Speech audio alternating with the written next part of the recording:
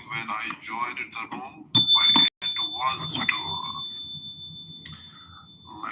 to make you realize that you guys are not doing good what you are doing, but in your own way, like you justify it very well.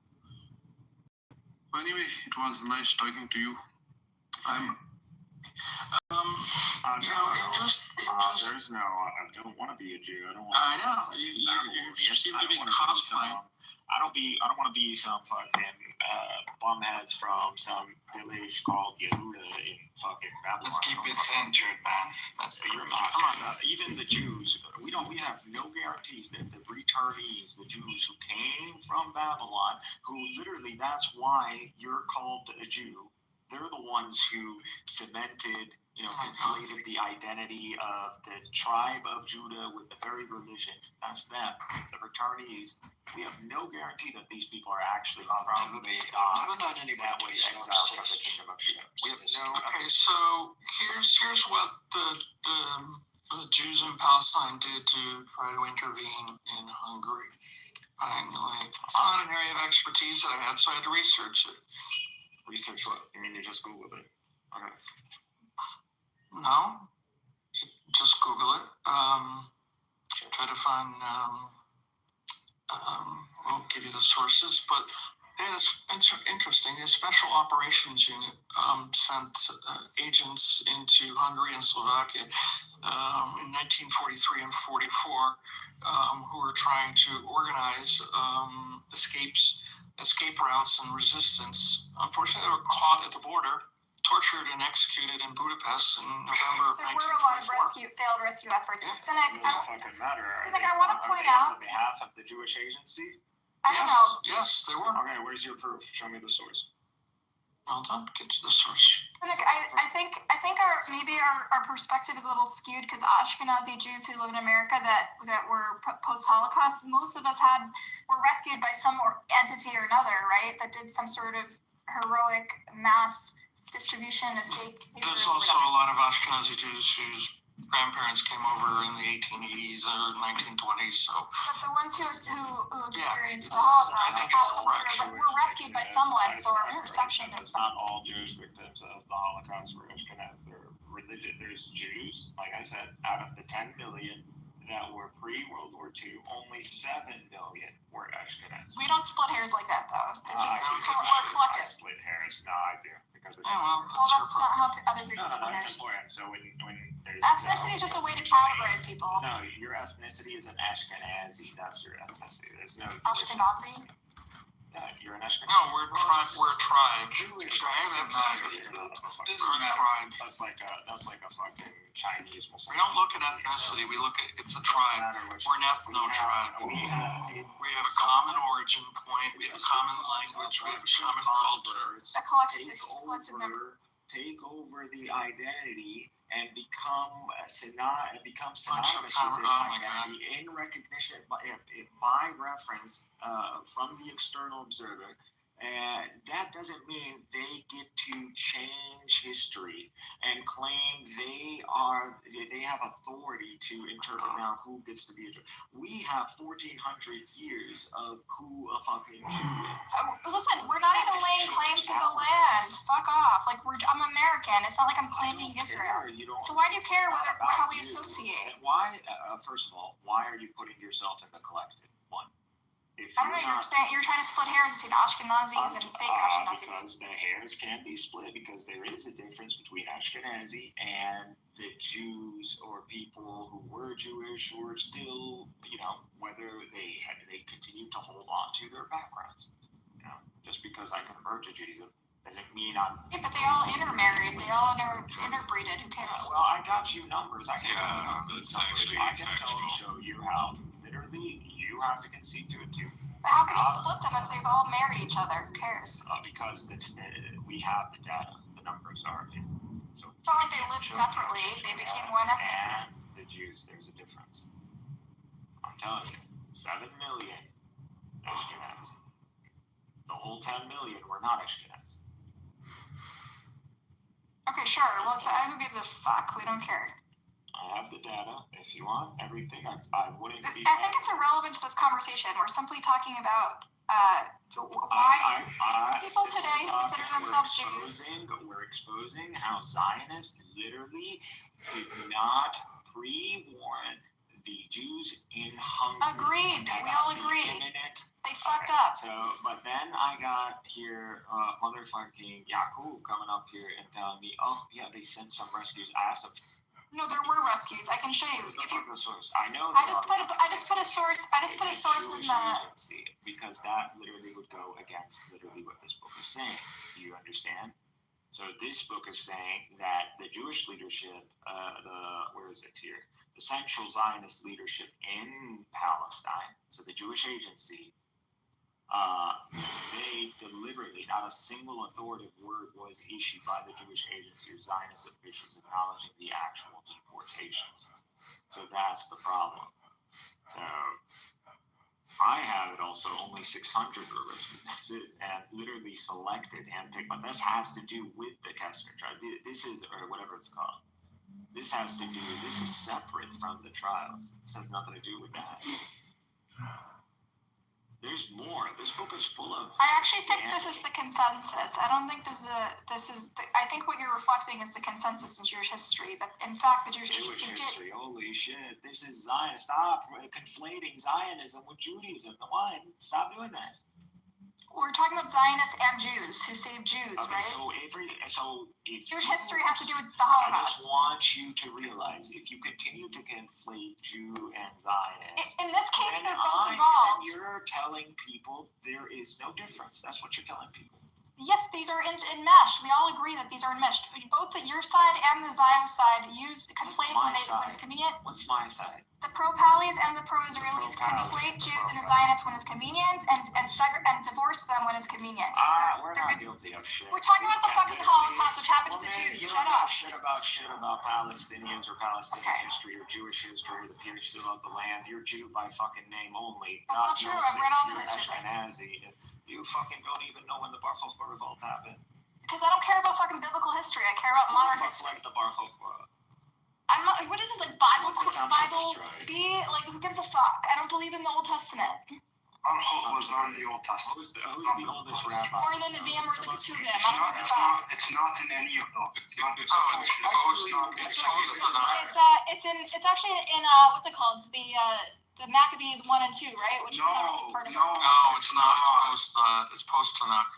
It's supposed to be in 132 or 136. But anyways, 134 is the best data I have. Yeah, probably. So the point is this, right? So you're talking about Zionism.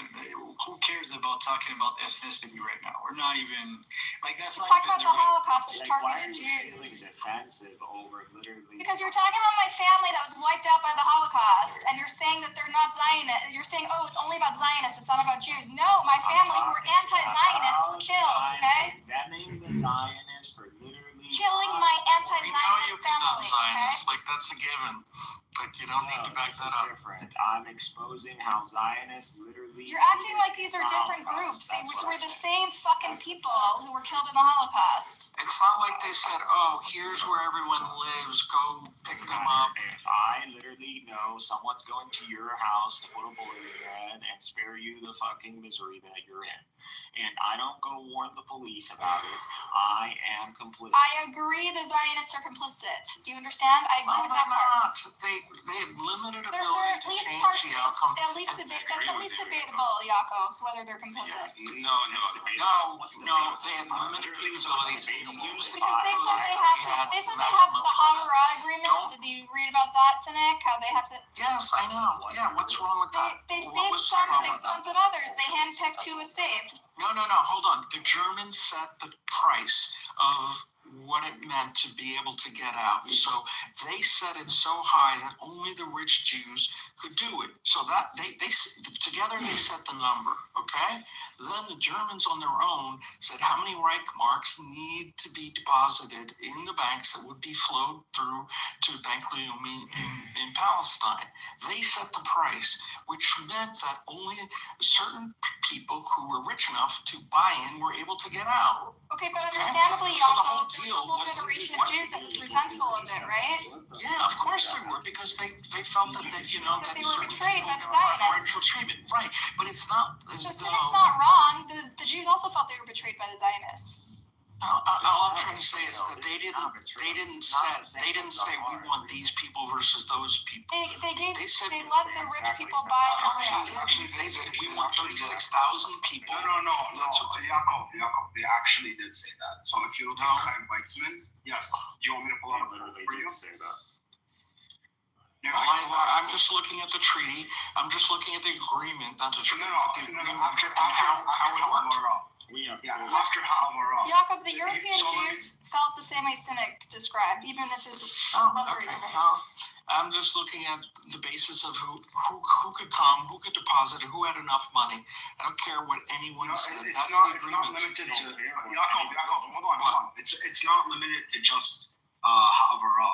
There's all Jews. So Chaim Weizmann, who of course you know who that is, he said that Palestine is no solution for the Jewish problem in Europe. Palestine cannot absorb the Jews. I'm just Hold on. No, We want only the best of Jewish youth to come to us. Fine. We want I only don't care. educated I don't like statements like that. That's fine. Why? You know. You don't like statements like that? Yeah, No, because I'm just saying. It doesn't. what Zionists actually thought. Zionists did not care to save all the poor people in Europe, all the poor Jews of Europe. They didn't give a shit about that. They wanted to cream of the crop and the rest can die. It's worse than that, bro. They She knew brought about up the the imminent Havara threat agreement. to I was just correcting her on a They point. didn't say. All right, let's talk about Havara. So no, I don't want to talk we're about done. Havara. I want to talk about this. I gotta take this. So this is not about the VAR. I don't care about the VAR agreement. You're not gonna educate me that. I already know about that. That's old news. We didn't know about this. So if Well, we did know about this. I'm telling you. I didn't know about this. You just know about the Kastner trials. You don't know about how the Jewish agency, the leadership. That's what the Havara is. In Palestine. No, that's different. So that was public, declared, and they even minted coins in celebration of that shit. This is different. I know that you're about to get holocausted, motherfucking Hungarian Jews. I stayed quiet. I could have just fucking said out loud, hey, Hungarian Jews in American paper, some European, whatever. Send them one guy. Hey, by the way, I'm sure there were fucking ways of communicating and reaching out. They managed to get 600 Hungarians in a special fucking train and shit out of Hungary. What happened to the hundreds of thousands? You know, the American Jews also betrayed. The American Jews also betrayed the They're European Jews. bad. Okay, Americans are bad, and okay. No, American Jews. I'm saying Jews are bad. Okay, I'm with you. Why are they bad? Why are they? Because the American Jews also betrayed the European Jews. They didn't want to. They didn't want to speak up because they were scared it would make them vulnerable. I They mean, refused to they talk were about vocal from the 1930s. What are you talking the Holocaust. No, they weren't. They were literally crying, 6 million Jews are in danger. 6 million Jews are in danger. Every fucking newspaper in America fucking said, 6 million Jews. Before the Holocaust, that 6 million Jews number ever came up. We trace the whole 600 Jews are in danger from the fucking 1920s. Like, you think this 6 million number popped up after the Holocaust? Give me a fucking break. But somehow the Jews are prophets, obviously. 6 million, they prophesized it. 6 million, boom, mashallah. Hitler going exactly. Maybe. I don't know, man. Crazy. But I'm not going to argue that. Fine, 6 million, 6 million. There were 10 million before. I have data that shows Ashkenazis were 7 million. State verified data. European states. Ashkenazi are not all Jews in Europe. That's one. And Ashkenazi, you would consider, if there is an ethnicity, just say Ashkenazi. And not only that, Zionists are not just aiding or agreeing with Hitler, or trying to make the best out of a bad situation like Yakub is trying to say. No, you're complicit. and you're crying about fucking Mufti Haj Amini is fucking shaking hand because he's trying to make the fucking best out of a bad situation. That's actually unlike Avram Stern, who's fucking, pick me, bro. Literally going to Adolf Hitler, pick me, bro. Not only that, but now we know that they literally knew what Hitler had planned and fucking just stayed quiet about it, especially when it comes down to Hungary. And God knows what else. I still haven't dissected the whole thing. It's still doing it. Once it's all processed, it's going to bring everything that this book says to light. It's probably one of the most condemning texts. I've already said this. The Iron Law, this, Rome and Jerusalem, or Jerusalem and Rome by Moses Hess, and the Jewish State by Herzl, I believe, at this point. I would put this in the must-know category.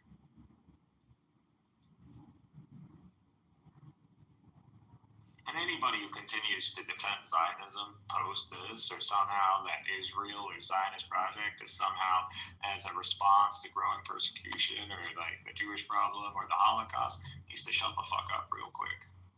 So see, now what would be interested is a solution, because all right, we know Zionism I'll tell you the solution. It's not a good solution. It's not a fucking. okay. So what is it? That's it. The solution is leave. Nah, bro, not necessarily. How? Like, yes, what? Bro, that is necessary. What do you mean leave? The Jews all the fucking Jews in Israel should just leave, except the religious Jews. That's it. They should stay. Because they haven't fought against us, so they can stay. The ones who have fought against us, they should leave. No, even the religious Jews have fought. They haven't. The ones who have fought should leave as well, but most of them haven't fought, so they know if they fight that they would be, condemned under our laws and their laws. So that's why they'll never fight. So yeah, they can stay. Everybody else can leave. They should all leave because there's no more peace. We're not talking about peace. Sorry, bro. We already. Bro, the honor of the Muslims and the honor of the Arabs doesn't allow for us to do a Salah ad-Din scenario, nor have they allowed us to commit to a Salah ad-Din scenario. So, that train has sailed. It's over now, especially post God's will.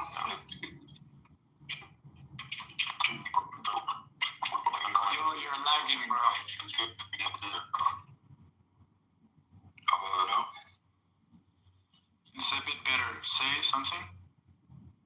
No, I was saying that, we have to be grateful for liberal Jews like Buttercup, bro, because they're giving up their, they're trying. Bro, you're not gonna score, bro. You're not gonna score, man. No, he's right, man. It's true. They're risking, their family, everything, cutting them off and stuff. What do you mean? You've been in the chat saying that I'm a traitor and be suspicious and she's trying to infiltrate us. Being an asshole. He's doing the pick me, bro. Which is fine. But you're literally a continent or an ocean away, so I'm not sure what you're doing, but okay. See, that's the issue. It's like extreme Zionism, like it's dangerous. It's literally, it's like Nazism in another flavor. It's like so would you keep Nazis and would you continue to allow the French to remain in Morocco or in Algeria? No, so for sure there's there's a court there's a judgment that needs to be. I'm sorry. When did the FLN or the Algerian whatever organization, when did they do a trial? No, they packed up their shit and they went back to where the fuck they're from. Jihad. I'm just saying. Why are you saying it that way? No, I'm just saying, no, it's true. Like, I see what you mean. There's a justice that needs to be done, and if someone was killing people, because I don't want to apply the justice on you, because the justice is to execute you. Anyways, but yeah, okay, but I'm saying like, what's the practical solution for? That's the practical solution. No. It's the inevitable solution. You're talking about the conclusion. I'm saying what's the So solution you to already get know. there? Okay. The solution to Well, get there. We don't have to do anything. We have to just fucking contain this fucking wild animal long enough until we get fifth gen stealth fighters, pretty much, and nice radar systems. At that point, they fucking better start swimming. And that's what's happening. Once those cons are in the air, so let me reframe it. it's already a fucking ticket bomb. Leave, let me fucking reframe leave. it. You're saying I promise you, because if I'm gonna do it to you, I'm telling you, they will do much worse to you. So just leave. Yeah, so you're saying basically peace be upon those who are peaceful. Because that's the message in the end. توسخ اليهود أشر الناس عداوة, the worst of those animosity. Man, you fucking stupid Moroccan. The fucking worst enemies of the Muslims are the Jews. This is in your book. This is in the Quran. No, don't say it like this. Be. وأشد الناس عداوة لكم اليهود. So, there's a context, right? There, you need to That's a understand context? What the fuck is the context? Go ahead, tell me, you fucking retarded Sufi. Go ahead. Bro, this guy. No, tell me what the context. So listen, bro, it's not a. Maybe I didn't know context. No, it's not a. We're not talking race right now. We're not talking. There's never a generalization. No. So just let me just say this. Never ever God is generalizing in the Quran. Never. You can't say he's talking about every. He talks about collectives. What are you fucking talking about? He always quit talking Masala. No. He's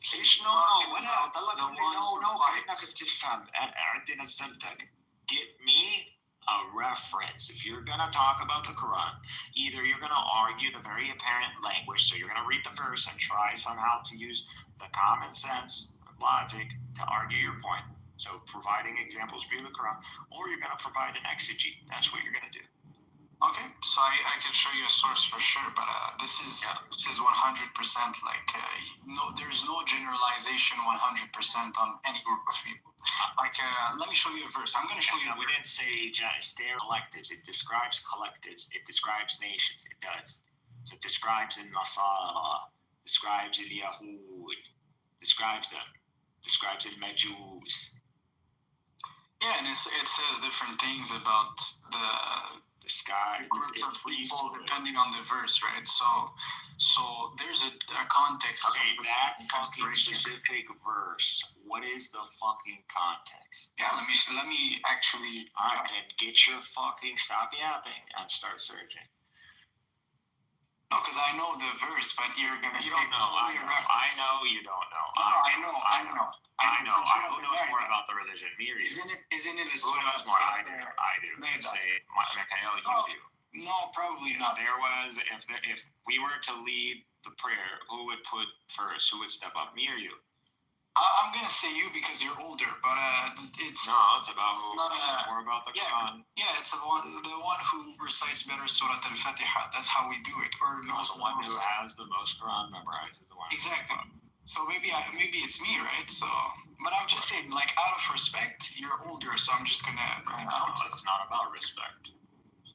It's not about older, younger. It's about if there's a 17-year-old and he has the Quran memorized, he's gonna be the imam. Yeah. So, anyways, bro, this is pointless. So, get to your point. Yeah, show me real quick before I, lose patience. Yeah. So I don't know what this yearning to defend Jews or whatever. I don't know. No, it's because there's a line. No, I'm just saying there's a line, right? So you're here agreeing that the conclusion is literally what I'm saying. You're saying, yes. How do we get there to the conclusion, which is they all to go be peaceful with the ones who are peaceful? And we're peaceful with the ones who are peaceful. Okay, the peaceful ones are the religious ones. Not all of them, but you see, we're not stereotyping here. So we Yeah, know I'm just trying to that make sure it's formulated we know better, there's so. a religious brigade or a religious unit in the IDF. We know those guys. Nothing. We know. We got tabs, bro. When the day comes, the religious, they're fine because they intentionally are going out of the way not to fight. The ones who are not going out of their way and are booty clapping, they fucking need to leave. And we're not going to forgive. The Christians are different. The West, not only are they a rival, but they have never backstabbed us. They have always been straight pulling out the sword in our face and their big ass cross right in front of their army. So they at least have the honor of exposing themselves as the enemy. The Jews are different. Backstab. There's a difference. So they don't deserve that kind of honor of the warrior. They don't deserve the honor of the warrior. Surah Al-Ma'idah, which was verse 82, the context was literally talking about treason, right? So it was specifically towards... Explain to me, read the verse, and read within the verses that include that that will highlight that context. Then we got a point there. At least provide the reference that Actually, we agree. We literally agree. It's just like, I'm gonna do it. Just say, I mean, I got nothing. I put my fucking foot in my mouth like I'm used to, Mikhail. Forgive me. My brain, literally, I got dropped by my mother. When I was a baby, so I got dropped, and that's what happened. And don't take me seriously, bro. Let me read the verse. So it says, had they believed, and the prophets, in what you revealed to them, befriend you.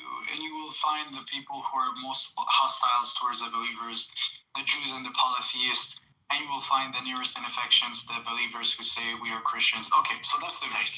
There you go. So when you look at the context, it's pretty clear to me. Yeah, but when you look at the context, what's the context about? Because there was a battle that took place. Okay, well, just because these verses came in relation to a specific event or interaction with Jews. Now, does that mean that this verse, in the way that it was phrased, is only specific to that event? I didn't finish let me finish the verse, okay? So, just answer the that is because among them are priests and monks, and they're not arrogant. Oh, so the point is this, right? So if it was very special, then why mention the Christians and the priests and the monks? That's a general information. Yeah, but why mention it Mushriki and why mention it Yahud? Like, why not say, Yahud fil Medina? Okay, in the same chapter. Okay, let me show you what it says in the same chapter. Bro, I need you to shut the fuck up and show me. I'm gonna show you. I'm gonna show you actually this. You're gonna show me Abdik Tefek. That's what you're gonna show me. Stop fucking yapping. Provide the exegete or shut the fuck up. Fuck. Zero tolerance to fucking yappers, man. Fucking put your evidence where your mouth is. You're a child, man. This is crazy. This is not. I'm sorry. I just don't like. You just move them down when you don't like. I like high IQ rooms. I don't like to hear you fucking come here and leak out your anti-Arab self. I don't know. Anti-Arab. Wow. No, self-hating Arab. Yeah, there you go. That's what it is. All right. That's what it is. When you adopt a theology that you can't defend after formerly being an atheist, who literally sat with me more than several times arguing logically, that there is no evidence for theism, and then to adopt Trinity and tritheism, and you literally can't defend it, I would literally crush you like a bug right now. And but what we were talking about earlier had nothing to do with theology. Why are you bringing so all these components together, if I start adding them together, I see that someone literally wasn't always identifying as a Turkmen over time. You're practically you're just a more hinged, what's that fucker's name? Wolfie, or what the fuck he goes by these days. That's all you are. Do dude, I don't identify as a Turk. It's people on this app. Like, yeah, it's people on this app that call me that. I've never called myself that. You just did in this room. I do it at a trolling with Prince specifically because as soon as I came on this I app, don't want I to said hear I it. was serious. You're very bad at displaying sarcasm. Then, like a tone change that would allude to sarcasm. No, you have to listen to Bani Adam while he's drunk. He's so funny. And so sarcastic. I don't call myself a Turkman, I never heard of right? it. I don't know. It is literally Prince that keeps calling me that. So because Prince keeps calling me that, I say it like. الله بتمنيك عليك برضه يعني. Exactly. هي منيكة. الأخير everybody knows I'm Syrian. I don't give a shit about Arab. You're Arab. Yes, I'm Arab. Yes, I know this. With I no never hair. denied that I'm Arab. And Why? Because this is not because but my genes have nothing to do with it. That's why I said like I don't give a shit. Yeah, exactly. That's why I said I don't give a shit about taking a DNA test. It wouldn't change my opinion or my identity of myself any one bit. Exactly. Like if I had indisputable proof through genetics that I actually do descend from modern day Russia, it doesn't change my identity in the least. I wouldn't be any less Arab. That was my argument. That this is not a racial identity. I agree. It wouldn't be any cultural. I mean, I agree. It wouldn't be. The question, the issue is that would you claim to be a Turkmen regardless of being Arab?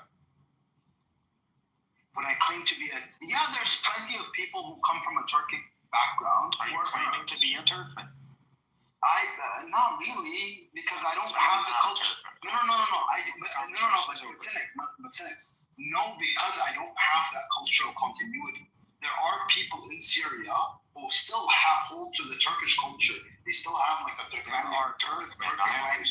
There are Turkmen. No. But there are Turkmen. Yes, there are Turkmen who have assimilated completely, like my family, into Arab culture. How do you know there that? are those that have not. How would you know that? That my family is Turkic originally? Yeah. Through oral tradition and through my last name. Oral tradition. So last names can change. We all know what happened. Yeah, but my last name. My last name is very unique. What is your last name? It's I don't want to say it here, but like it's very unique. As in, like it's not. But it's not not a meaning an of a word. It doesn't highlight with an absolute. It does. It highlights pretty specifically. Well, my mother's side of the family had some rumors of them being Turkish or coming from. Mine too. Yeah, I mean, it doesn't mean anything. This is everywhere, by the way. No. Well, okay, because my grandfather is from northern Aleppo, right, the outskirts of Aleppo, like on the borders of Turkey. What is Aleppo? Halab? حلب من ريف حلب من حدود على حدود الشمال. Yeah, الشمال على حدود. You have no way to know for sure. There's nothing concise. No. Again, it's a matter of oral tradition. But even if I did know through genetics, again, even if I knew, it wouldn't change his identity. It wouldn't change my identity in the least. Yeah. I would still call myself. Okay, but I would. That's what I'm trying to say. Be a Turkmen, so I just wouldn't. No. But I would say like I'm an Arab of Turkic descent. There's no way for you to really know, though. No. I'm saying if through genetics I discovered that this was actually factually true. Yeah, sure. I would still say yes. I'm an Arab of Turkic descent. Now you actually have falsifiable data to back whatever legend. Yes. Yes, but again, it would not change my identity. That's what I'm trying to say. I understand. Our identity is through culture, not through genetics. So yes, I'm Arab through culture. Let's get back to the Me too, actually. By culture, because you don't know actually what you're. Me too. That's what I'm saying. Me too, actually. My grandfather from maternal side all of them are Turks. They came here to Egypt because of the Ottoman. That's harder to prove because it's through your mother. No. I mean, no. It's actually my grandmother. But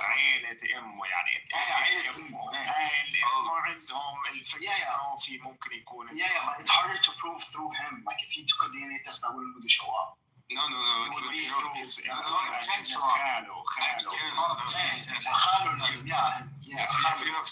have seen my maternal side, all of them they look like Turks, man. Yeah, it doesn't really matter what you look And their names too. Like the grandfather of my maternal side. What the fuck is going on? All right. America is waging a war. America came back. Yeah, Hasib, and that's my grandfather's name from my maternal side, Hasib, right? And all of them, they are coming from like Ottoman. All of them were Turks, but like I don't claim to be Turk. Fuck Turkey. Okay, but again, I would not see, just as my mother's side of the family, even though, again, this is no one really knows where this is from. They don't know. And it might have been. It's a trend. Because I've noticed this with people who have more like white features, so blonde, whiteness, like more European white. So these people, I feel like, are usually like, oh, maybe he's Turk, as in like Anatolian. Like that's where this kind of like, so it might have been, people teasing them, and then later on this kind of became like, we're told by people that we're Turkic kind of thing. Sometimes it happens the opposite. So my mom is Beit Aswad, right? Her last name is Black. They say that they descend from Sudan. Yeah, they come from Sudan, right? However, her entire family, not just her family, like her extended family, they're all white as fuck with green and blue eyes and blonde hair. So what? Typical Syrian family. So how are they black? Like, they're not being black. This could be even way back, like when they create. So just like you. So do you believe your mother's side of the family is from Sudan? No, I don't believe it. But their last name implies it. Yes, but the thing is, that's what could mean many things. No. In the cases of my last name, it's actually very specific. Like my last name doesn't have a meaning in Arabic. I understand the Turkic language is like 40% Arabic. I don't know, whatever. No. Persian. I don't know. Yeah. So in terms of my last name, the etymology of it clearly means, like very, very clearly, that I come have a Meccan origin. Like, Hajar al-Aswad. No, I'm just saying, Hajar al-Aswad. Oh, in terms of Aswad? Yeah, maybe. Aswad could mean a lot of things. It doesn't even have to refer to the skin tone, right? So you exposed your mother's last name, but you didn't say your father. Yeah, of course. That's not my last name. ما هي مش كلمة عربية، إذا حكيتها حتقول لي شو يعني؟ يعني أنت في سوريا لما تروح تحكي اسمك الأخير يعني إيش راح يقولوا؟ Actually, when I was in Saudi Arabia, I wouldn't be able to pronounce it. Okay, my mother is family. Their neighbors, their house is called Clyde. Clyde. This is English. Clyde. Look, I'm not sure you probably find it if you. I don't know. Yo, this is rare. كلايد هذا موجود الاسم هذا جاي هو يقول لي انا انجليزي يعني. شو يعني كاف لام يا؟ I think كاف لام الف يا. كلاي. كاف لام الف يا كلاي. كلاي.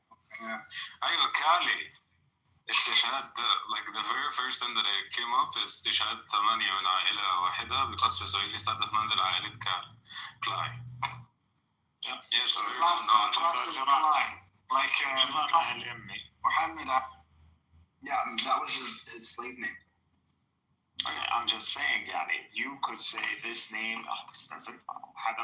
It doesn't matter. يعني, we don't know Clyde. من وين جايبين الاسم هذا؟ ما احنا عارفين. طيب يا عمي مين بالضبط؟ طيب الكنية تبعي تركزان. That sounds Persian. No, it's Turkish. Yeah. Like Samarkandi. Like Samarkandi. Yeah, it sounds like so. Like the thing is, okay. So let me break it down. دار يعني إيش؟ بالدال يعني دار. لا مش درك. درك كذا. درك. It's actually درك. So yeah. So دار. Okay. يعني بيت. صح؟ كظني. Okay. You'll actually find many villages in modern-day Turkey called Kazanli. Why? Because because Kazan, Li meaning from. It's like a suffix to mean from this place. Kazan is a place of a Turkic place in modern day Russia. It was conquered by the Russians. Oh, it's true, man. Yeah, it was once a caliphate, not a caliphate. Turkic and Persian, maybe. Yeah, so it was like Kazan in modern day Russia. It's still majority Muslim, by the way. But it was conquered by the You're a by the Khazar. Russians. No, Not a Khazar. no, Kazan. I'm just kidding. Yeah. So yeah, it was conquered by the Russians, and a lot of people had to flee because the Russians tried to force convert them. Wow, that's interesting. Yeah.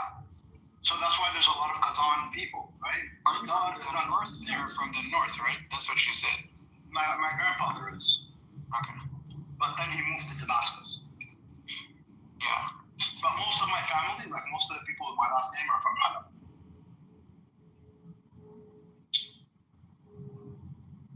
Yeah, so الكلمة واضحة إنه تركي. يعني even when I go to Turkey, on the border, like on the immigration, they start speaking to me in Turkish. I want to make sure I'm spelling this right. So Darkazandi, D, Dal, Ra, Kaf, Zain, Alif, Nun, Dal, yeah. Oh, I'm terrible at spelling. With a lamb. It was with a lamb. I'm correct. So Darkazandi, No, Lam. Yes. Darkazandli. Darkazandli. مو كازند. Zanli. Okay. Darkazandli. Yeah, كلمة تركية. Like there's no doubt. Like إنه الكل بيعرف. وضحت أكثر وصراحة أبدع أفضل التحليل من صيغة. You're ChatGPT English? Yeah. موجودة في التركية والتركمانية والكردية والفارسية. So the ending is what fixed it. So yeah, the li معناه. Yeah, the li means from. إلى أو من أهل الشخص المنسوب إلى مكان أو عشيرة بالكازان لي. هذا مفتاح. دار بيت. أصل المكان قرية عشيرة. يعني بيت الناس من كازان. هذا معنى الاسم. Yeah. دار كازان لي. لكنه قريب من الجذور كردية فارسية أرامية قديمة في مناطق فارسية. هذا ليس تركيا عثمانيا ما فيه جذر. لا مو عثماني. No, so actually I'm not where I got this from. قريب من جذور كردية فارسية أو أرامية. صيغ مثل أماكن مرتفعة أراضٍ قاسية منطقة دركزان في الفارسية والكردية بمعنى معرفة أو اسم قبيلة زان قديمة وممكن تكون قرية مندثرة شمال سوريا الأناضول. تم تعريب اسمها مع الوقت يعني الاسم الجغرافي أو عشائري غير تركي بالأصل. من وين جاءت فكرة كلمة أنا مطرق؟ هذه مو جديدة. آلاف العائلات السورية في القرن 1900 و 1950 سموا أنفسهم تركمان أو دخلوا في تتار أو ادعوا أصول عثمانية لرفع المكانة الاجتماعية لأن تركيا وقتها كان عسكريا أهم إداريا أعلى وله نفوذ. لكن نسب لغوي حقيقي ما في. الاحتمال الحقيقي بنسبة 90% عائلة دركزانلي غالبا من أصل كردي في الأصل أو عشيرة إيرانية فارسية قديمة زاني أو عائلة من منطقة مختلطة في شمال سوريا تركيا حلب عفرين الجزيرة ثم لاحقا تتركم الاسم بسبب اللاحقة لي. لكن الجذر نفسه غير تركي إطلاقا. لو بدت الضربة القاضية للادعاء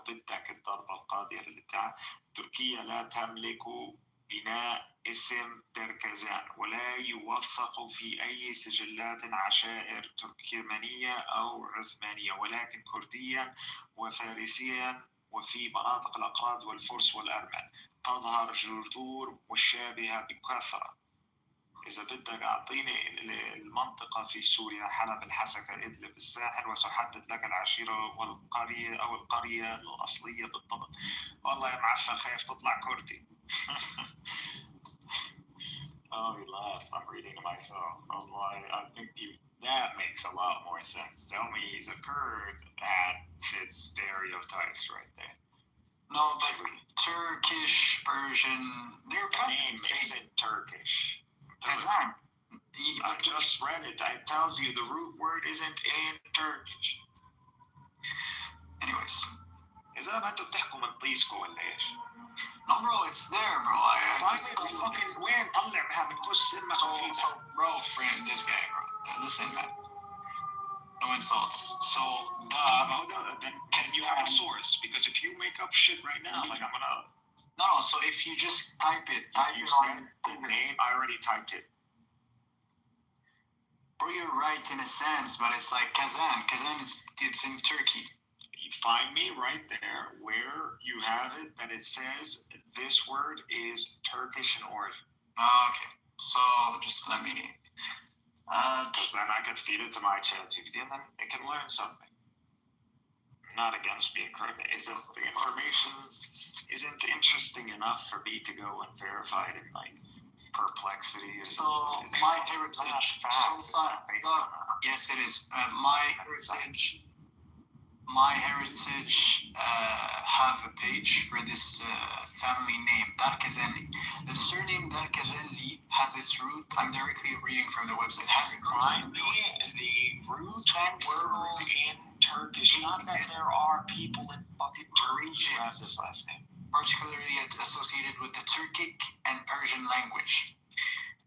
So when you read here, there's just find it. Give me the link. Give me the link. Give me the link. Give me the link. Last names. The link. Yeah. The link.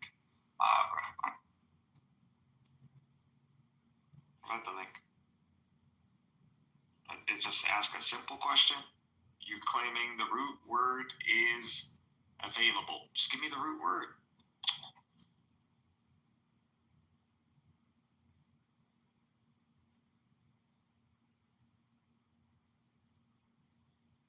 Or give me the link.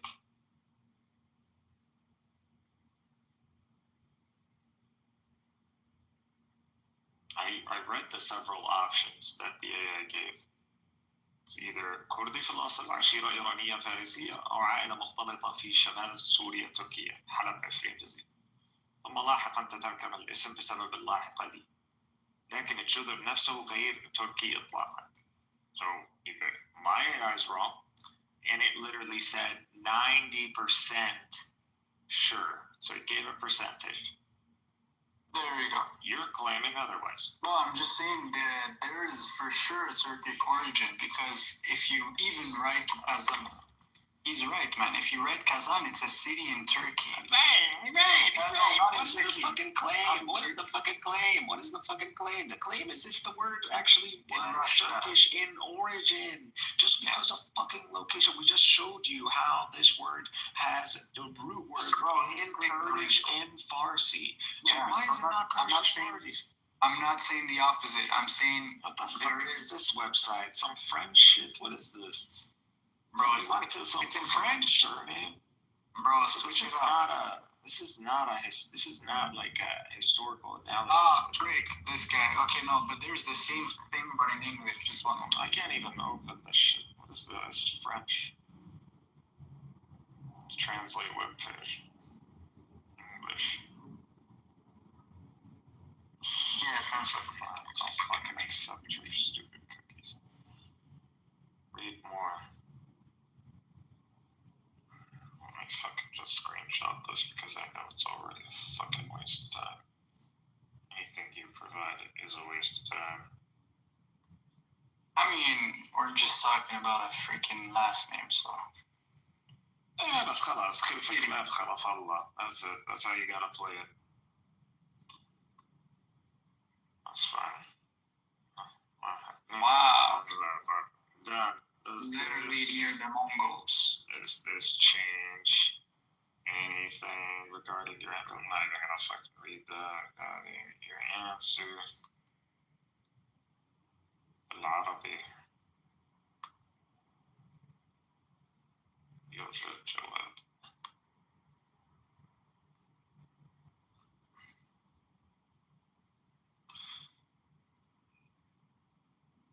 والله النص اللي جبت لي اياه من ماي هيريتج شكله مكتوب بواسطة الذكاء الاصطناعي عندهم في الواتساب. نفس الاسلوب، كلام عام، مصطلحات فضفاضه ورمي كل الشعوب ببعضها، يعني باختصار هراء دبلوماسي ما يعطي اي اصل حقيقي. هذا الكلام يغير تحليلي السابق؟ لا ولا شعره. السبب بسيط، الموقع يقدم وصف عام مو بحث لغوي. كل المواقع اللي تعطي معنى الألقاب عادة تؤلف نصوص عامة تلف وتدور حول تركستان، فارس، ترك التجارة، بدون ما تعطي الدليل لغوي ولا وثيقة ولا جذر لغوي حقيقي.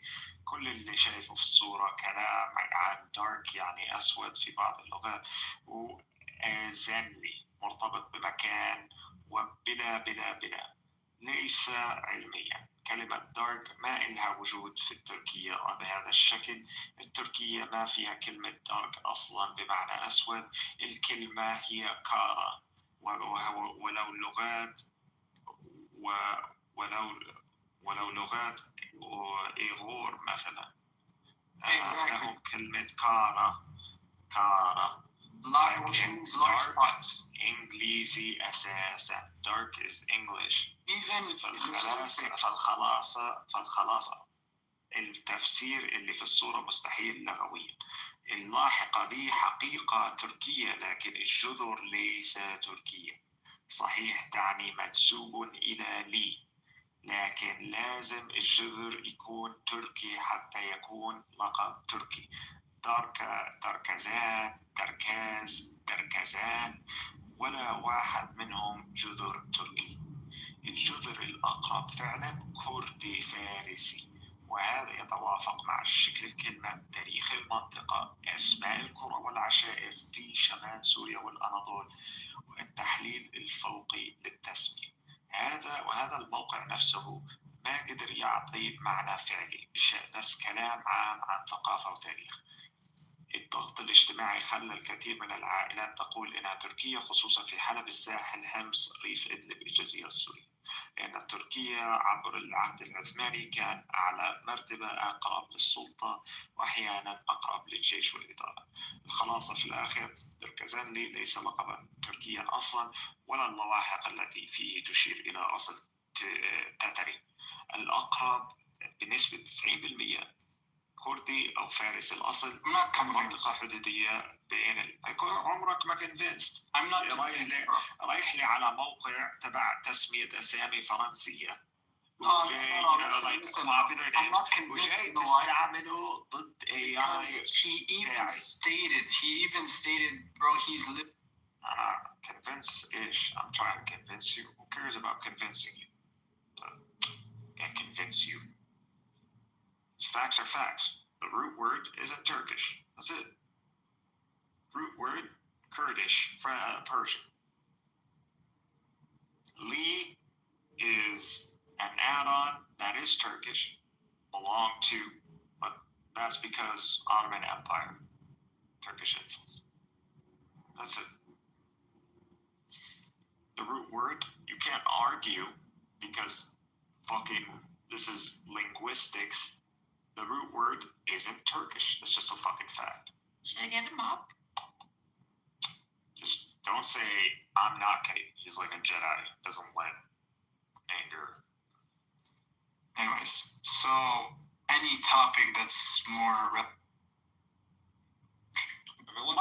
Why sit there and not against you like? What is it? Are you hitting on? Is he hitting on Ibn Arabi?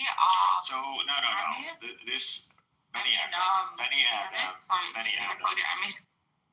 Adam came, finally shared his last name, and he was like, "Oh, my last name points that I'm from like a Turkish background. Obviously, it's not an absolute, but it's strongly hinted by the name." I was like, "That makes sense. I mean, it's not an absolute claim, but he hasn't taken a DNA test, and he's mainly running on this." I was like, "All right, cool." I was like, "Let me look up the name, just make sure." And I looked it up. Terkezenli, the li means belong to in Turkish. That's truly Turkish. Terkezen is not Turkish. It has no root words in Turkey. It's root word traces to Farsi or Kurdish, which we all know the Kurds and the Persians are practically the same shit. Okay. I mean, Persians are more mixed, but I would say the right. Kurds are, the stereotype is the Kurds are the Bedouins of Iraq. Yeah, the mountain people. So that's how we see it. So if you look at their DNA, they're J2, I believe, predominantly. So Benny's a Kurd? I mean, if he's going based on this name and he was making claims that it's Turkish because of the Turkish origin in the name, which I believe he only, or whenever he searched this, he was focusing on the lead.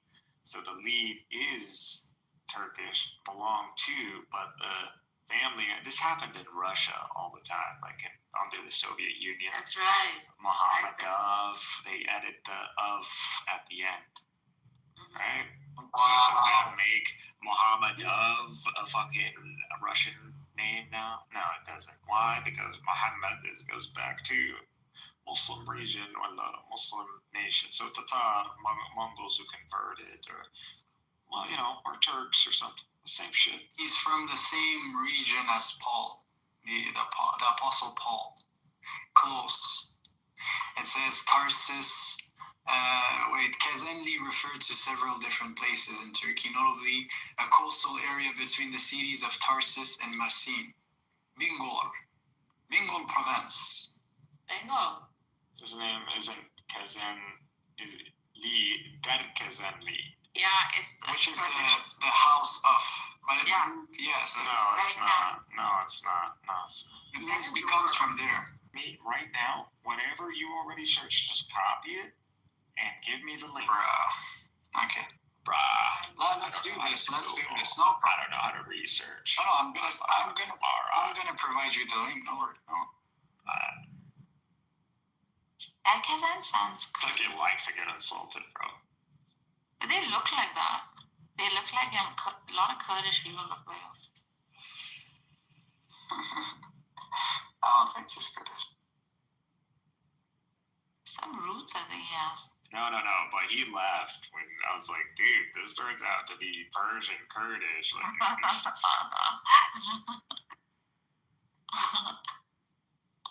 Look this up, man. I'm waiting. Oh, Wikipedia. Maybe it is Turkish. Oh shit! But can you translate again in English? That's fine. I'll take, yeah. That is door. Wikipedia is easy. You can just, on the side, oh, this is not even an entry in English. Kazanli. I mean, it translated in English anyways. You can read which is weird. Oh, is the translation on? No, it's not. That's weird. Mm-hmm. Okay, Kazanli is a former in Mersin, Kazanli, absorbed in the. Like, you think every city in Turkey, this means, oh, this is, we have, what's this fucking, Izmir. No, but he said himself he's from west Syria. No, he's going based on this city somehow, like, meaning that he's Turkic. Just because there's a city in Turkey does not mean, there's Greek cities in Turkey. Now all these Greek named cities are now, what, Turkish? What the fuck? No, but I'm just saying it's not a coincidence. It literally still there's doesn't a change. former municipality that's from there. Like, Alright, it's no known. more on here. Don't worry, I have a response to that shit. Anyways, we're talking about the family طبيعة منطقة اسمها كازانلي في مرسين. فعلا في مرسين منطقة اسمها كازانلي، وهذه تركيا 100% من ناحية الاسم. غلاية قدر كبير اسمها كازان، منسوب إلى يعني كازانلي، أهل الغلاية من منطقة كازان. على الورق تمام، هذا يفتح احتمال تركي فقط لو كان لقب العائلة كازانلي، ولكن أنت عندك لقب دار كازانلي. وخليني الآن أقول لك الحقيقة اللي المواقع ما تجرؤ تقولها. لو كان الجد من منطقة كازانلي فعلا، اللقب ما بنكتب دار كازانلي في الأسماء التركية. كازانلي أكدنزلي، أدنالي and كونيالي. يصير تضاف كاف زين راء دال زيادة، ولا يصير تحوير للجذر لهذا الدرجة. إضافة دار أو الدير أو الدير أو الدارج تدل على جذر مستقل مختلف ليس كزني. الفرق بين كزني ودر كزني ليس حرفين، هذا تبديل جذر كامل. كزني كزني، در كزني ودر كزني، الجذر تغير تماما. ضيف مقطع دار در دير، تغير الوزن، تغير نطق الحرف الأول. في علم الأنساب واللغويات هذا ليس اشتقاقا، هذا اسم مختلف. التركي لو كان أصله من كزني مرسين ما يضيع الجذر. الأتراك عبر 400 سنة احتفظوا بأسماء كونيالي، أنكرالي، توكاتالي، سيفر أكالي، مارتينيلي. ما أحد يقلبها بعد جيلين يقول ديركونالي، داركاتولي أو درغا. anyways هذه تغييرات دخيلة تحصل فقط على الاسم أصله ليس تركي. المنطقة نفسها كانت مختلطة، اللي هي هاي المدينة أصلا كان فيها أكراد، أرمن، عرب، شيشان، تركمان وفرس. فوجود لاحق التركية دي لا يعني أصل التركي، بل يعني كانوا يعيشون في منطقة عثمانية تركمانية، تم تتريك اللقب تماما، مثل عربلو، كورتلي، سعردري، عملاقي، قزللي، طرزانيلي. هي أصلها عرب، وهي أصلها عرب، أكراد، فرس، أرمن، ولكن الاسم يعني تترك. I can keep going now. But it's interesting. My AI, my AI literally just said, my AI literally just said that it's Turkish. It even said it can have Jewish Ashkenazi origin. I swear. Well, you're on ChatGPT. Copy that response right now and put it in the chat, so you can get your ass kicked for the third time. Let me show you the link from. Show me the link. Just copy. I'm going to show you the link. No, because it's there's a previous conversation to that. Just one moment. The link it showed me, I'm gonna send it to you. I don't type in history of Kazan on Wikipedia. Copy the answer and put it in the group chat. Yeah, sure, no worries. Can do this. That talks about the root word. Are you like deaf? We're trying to find the root word and its origin. Unless your response has a claim about the root word, history of Kazan. It's on Wikipedia. On history, I just found, we just dissected that. Are you like fucking not listening? Or do you just pretend to understand Arabic? No, I understand. It's just, I'm not satisfied with the answer. It's pretty simple. It doesn't matter. That's your subjective opinion that isn't based on any facts. So I'm going to send this actually, so you're going to see I'm not freaking inventing stuff, so. You've already twice, and I don't need you. I don't think he's named for your satisfaction. We're talking about linguistic definitions. Like People should be named after your satisfaction. You're talking about who? Words have You, I mean it. I'm not claiming this is, no, I'm just saying I'm not satisfied with the answer he's providing. Why don't you tell me what last name I should have, which is to your satisfaction? I'm not talking about you. We're talking about Benny Adams' last name. Why don't you name Benny Adam and give him a last name, since you're not satisfied with his last name? I don't know what you're talking about. He gave us his last name because I got pissed because he was like, I'm a Turkman, I'm not really an Arab. And I was like, I don't want to hear that shit. And then he himself admitted. My God, who admits to that? Like in Iran, I was like, how do you know that? Did you take a DNA test? And he's like, no. And I was like, all right, well, that means, how else do you know? He's like, well, my family name. But then he mentioned his mother's last family name. And then that is related to the color black. And so, and somehow he implied because of this, it might be that their origins are from Sudan, even though they look like Sudan? What? So I was like, all right, so you have no problem giving us your mother's tribe or last name, but you didn't give us your last name. It doesn't want to get doxxed, whatever. he said it to us in Arabic, fine, and looked it up. The root word is not Turkish. The root word is Kurdish or Persian. So that's where it is. The Li is just the Turkish part. Yeah, The Li means it's belong to. And like I said, Muhammadov, Abrahamadov, whatever the fuck the French, the Russians, Russian. they just added the OV. This is the same shit. It doesn't make you fucking Russian. You're still a Tatar. It doesn't make you a Slav. The fuck is wrong with you? So, this is exactly what's happening here. So you're not a Slav because you had an of at the end of your name. You're not a Turk because you have a Li at the end of your name. And I gave you the root words possible. My AI is 90% sure. See, my AI says we're not sure of the origin.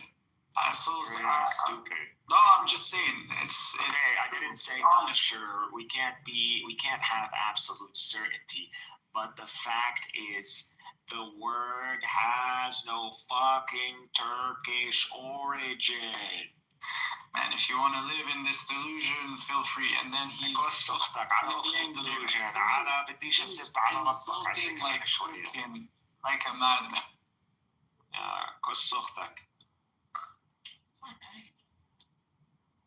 If you want to argue with me, even though you got nothing to back it up, like provide the root word or shut the fuck up. I provided the potential root words.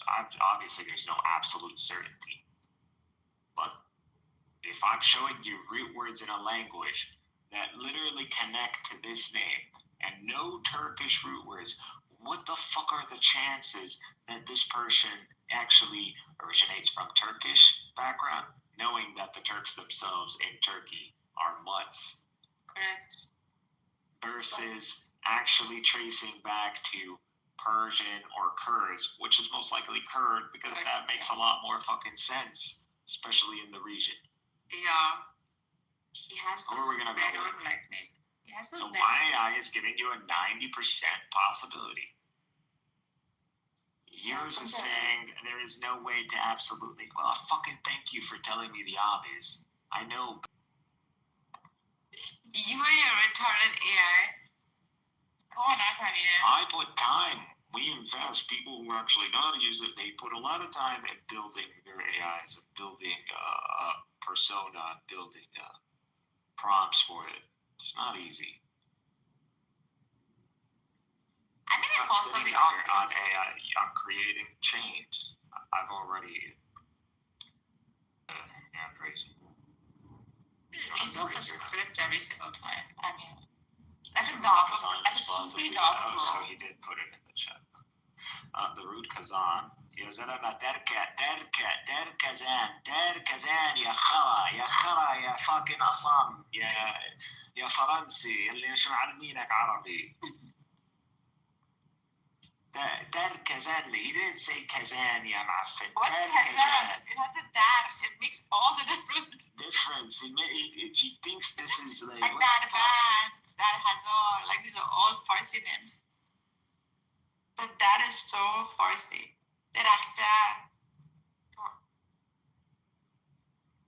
I guess Khamara or Mara are now the fucking same word because fucking is a okay. I'm going to hunt you till the end. I'm never gonna admit that's right. I know because it's fucking stubbornness, and that's why it's dropped down. That's why you get insulted. 95% certainty that it is coming from a Turkish. Yeah, if you're saying Kazan, you fucking moron, but it's Dar Kazan. He said Dar Kazan. And that is like. That is just a house, man. They're from Syria. You're translating to Arabic, you fucking moron. There you go, doing it again. It's fucking not That Azil, these are all Farsi for Iranian last name. With a dad in the beginning. Okay, I bet you to just say the origin of the name, is it, how many percent is it Turkish? 90% My AI says something else. My AI Your says AI is 5%. not saying it's about Kazan. If it's talking about Kazan, sure, Kazan is a Turkish word. We already mentioned that, boiler. So why my AI saw it that Because way? you fucking put the word wrong, you fucking stupid It's Moroccan. just one freaking God, word. bro, you're going that down. is the You're going design. down, bro. I'm sorry. That Sorry, is you're the too descriptor. fucking stupid, bro. Like, I'm never gonna agree with you on that. No one That is gives the a descriptor. Like shit. without that, the word isn't complete. No one gives a shit. Doesn't mean you're right. You don't have to fucking agree with me.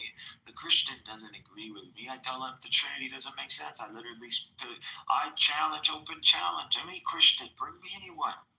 Trinity, no one. It's over.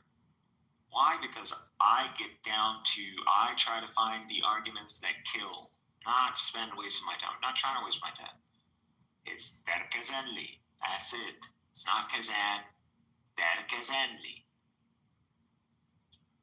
If you're putting Kazan, you're gonna get wrong information. Obviously. You say it's just one word. It's like Arabic. Dar is no, motherfucker. I guess Dari now. Oh, they must be fucking talking about a house in Arabic. Not that fucking retard. Oh, he's saying like the house of. Oh, I see what he's saying. He thinks it's a tribe name. Thinks it's a combo word. It's like Yeah. no, it's not. You think tree of the boiler.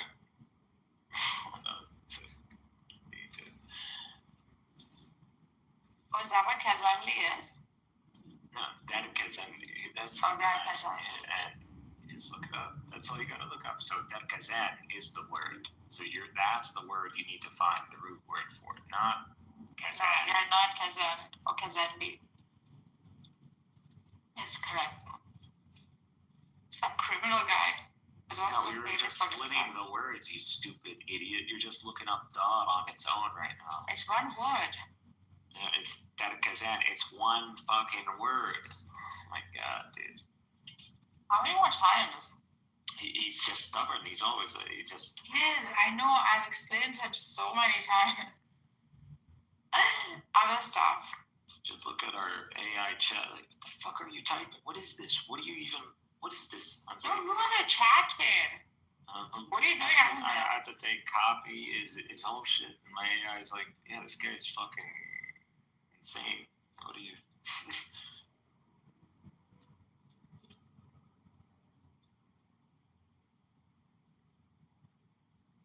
I literally told him, do one thing.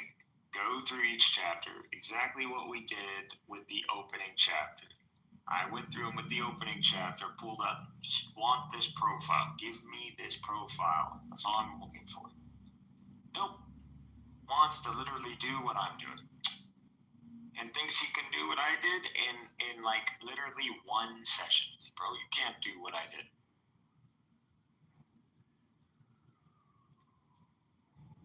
I think I did this in one session. This is months.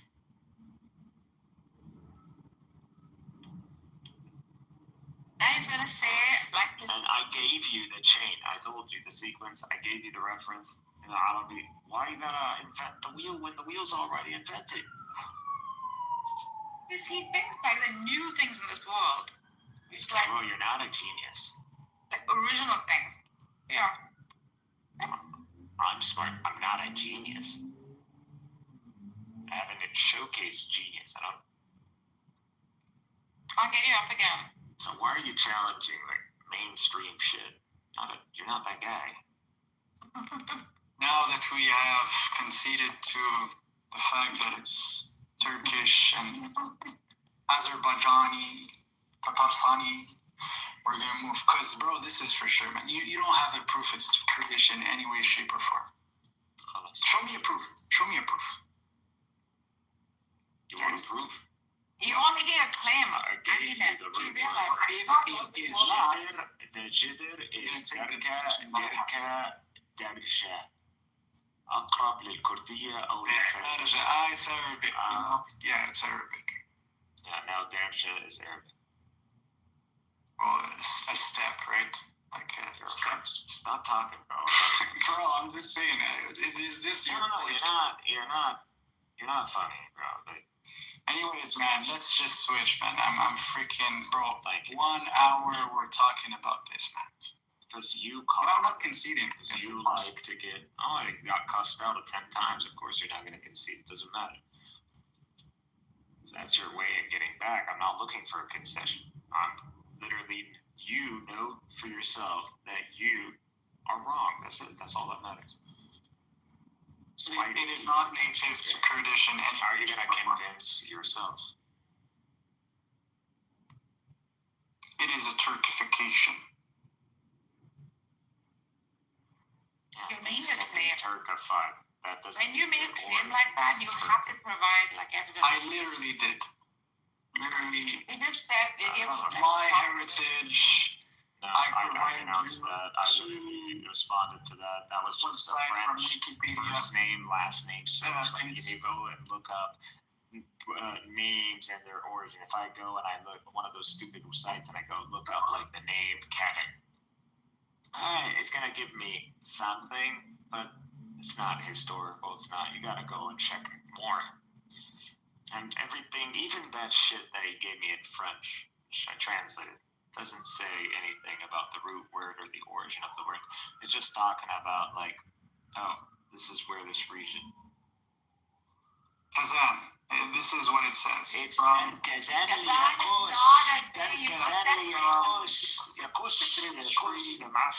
You got separate. You're gonna keep saying Kazan. Stop fucking saying Kazan. It's not Kazan. Like, what is wrong with you, bro? It's like we argued this an hour, and then he wants to argue about it again. Dad, bad, and pad. These are three like famous prefixes that are used commonly like in Persian names that come prior to like Kazan and all the other stuff.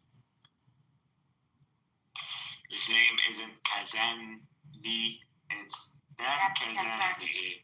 Yeah. Like, what is fucking wrong? Like, you could think of Arabic words, khamara, mara.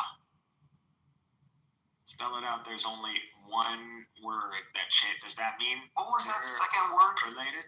What was that second word? Kazanli. Mara? Marra? Isn't that like a marra, like a woman? Like marra? Mara. The passing by, those who are passing by. Like, Because الشارع المارة. yeah, in marra di, like that's And what you could say this time, so المرة هاي. This is المرة مرة. there's a different definition in Egypt. I know, I literally just said it. هاي المرة, it's not just in Egypt. هاي المرة, this time. المارة, there's an alif after. Oh yeah, oh wow. Isn't that interesting? How there's some See how similar. that word immediately Yeah. changed? It's going to be something else now. It's the enunciation. So, an Arab coming in here and thinking that, like, oh, 3 letters at the beginning is something, it doesn't matter just because the ending sounds the same. Must mean that they're the same. Kazan, I can just use whichever one. No, motherfucker. Coming from an Arab, that's the worst thing because you literally shouldn't conflate that because You know, you many can- examples. It's interesting because when you look at where you can have 4 words, you can say marra, الاثنين, marra الثالثة, marra الرابعة. You know what I'm saying? تتزوجت كم مرة؟ You know what I'm saying? Yeah, you could say مرة. Oh wow. يعني مرأة, you could say على مرأة الناس in front of the people. So مرأة, even though they literally sound the same, they're written differently. But why That doesn't mean. Right, but why? That's why Arabic is a hard language. Anything like that. But why? That's another question But too. it's so sophisticated. No, but why would you put the like a number and a woman sounding similar? They're not even correlated. They're not written the same way. Yeah. Mar'a or marra. See that? So there's different. If you pay attention, Egyptian and probably haven't been around. You're not thinking of the spelling when you're Just we build the pyramids. Math has this quality of exactness. Only math. والمسلمين حكموا العالم. كل زمان نهاية. حدث حديث. Are you sure Amine knows Arabic? He knows more French than Arabic, which explains a lot. If he wants to come up, can you get him up? I have to keep turning off the hand raising, so yeah, he can always come up when I turn off the hand raising. But...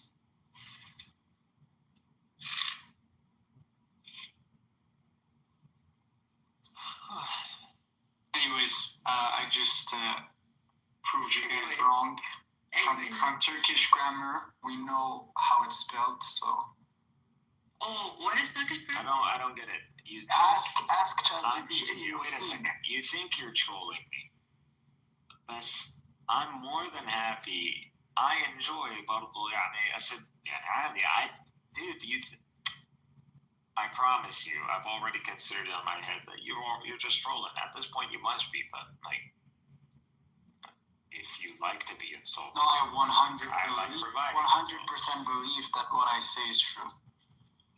and that's what the Trinitarian retard tells me too. Yeah, but I have proof.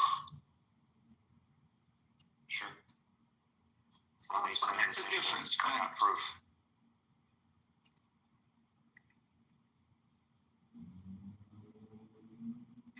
I got proof you're a retard. It's the most natural pathway. Like, li is a suffix that's Turkish. Cool. We already know that. We already said that. Checkmate. Wow.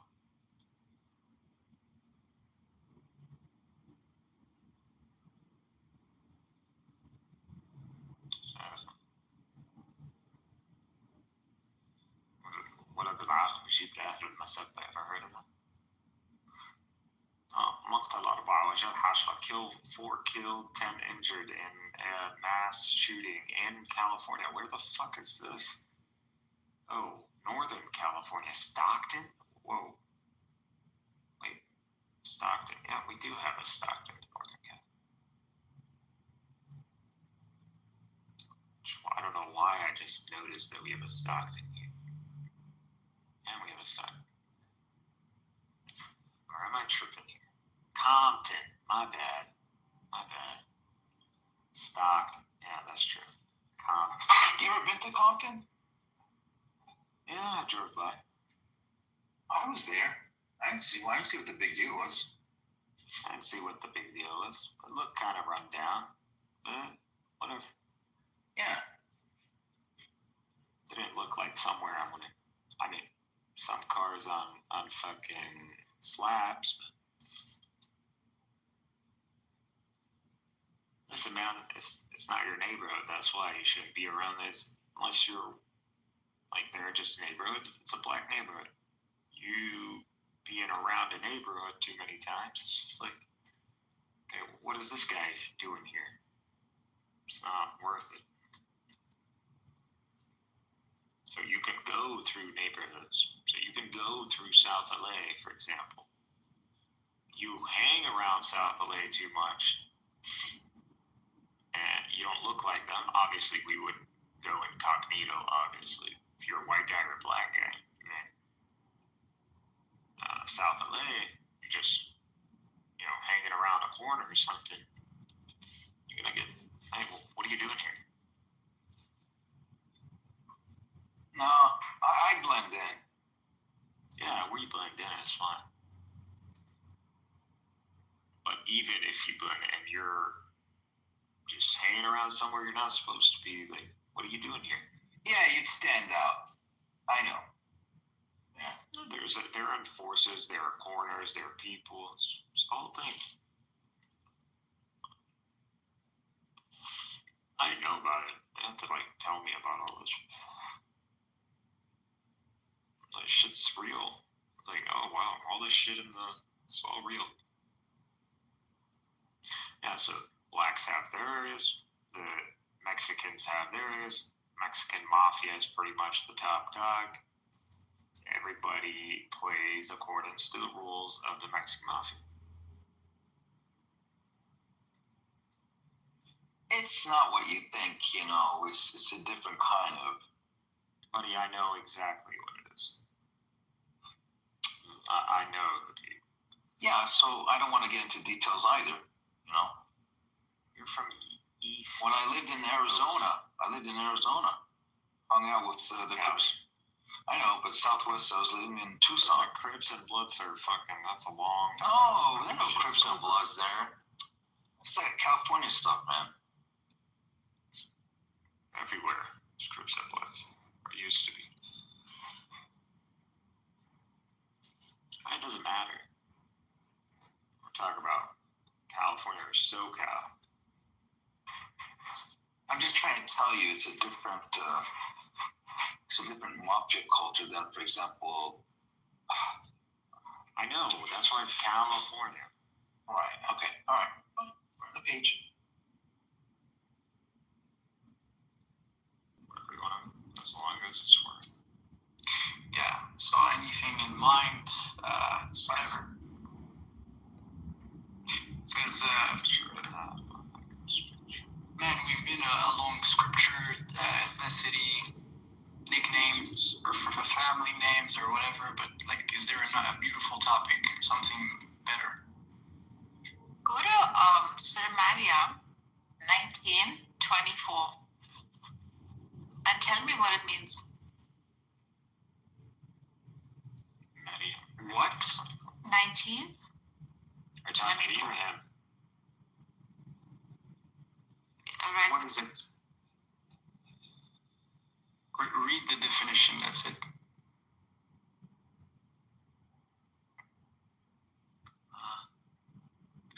You said surah. Okay. Yeah. Okay.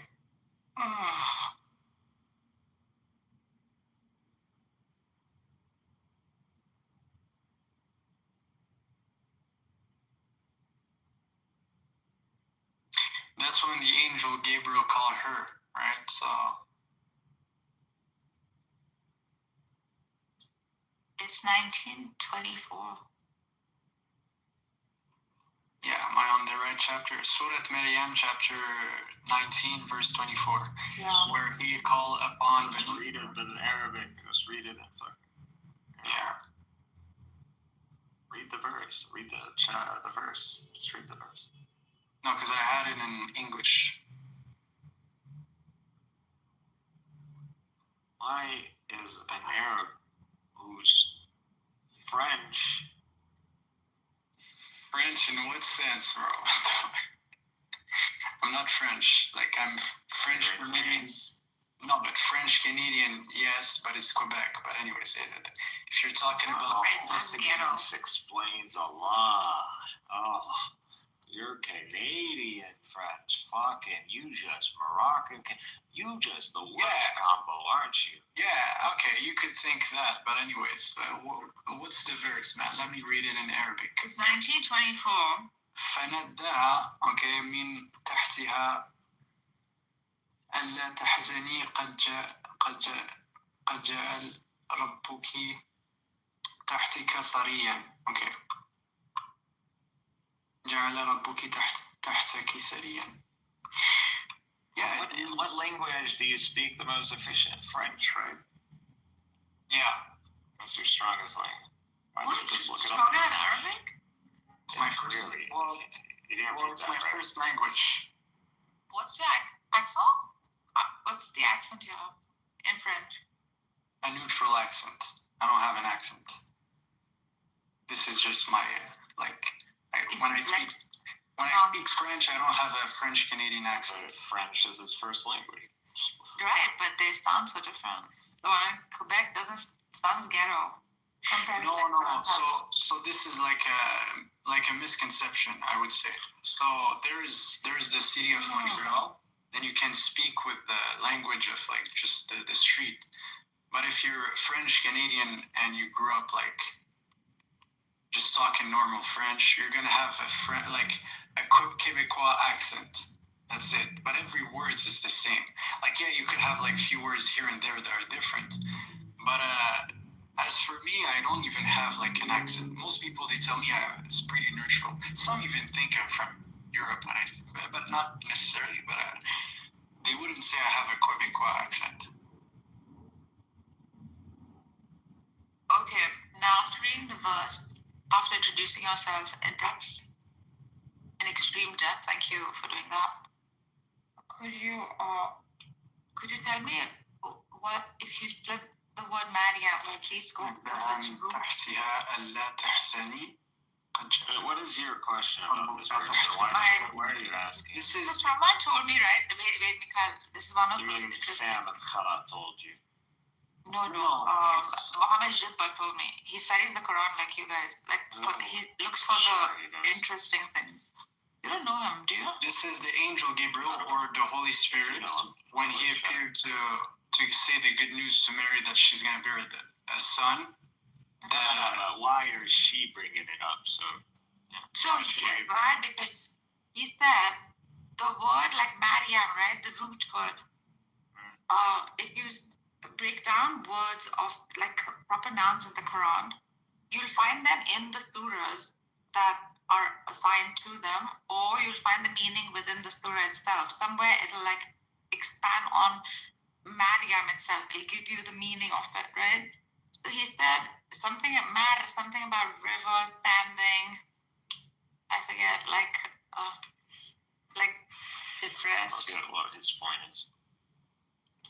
Let's see. He was saying like this verse refers. Literally it means like the word Maryam or something.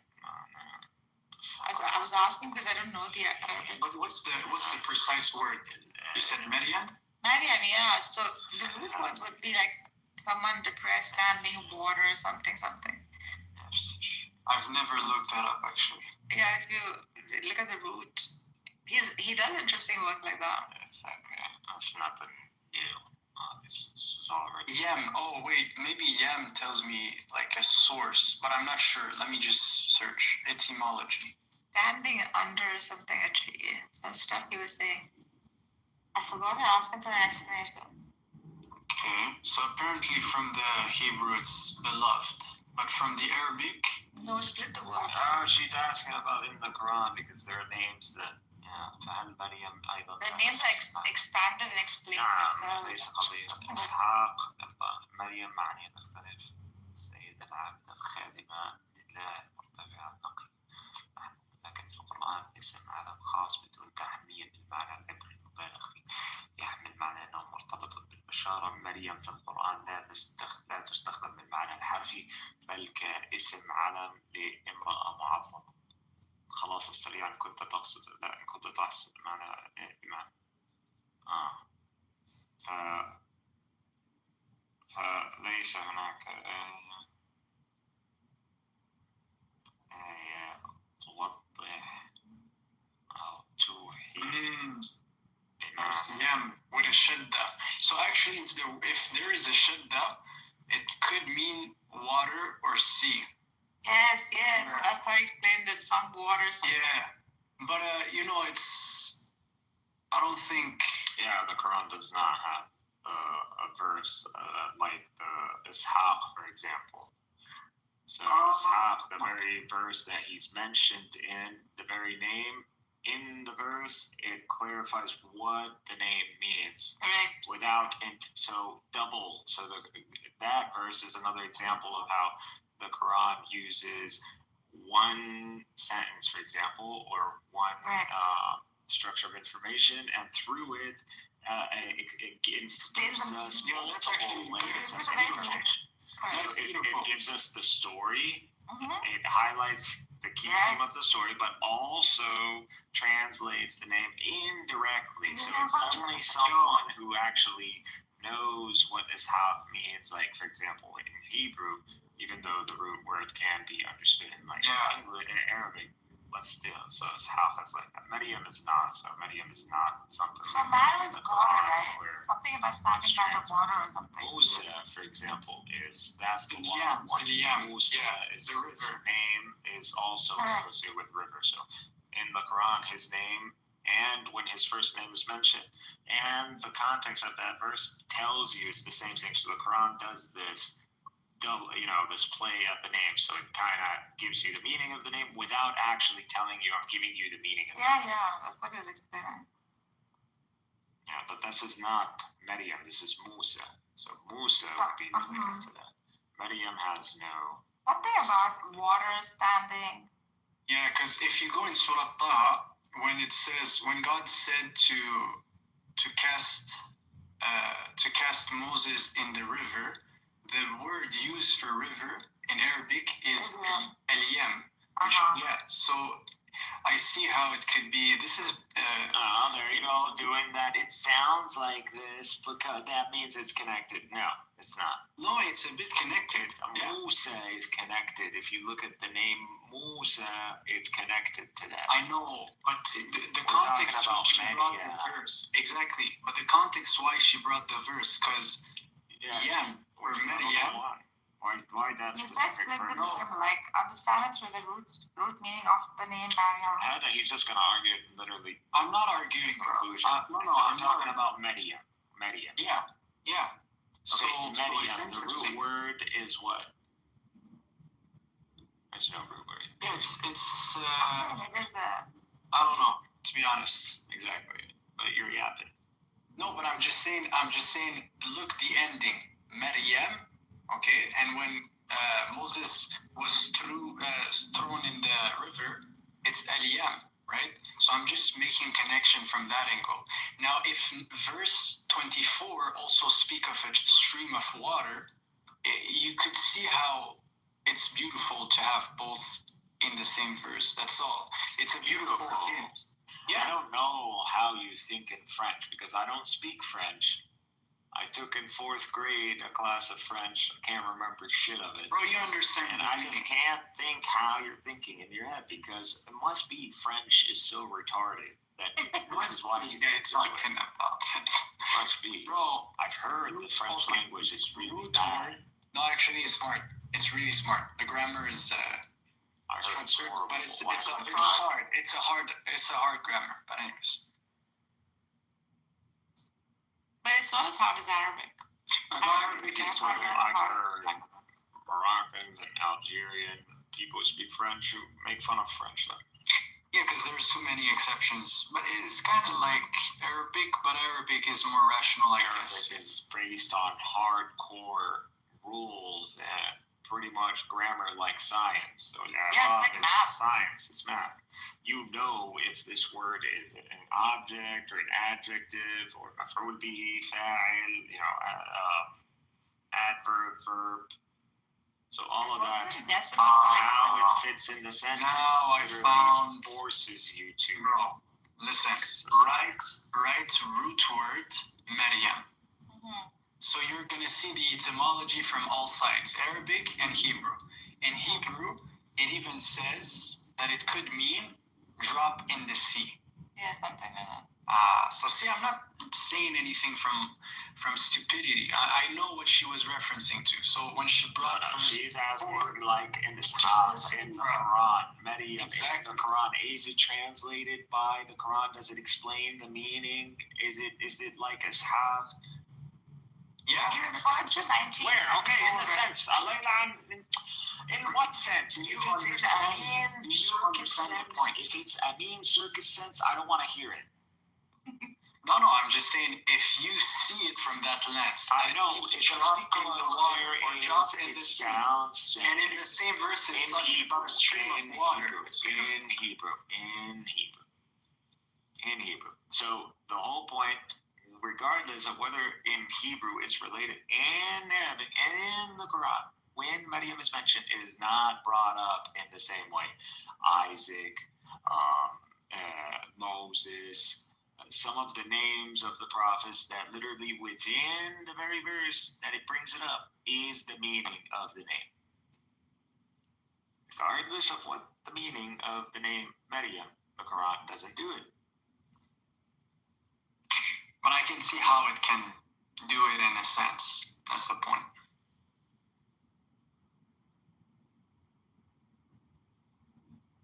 Like in this story You can about see how, I don't know, fucking how you could, like, I don't want to say something fucking. it means river or things Bro, like it's not based on anything. Just your subjective, whatever. He was giving some references to a river or something. I couldn't understand what he was saying. If And he's he's got talking 1920. about a river, he's talking about Moses. Yeah, so Moses, when God told him to drop, when God said to the mother is related to that. to drop him in the river, the river in Arabic, there's many ways to say river, but the way it was said is Eliam, right? So What does it matter? why does it matter? Why does it matter? Because even if you look rootward etymology of Maryam, I could see how it's somehow. Why are you mixing Musa and Maryam? Yeah, She's asking you how. Wow, I just thought about it. The see, sister of ADHD Moses. with autism. Bro, the sister of autism. Moses was called. Maria? Yeah, apparently. This is also. The Quran does not But say it's that. not- That's No, I'm not saying it says that, but I'm just saying there's a beautiful, like I see how there's a picture. No, you don't see. No, You're you don't like, see. oh, yam. That's a sounds good like connection. I don't know what so river sounds like the ending of Maryam. Must mean there's a connection. It's Two connections with Medium concerning river. What is just that? like the Kazali and the Kazan. Like, you gotta continue to, like, I don't know if you do this intentionally. Like, I don't know. Why not? I want to do it. Oh, it must be a special kind of autism. What is this guy talking about, bro? Yeah, sometimes I just want to piss you off. Is this the answer? I don't think so. I don't know. I think it's Maybe. autism. Must be autism. Always knew something was special about Amisha. Always knew. Fucking take it. Some people are more opinionated. I'm just stating facts. I'm just trying to understand how people. And then, some people crash out, and others are more open-minded. Crash out. My dog is about to crash out. Yeah, even him, he's barking at me. He's like, yo, come on, G. He's like, fucking give me this guy. He fucking bragged No, on. mad means like to pass by. Down, boy. Down. And Yam is a river, okay? Down, boy. See, there's a dog eating. Look, can you hear?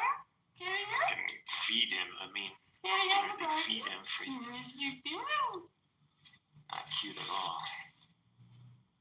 What the fuck? Yeah, I don't know what you guys are on right now. He's just compensating. He's fucking. With what?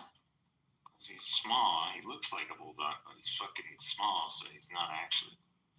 He's got all the attitude, but. none of Need the mine size. too. Mine too. He's so tiny. He's so tiny. He's not tiny. Like, he looks like a miniature bulldog. Cute. Not cute at all. Why do I think he's a big dog for some reason? It's true, man.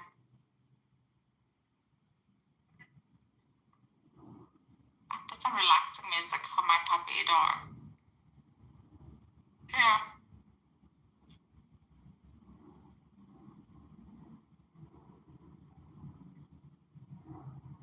Hello? Am I audible? Am I audible? Yes, sir. Oh, thank you. Check 1 2. Check 1 2. Hello, checking 1 2 3 1 2 3. Hello, sir. Are you there? Hello. Yes, I'm here. What are you doing? I'm What are you doing? doing. Doing. Miss? Means what? I'm doing that. Dancing. Oh, like Bollywood. No, I'm doing done. I'm done. Done. Yes, Sir, are you from foreign? I am from here and there.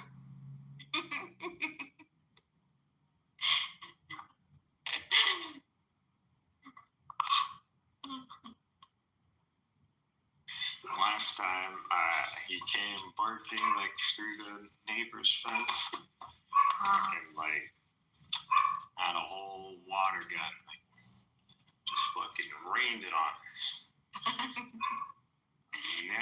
decided to come. Like he now barks from a distance. So He's not bonded with you yet? I got one of those like pump action like water guns. Okay, this time if he fucking comes at me, fucking. Use that thing. Use a collar. He's behind the fence. Oh, Can't dear. do shit, but like, he's annoying when he comes at. Dude, like, I'll take you on with one hand.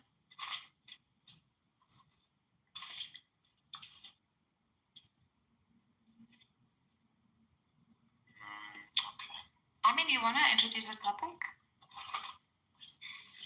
I don't have any right now, but if you guys have any topics, go ahead. Of course not. Ah, shit, man. Sweat. Oh, fuck. So the water went through, huh? Shit.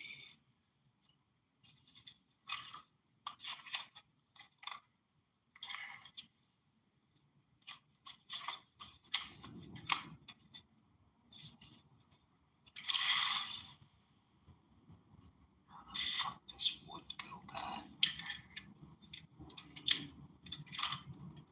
Is the hard drive good? Hard drive is good.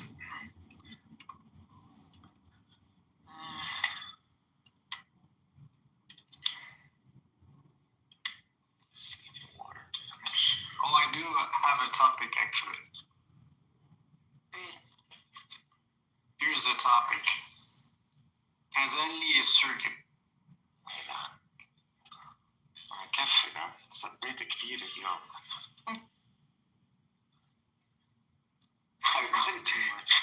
Hey, did you see this room? It says Benny Edem is not Turkish, is a Jew. Why does he hate himself? So I went into this room and It's worse, bro. this gal named Wednesday Wednesday's was- going at it. was beefing on Benny. So I'm like, I get up there on the stage. I stood up there and here she is. Here's Wednesday.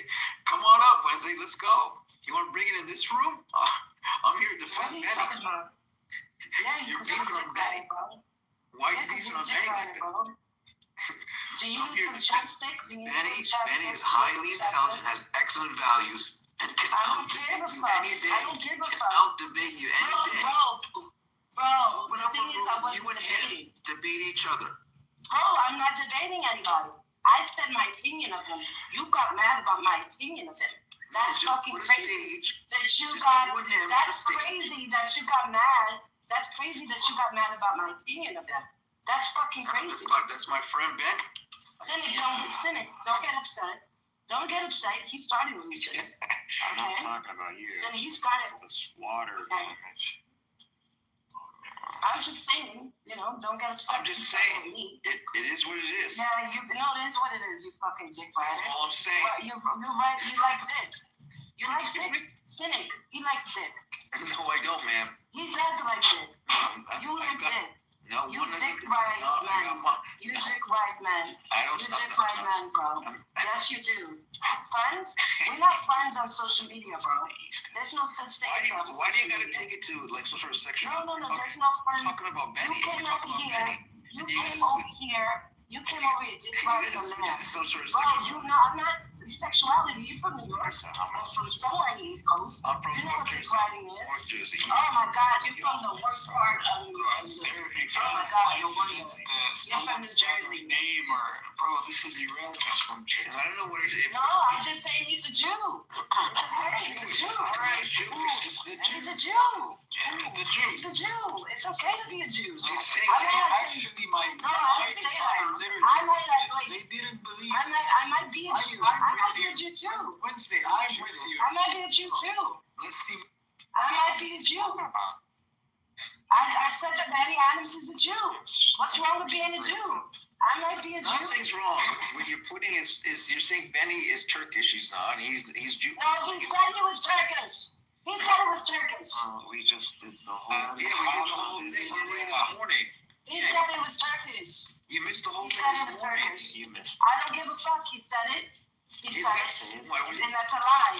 So then he lied then. He's alive. Oh, he's got some sort of. He's got some. No.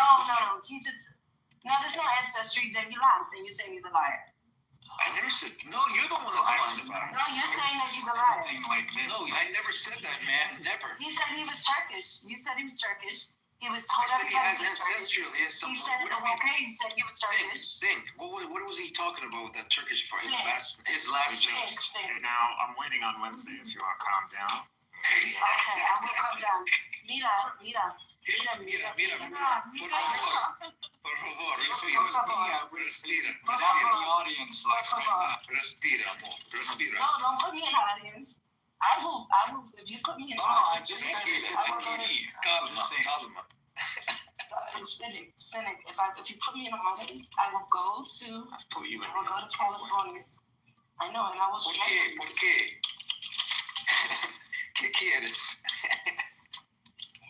Why are you declaring a dude though? No, I don't want to come here. ¿Por qué? I'm saying, why you say, because I don't want to. The way you made it sound was yucky. Yeah. Do you call guys Papacito? No, you fucking racist bitch. Come on, what's wrong with calling some guy No, Papacito? fuck it. Well, why would I call him that? That's my father's name. Do you only call any chicks Mamacita? No, you fucking weirdo. I don't swear. Fucking weirdo. Fucking white man. Fucking Egyptian. Respira. He's Egyptian? Oh my God, he's Egyptian. It's the white man's I gotta. Why you guys leave so much garbage by the pyramids? I'm not Egyptian. I'm ancestral Egyptian. I was born and raised in Jersey. Oh, what? Oh my God. So you're not. Now he's not Egyptian. I said ancestral. Now you're not Egyptian. Why So you're do you right. guys leave so much garbage? What is that? No, That's you like gotta. me saying. That's That's not like my. me saying. For That's someone else's That's like- ethnicity somehow. that's like me saying that. Just don't got it. Don't call me no more. I will jab you in the throat. ¿De dónde eres? No, I'm the Puerto one. Rico. Ah. De Puerto Rico. That's With a Latina. So ¿De dónde en Puerto Rico? ¿Por cerca de Punta Cana o Punta Cana? no. I'm from Santa Isabella. Oh, wow. Oh, con gusto. Yeah, shut the fuck up.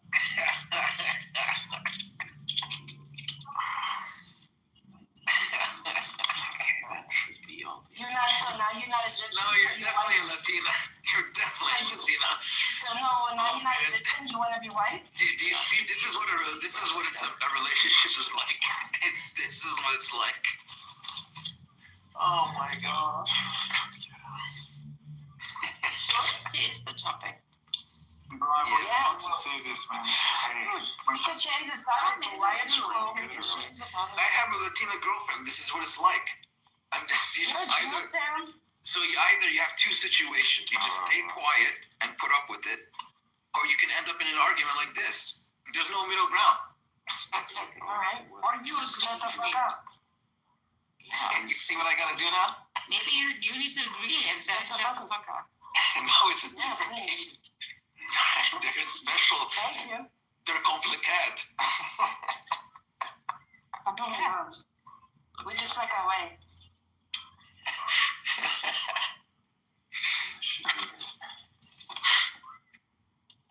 Oh my God. Okay, so this is a new thing. Now we're not honest with you. Because I'm a proud Boricua, so I don't know. And Marcus is a proud Iranian, and Cynic is a proud Palestinian. And what you are? What's your ethnicity? Moroccan. He's a proud Moroccan, and Sam is a proud white American. No, I'm not a white American. I'm a proud Jersey boy. How you doing? No, That's about it. You just proud from Jersey. I have ties to the No, you region. can't. I You have can't be ties to the proud for region. being in Jersey. You can't be proud being in Jersey. Yeah. You can't be proud. No, Jersey's a great state. What are you talking Jersey about? stinks. You go back to George Washington Bridge and stink. Okay. Then why do we have a lot of Puerto Ricans live in Jersey They're stupid. That's why. and New York? So Yeah, well, New York is beautiful. yeah, New York is beautiful, sure, but it's really expensive and it can be So who hectic. gives a fuck? I like to have my space. I don't give a fuck face. Talk to your white. I'm just trying to say the difference between New York and Jersey. That's what everything. I don't give a fuck. Talk to white Latina about I'm that. gonna make a coffee. I'm confused. What happened to you where you were talking shit about that? I just said, oh, okay. Now it's being placed. I just said, so he didn't hear my thing. I said for the Palestinian movement, I've noticed that there's a lot of people who have hijacked our movements who are Jew haters, right? They Jew haters, but they also hate Muslims too, right? At the same time. So like Bishop, he's a Jew hater and he's a Muslim hater, right? We can all believe that, but Bishop says it to your face that he's a Jew hater and a Muslim hater. Betty Adams does this fucking passive aggressive shit. We're not the same. Okay. Right, Betty Adams does. Wait, I figured that we. Okay, can I finish speaking? Don't let my way. Thank you very much. So Betty Adams does this passive aggressive shit. He puts history on shit. Then he says this, and then when you catch him drunk and shit like that, he'll say, "I hate the Jews." Okay, but he's drunk on here, man. My thing is, it doesn't look good for the movement. And it doesn't look good for Muslims as a whole, because we are facing Islamic hate, not in the West. I mean, it's nothing new, but it has increased, right? I know a couple of sisters, especially in New York, whose hijab is taken off of them, right? So that's scary for Wait, them. are you a Puerto Rican convert to Islam, or were you born? It's called revert. It's called a revert. No, okay. Oh, but what were your parents? Female version of resistance, right? What were your? I'm not the female. I'm not the female version of resistance. Oh, so you're convert. Okay, you're a revert. Oh, interesting. Okay. It's a revert. It's a revert, right? Yeah, I heard there's a growing number in Puerto Rico, and it's. Yes, if you look at one of my pictures, if you go into one of my pictures, there's a mosque right here in San Juan. I've actually been to that mosque. As a matter of fact, my new mayor-elect was in that mosque recently, a couple of days ago. I think 2 weeks ago, he was there. But anyway, my whole thing is being hijacked. Yes, he's a faggot. His name is not originally of Turkish roots, it's actually of Persian or Kurdish roots. Okay, so he's a Jew. Oh man. It's not fucking saying he's a Jew. He's a Jew. He's not a Jew. I have some Jewish blood in me too. It doesn't make you Jewish. No, sir, I got some Jewish blood in me too. There's nothing wrong with being a Jew. Jewish blood. Okay, listen, I have some Ashkenazi Jew blood in me. What is that? Because of the Spaniards. Oh, DNA. Because of the Spaniards and stuff. And whatever, Christopher Columbus, he was a Jew or whatever. Because I did my 23andMe. Who said Christopher Columbus was a Jew? Who told you He Christopher was a Jew.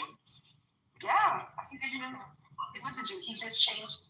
He was a Jew, and he just as when the Jews were being. related to some Jews, that's it. Oh my God! You're not letting me speak. I'll give you the paperwork on this. I've already looked at it. That's cool. I didn't know that. Usually it doesn't work like that. Christopher Columbus was a Jew, fucking Catholic. He was not a Catholic. He was a Jew. He changed. He was a Catholic when he came, but he was a Jew. Okay, pull it out. I'm gonna fucking go in the street and fucking say I'm gay with a big sign. Okay. And would you want to? Damn, I think I'm gonna pull it up now. I'm gonna have to invent this.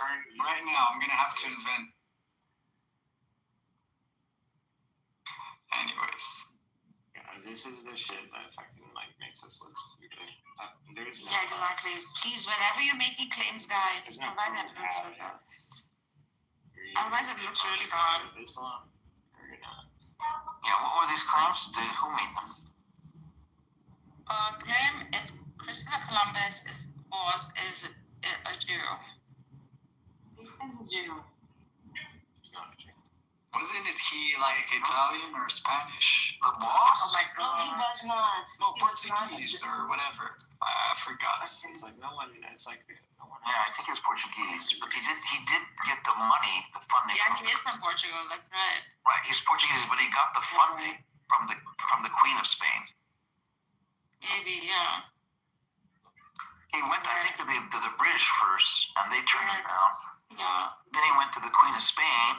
She rolled the dice on him, and she hit the jackpot. Yeah. Something like that. And that's why you saw the eventuality of Central America and South America and Mexico. That's the white man's science history. I'm gonna take this position just based off I'm cynic. I'm gonna read this. It wasn't white. Like, I don't know why it's in there. Was he? He wasn't secretly rapping tefillin or under the deck while plotting to bomb into Cuba or to bump into Cuba. No. But the idea he had Jewish or crypto-Jewish ties isn't some fringe Facebook uncle theory either. It's one of those awkward historical half-shadows, not confirmed, not dismissed, and suspicious enough to annoy both the nationalist fanboys and the history is boring crowd. Here's the clean breakdown. Try not to choke on the irony.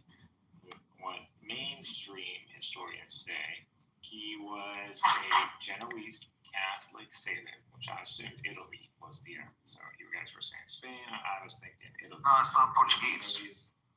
Genoese. Catholic sailor. End of story. Move along, don't cause trouble. What the data actually hints at, some of his behavior fits crypto-Jewish patterns way too well for comfort. He wrote in a weird Judeo-Spanish, Ladino-ish flavor sometimes. He used my mic needs to be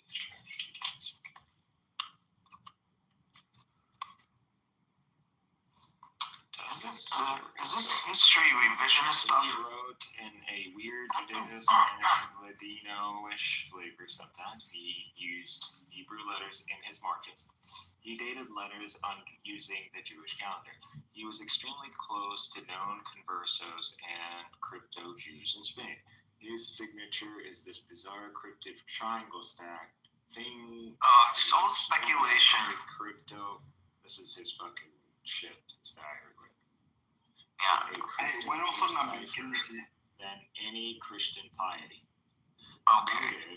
1492 wasn't just, quote, Columbus sailed the ocean blue, end quote. It's also Spain expelled. Okay, dude. Come on. 1492. Jewish. Let me finish so you actually learn something. So we know this little hypothesis thing. I heard this before. Go ahead. You don't know what it's based on.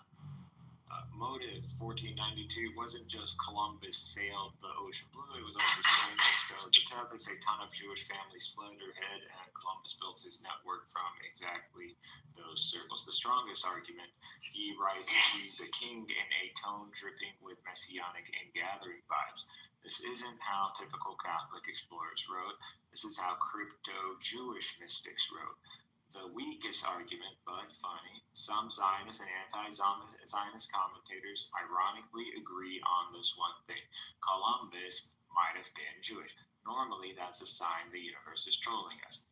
Your answer, no, he wasn't proven Jewish. Yes, he had massive crypto-Jewish red flags that your average medieval Catholic wouldn't dream of displaying. If you forced me to bet $100 on it, I'd bet the money is spent doing the Catholic on the outside thing. That's the intellectual, honest answer without sugarcoating. No. Goalposts change. It's possible. You're indulging still much. No. 1492, right? Where are we at? 2025? What do we have? No, I read this crypto, this whole, and that just recently came out. For 500 years, it's never been mentioned at all. And not just recently, you're starting to hear about this, like, oh, just 10 years ago or 5 years ago, they're spinning this on the internet. It's history revisionism to try to somehow indirectly claim, hey, look, we're behind the discovery of this great country. They're still doing it, Sam. They're not behind the discovery of this country. Columbus, what? Just yeah. When you then say he's Jewish, then you have to rewrite the whole. There's going to be a slight different spin on the rewriting of the history of Columbus and the United States. I see the move. America was promised to the Jew. 500 years. Anyways, so it's like, what? It doesn't matter, actually. Even if it doesn't, like, what does that mean? Who cares? A huge amount amount of relevant material wasn't available until the late 19th and 20th century, especially private letters, financial records, the full diary manuscripts, Inquisition-era documents, converso genealogies. Only when historians started actually reading the marginal laws did they notice the Hebrew date codes and weird cryptic signatures. For scholars in earlier periods didn't care about minority details. Before the 1950s, historians weren't looking for ethnic or religious nuance. Everything was great white man does great white things. Crypto-Jewish history wasn't a popular search field until after World War II. Post-Holocaust academic interest in conversos exploded also once scholars started studying Sephardi exile patterns seriously. They mapped the exact networks Columbus used, and the crypto-Jewish patterns basically jumped off the page. Historians today aren't as terrified of upsetting Spain. That's another reason why a lot of this is popping up more recently. Because back then, he's a Catholic hero, and you will not ruin this for us. Now, if he used Hebrew dates, we can actually admit that like grown-ups. DNA tested nothing. It's all documentary, which took time. We're dealing with signatures, letters, linguistic patterns, and financial factors of the voyage. This takes decades of scholarly grinding, not TikTok gossip. The honest answer in one line, it wasn't discovered recently, it just became politically safe to talk about recently. That's it.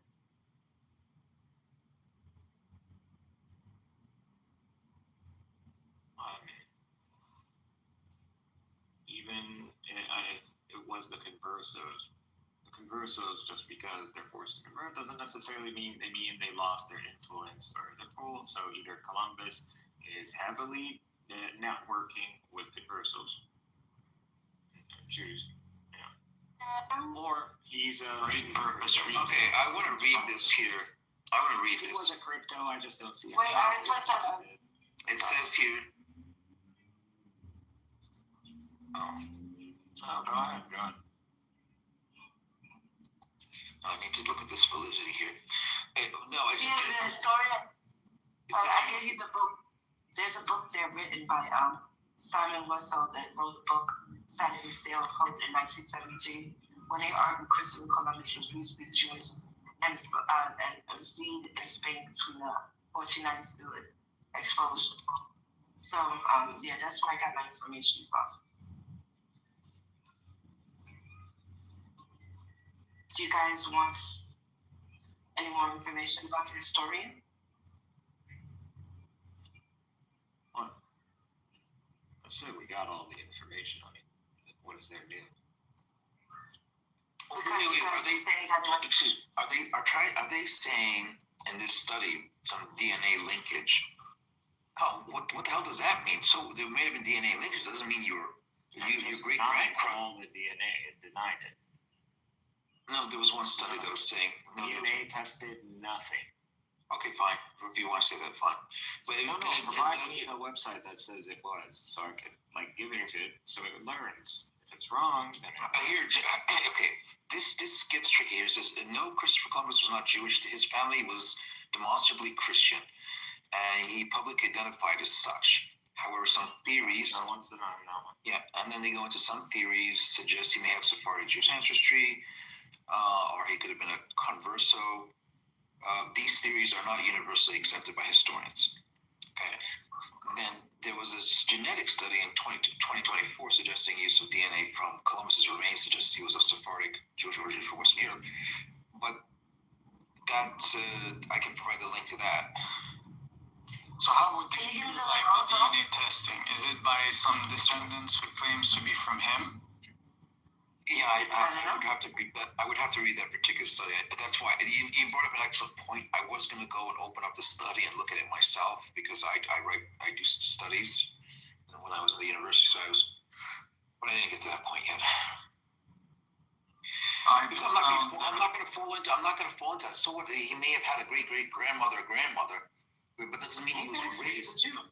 That doesn't mean he was culturally raised that way. So hello. Because of some DNA markers. Oh, okay. Yeah, but it doesn't work like this. I wasn't wrong. You have Jewish. I wasn't wrong. wasn't wrong. So, Seneca, what you wanted to choose? Yeah, but by the same token, the Egyptians all. There are remains. There were DNA tests, but the whole thing is such a circus. It would make the Byzantine bureaucrat blush. Columbus's bones are in national custody battle. Spain claims to have him in Seville. The Dominican Republicans swear they have the real Columbus in Santo Domingo. Two countries arguing over a guy who didn't even know where he was fitting. Spain actually allowed DNA testing. In the early 2000s, Spanish scientists tested the bones in Seville, bones of Columbus's brother Diego, and bones of Columbus's son Ferdinand. They matched. So the Seville remains are legit. So the Dominican Republicans are. Well, let me get this straight. We all care about the genesis of America. The bones are too damaged. But Well, he never stepped foot in America. Too damaged. The DNA is degraded like an old VHS tape. You get enough to match family members, but not enough to. What, are you guessing this? Are you guessing this? No, this is. Are you guessing this? No, this is my ancestry, like Sephardi versus Italian versus whatever. So the DNA is. Wait, are you getting this for ChatGPT? Or this is your opinion? Yes, this is ChatGPT. Yeah, these bones belong to Columbus's family. It does not answer, was he Jewish, was he Converso, was he Andalusian, was he part extraterrestrial, did he like There you go. pizza? So what? No. The Dominican Republican refused testing, said And the regression begins all over again. and conclusion, yes, DNA testing happens. No, it doesn't solve anything. The genealogy question stays in the document evidence, not the biology. Cha-ching, we're done. What? Bones, like, to what end? There's a bunch of scholars, there's a bunch of historians that say that You he already is. read the reasons why. One, because he is using like dates and calendar dates, which has to do with conversos. So I can tell you something. If he discovered Afghanistan, his network. if he discovered Afghanistan, you think they would have gone to this much effort to try to find this to see linkage? Think about it. Wasn't he supposed to be Italian?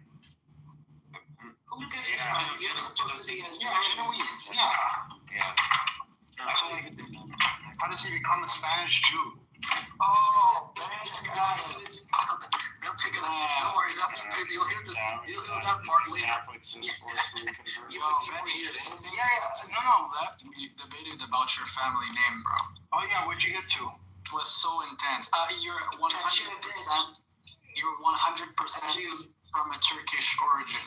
If you take a DNA test, bro, let me know, right? So I don't really I care, can prove. honestly. So I can prove them all wrong. They were saying you're Kurdish. Kurdish. Honestly, I could give less of a shit. No, bro. Hey, Benny, I want to tell you something. Literally, root name. he's a The Jew. word of this name is literally either Turkish or Persian. Not Turkish, Kurdish or Persian. There is no root No, word of I'm this talking. name. Yeah, Benny, I No, got to tell you something. there is. Dar, Azan, Azan.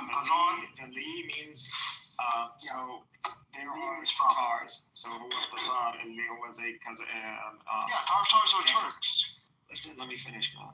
In Dagestan and the Tatar, you see their names. They say Muhammadov, Ibrahim Muhammadov. The of now, does that mean that Muhammadov is now Russian? No. It means of those. Of Muhammad. Yes. Those Russian. Yes. So same thing is happening here. The Li is Turkish. The very word that is being used is not Turkish. This is Persian.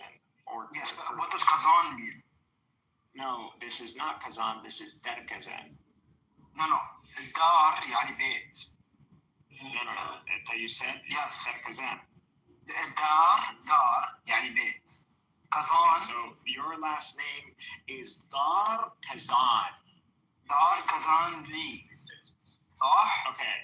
Dar Kazan Li. So انت اسمك الاخير دار كازان لي. So Yeah, two words. It's got it got conjugated together into one.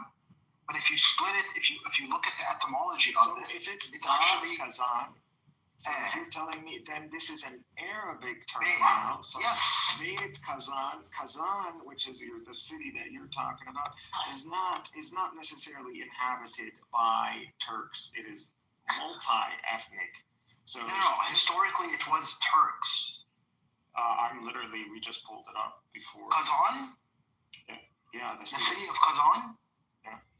Yes, you're telling me that historically speaking, obviously now there's a lot of Russians living there. Now, before and during the Ottoman Empire. Not during the Ottoman Empire. Look at when it was conquered. Yes. Okay, so when it was conquered in the 1400s, right? So what was it primarily? Okay, so. Hey, good job there, Benny. I just want you to know something. This Wednesday, she had a room beefing on you and a whole title about you. Yeah, I don't. I went in there, man. And I went up there on the state, but there, I went and told her. She has a room about me and she blocks me so I can't get in. I went and told her. I said to her, you know, Benny's highly intelligent, excellent values, and he can out-debate you in any room at any time. And I don't know why Wikipedia is not working. The what? Yeah, Wikipedia is not working. But yeah, it was. Anyway, the point is, I don't care. Like, it doesn't matter to me. Like, if I'm of Persian or Kurdish or Turkish, or it doesn't matter. Because I'm serious.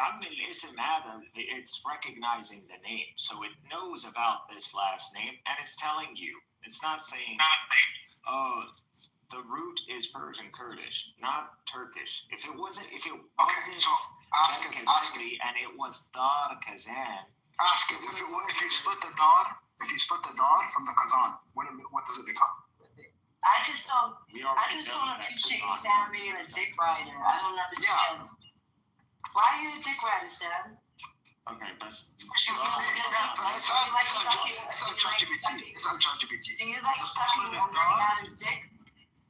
Man, what's wrong with you? you stop fucking talking that way? Like, what is this? What are you talking about? Like, what is It's fine. this? It's fine. It's not how it is. I need a woman resistant. Stop. غير عن الفقر. She's a woman resistance. That's not true. I know. Yeah. It's on ChatGPT. إذا بتفصل الدار عن الكازان شو بيصير؟ بقول للشات يا رجل صاحبك جالس يخترع اشتقاقات من الهواء مثل طالب كسول يحاول يقنع الاستاذ انه القطعه الثانيه ضاعت. عجب. What kind of Arabic is that?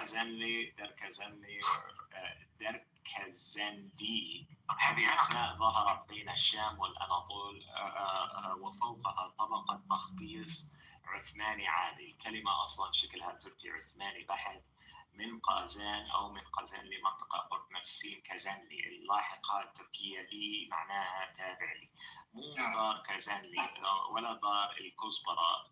كلمة دار ليس تركية الأصل. اللي يصير عادة هو التالي: التركية العثمانية كازانلي تنطق بالشامجي، يعني كازانلي تتحور مع الزمن باللهجة دركزندي أو دركزندي أو دركزندي. يعني كلمة واحدة أصبحت 3 نسخ لأنه الناس تنطقها كما تسمع. وإيش سالفة الحرف الدال هذه؟ في الشام يضيفون دال قبل كثير كلمات أعجمية لتسهيل النطق مثل تركي، دربسي أو دغري. وين الدال؟ من وين جاي الدال؟ الدال بالبداية.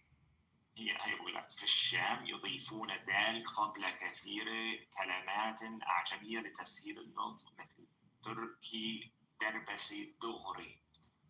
يعني الاسم كان أركزنلي، دركزنلي، دركزنلي، وخلصت السالفة. الخلاصة صاحبك يحاول يركب دار على كزنلي كأنها جملة عربية، بس الحقيقة لأنها لقب تركي.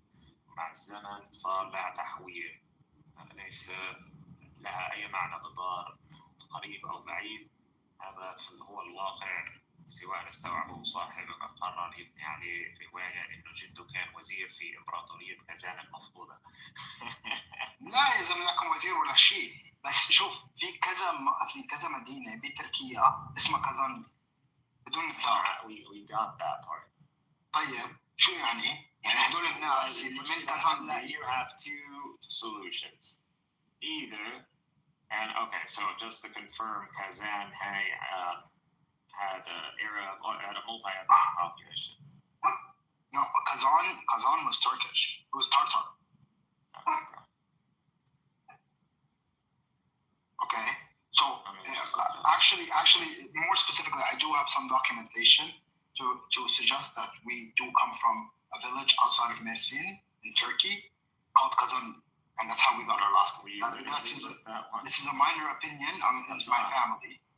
Kazanli, okay, is a small village outside of Mersin, on the coast in the eastern Mediterranean, besides Turkey, right, southern Turkey. Okay, so this was a whole thing in my family. We were trying to get some land there, whatever. But the point is that like, yeah, Dar, meaning house of, right, was added when we came into the Arab world. But prior to that, it would have been Kazanli, as in people from Kazan.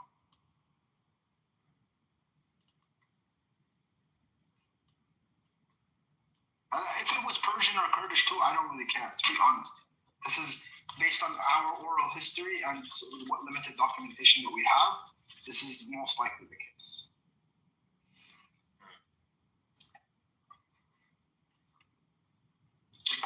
So yeah, the name Kazanli isn't exclusive to Turks. This is where people get confused. Kazan as a word exists in Turkish, Persian, Kurdish, even Russian Tatar Kazan.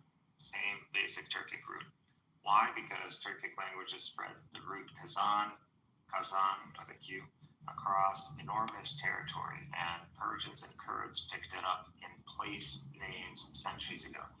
And when I told you the original root can appear in Persian, Kurdish, yeah, but they were picked it up from Turks. Roots, this was referred to the etymological root, not the identity of the Turkish Kazanli town. Place name etymology does not equal ethnicity of the modern town. Your surname variants, Derkazendi, are Ottoman Turkish.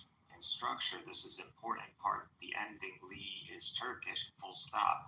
Persian does not mark origin that way. Kurdish does not. Even Arabic does not. This is why the family name form is clearly Ottoman Turkish, even if the root word Kazan is ancient and appears in multiple cultures.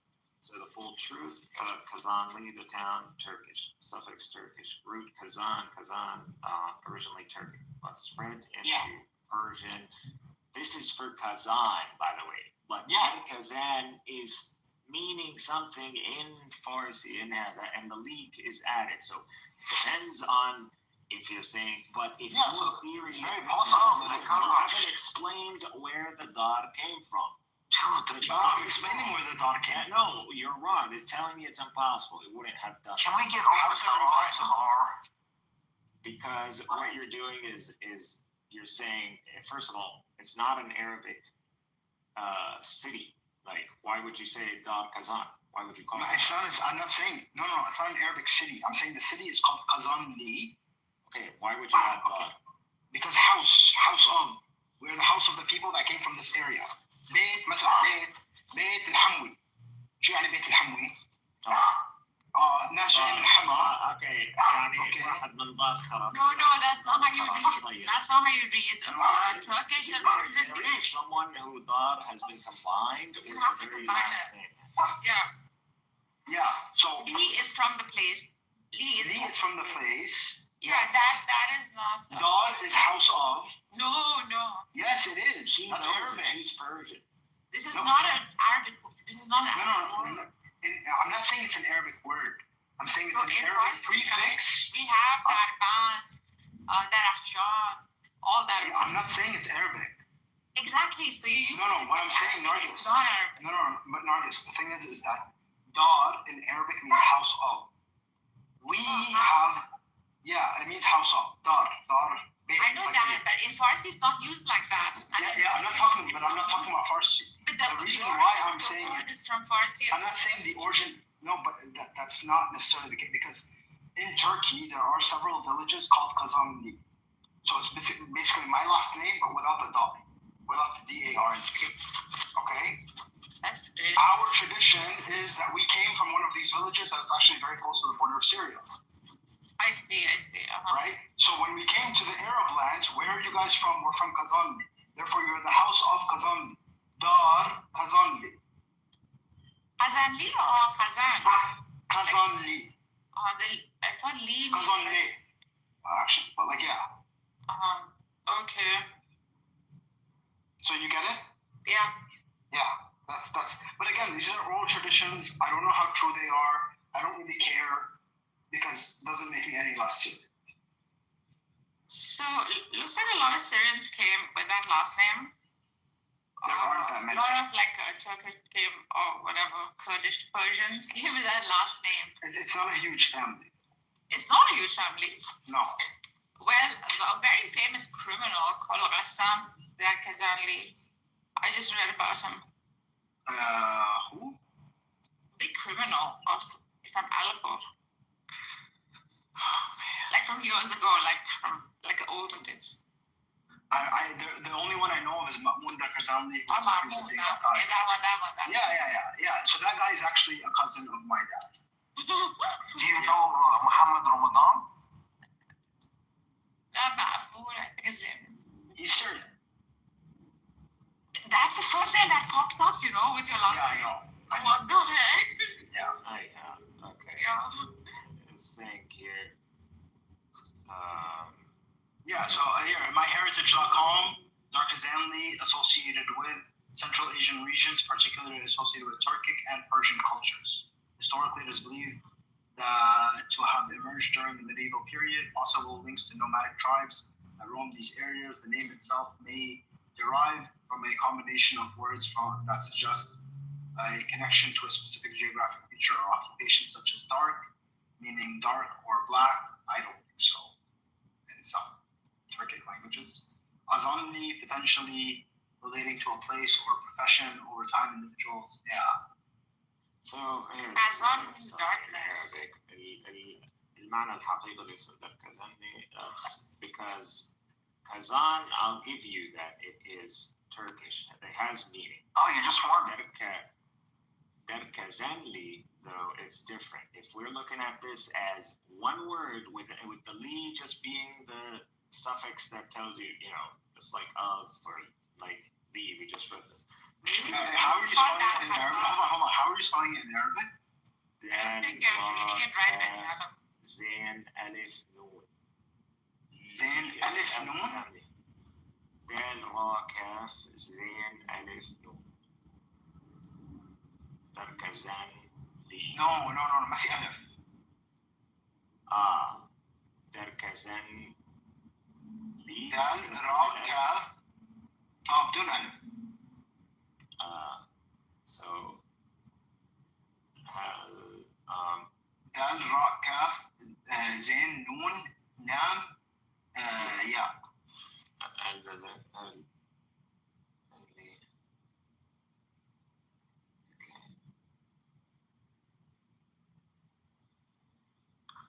When are we going to start discussing cat and coot?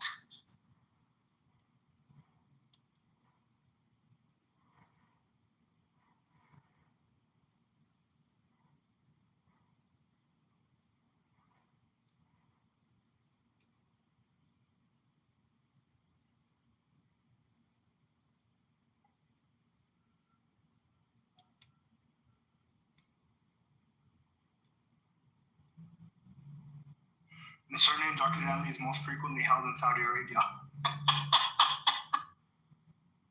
That's hilarious. Yeah, I think you're going to win this one, Benny. You got this.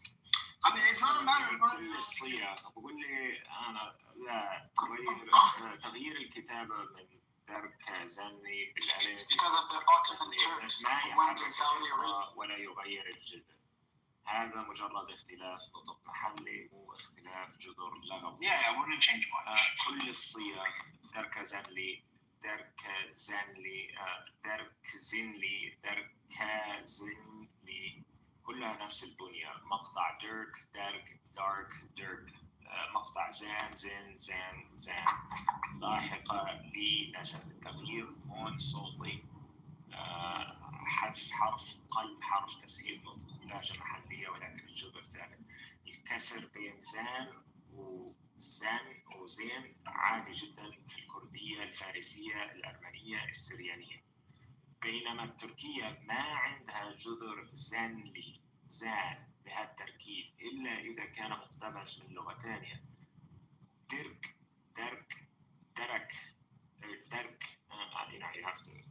هذا الشكل الصوتي أجنبي على النطق التركي لكنه طبيعي جدا في الكردية. دار درك ونفس الشيء في الفارسية دار دير.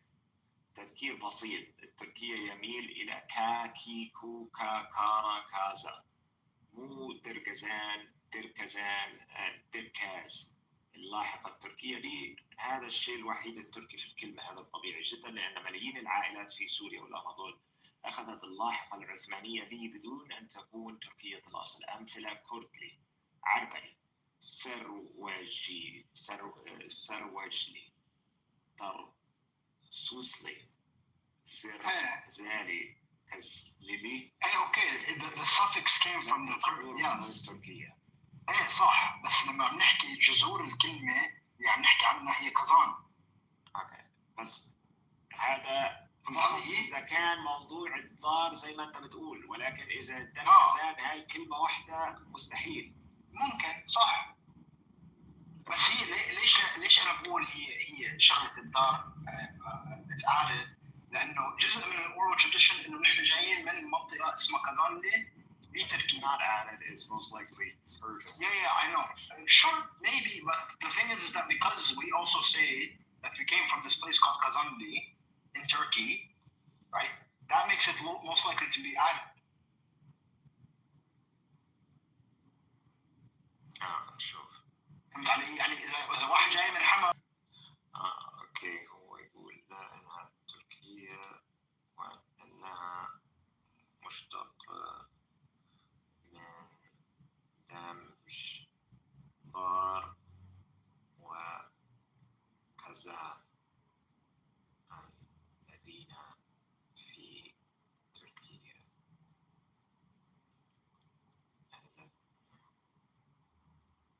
مشتقة من دمج ضار وكازان.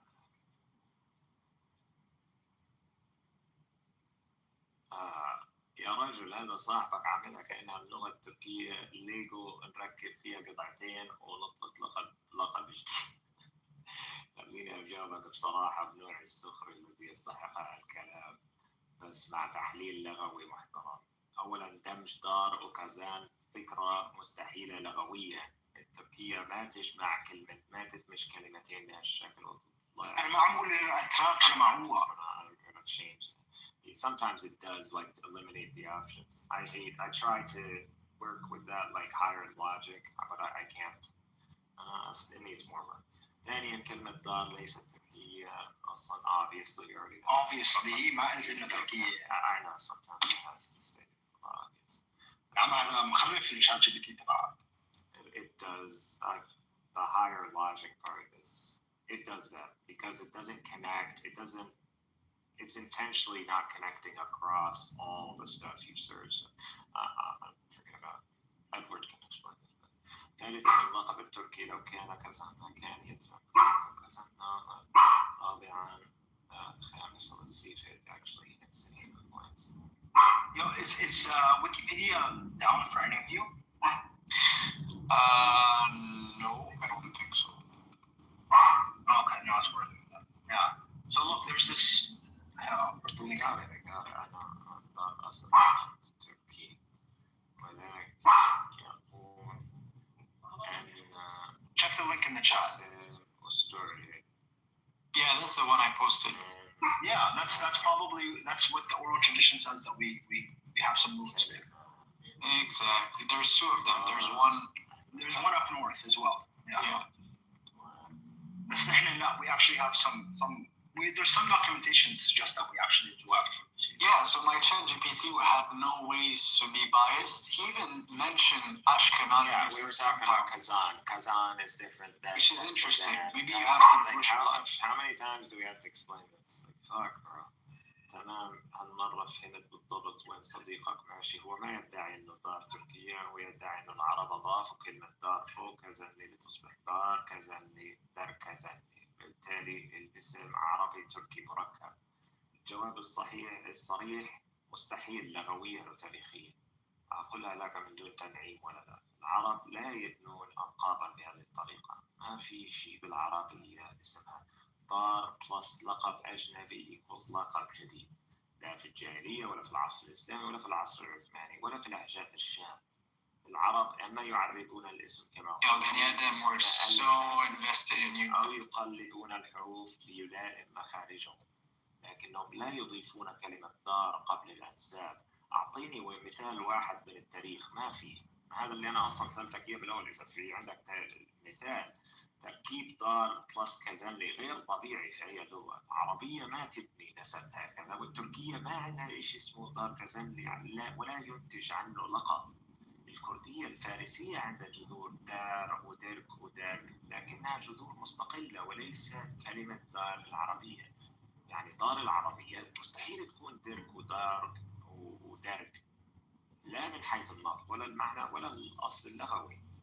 المقطع دار درك موجود في كثافة في الكردية والفارسية، وهذا هو الجذر الحقيقي. وكلها مقاطع كردية وفارسية تظهر في الأسماء قرى عشائر وجبال ووديان، مثل دركز، دركزان. There's literally, this is all in Kurdish and Persian. دركين، دركشان، and درغزيني. كلها موجودة في شمال سوريا والعراق وشرق تركيا.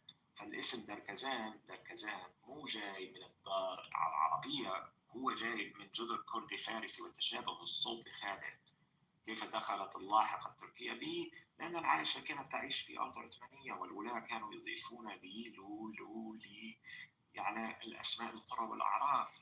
يعني الاسم الأصلي دركزان دركزان صار في العهد العثماني، قصدي دركزان لي، مثل العرب بلس لي عربلي، كرد بلس لي كردلي، دركشان بلس لي دركشاني، سروج بلس لي سروجلي. هذا لا يعني اسم عثماني مركوب فقط. يعني عملت لي انه فارسي او كردي على زمان it's too many matching way of this term. Okay, the root word actually has meaning in their languages, not Turkish, not Arabic. When we don't have it where in Arabic, like it's ever been done, where someone just uses like dar, combines it with the ism ajnabi, and then now we have an Arabic. We don't do that. That's why I was like, if you have one example, that would change things. And I would like, I don't know, I haven't really looked because into the AI then would learn it. Yeah, but it looks like, and Nergis is registering the term, so it sounds, to us, we're not getting it really. But unless there's a Persian and a Kurd, they're gonna be like, oh, it's gonna light bulbs over their heads.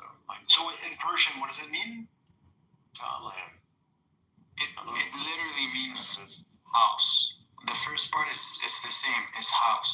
So whether it's in Persian or in Arabic, it's house. No, I'm just saying. It's door. It's not a house. That is door. It's door? No, isn't it house? So this is what it's saying. It's saying that these words are in Persian, or in Kurdish. So derkez, derkazan, derkin, derkashan. Exactly. And that is part of it. Yeah, I'll just put these in the chat because technically you should be able to. Yeah, I see there's a bunch of last names that start with Dar and Darwish. It's very common in it's very common in Iran to have your name start with that or Fab. Yeah, it means door or inside. Yeah, Darahme. Yeah. Dar Kardan. Dar Kardan. I'm afraid you're a Kurd, bro. Darausha. Daraji. Darbar. This is at this point, you should take a deep breath. Darzi. Bro, no, I don't give a shit. Bro, just take one and it's gonna say Turkic, and then I'm just gonna be. You can't separate the that. I don't know why you guys are reading like Arabic. I told you already. No, the thing is, there are plenty pulling out Turkic DNA in like a haplogroup in this region. Very, very low, because if you look at the Turks in Turkey, they're not like the Turks in Azerbaijan. No, I don't know. I don't even think that. Yeah, we'll pull out like the Turkish haplogroup or anything like that, because like Yeah, there could have been Turks that themselves don't have Turkish. Yeah, exactly. That's what I'm saying. So like there was Turks that moved from like Central Asia into Levant and then mixed in with the people, and then their haplogroups got mixed up. So yeah, I mean that's very possible. I don't really care. I'd say the majority of the Turks in Turkey are J1, J2. Like, and I'm saying like not like an over. A lot of them are Armenian or Greek. Greeks are not. Greeks are not J1, J2. The Greeks are J2. Are they? You sure about this? I'm sure about this. The Greeks J2. I would say the haplogroup with the highest percentage. Okay, yeah, because there was a lot of admixture with Turks. Hold on, it says here in pure Arabic, dar meaning house or abode. Historically, you can get the phrase like dar fulan, the house of so and so. We don't combine it. Hold on, and over centuries, some of these could fossilize into family or tribal names. Makes sense. One example. Just give it makes sense. درويش. راح تنزل اسانسير، يعني انت عادي بدك تشتغل اسانسير بشغلك اسانسير مش مشكله. درازي درغمي. هذا افهم المطلوب انه يكون دار مدموج باسم اجنبي. Okay. Yeah, you're an ajnabi. So if you're saying you're talking about ism murakkab at this point, like a combination name, it's just not heard of.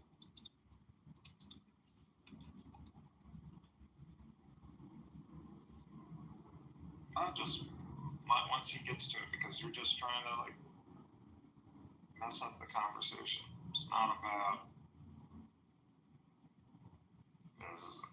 I don't want my AI to be wrong. That's all. If it's wrong, at least the right information will correct it. You'll become better at learning.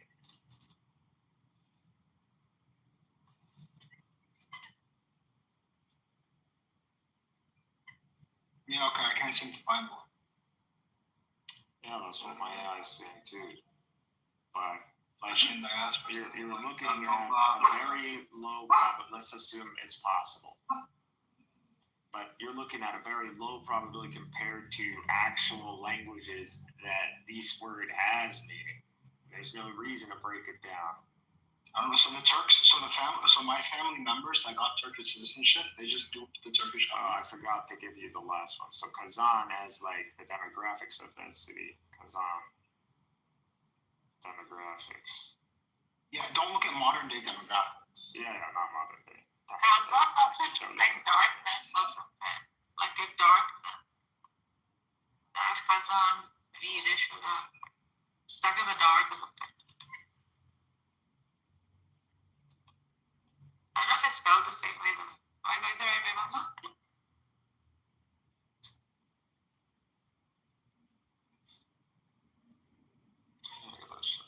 Yeah, here, the convent of Kazan, the primary language was Turkic. Yeah, of course. Tartar, yeah. Yeah, so what? Doesn't mean there weren't Arabs. Obviously, there was all Arabs? Yeah, dude, they were all Arabs. There were Arabs in Anatolia. This is not Anatolia. Kazan is not in Anatolia. It's in Russia. It's 400 kilometers from Moscow. There's a one in Turkey too. Yeah, that comes later. This one, the Sultanate, Khanate of Kazan, right, was from the 1400s to the 1500s. I mean, the answer did mention the Russians. It told you how, like, we've said about Kazan, we talked about that. Yeah. This is Kazan.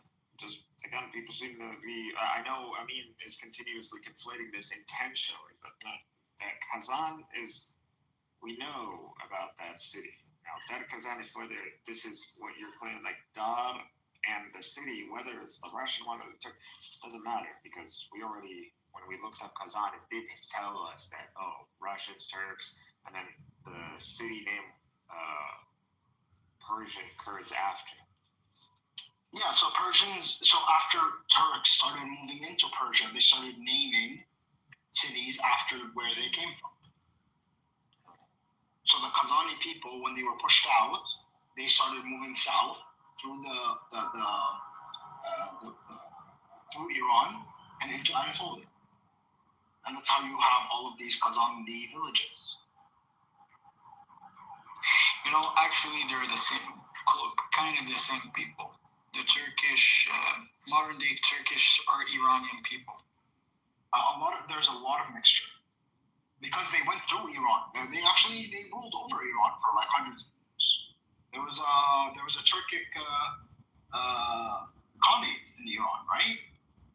يعتبر في مرسين وجود قرية منطقة اسمها كازاندي في مرسين، فعلا في مرسين منطقة اسمها كازاندي، وهذه تركيا 100% من ناحية الاسم، لأنها كلمة كازان غلاية قدر كبير منسوب إلى كازاندي أهل الغلاية من منطقة كازان.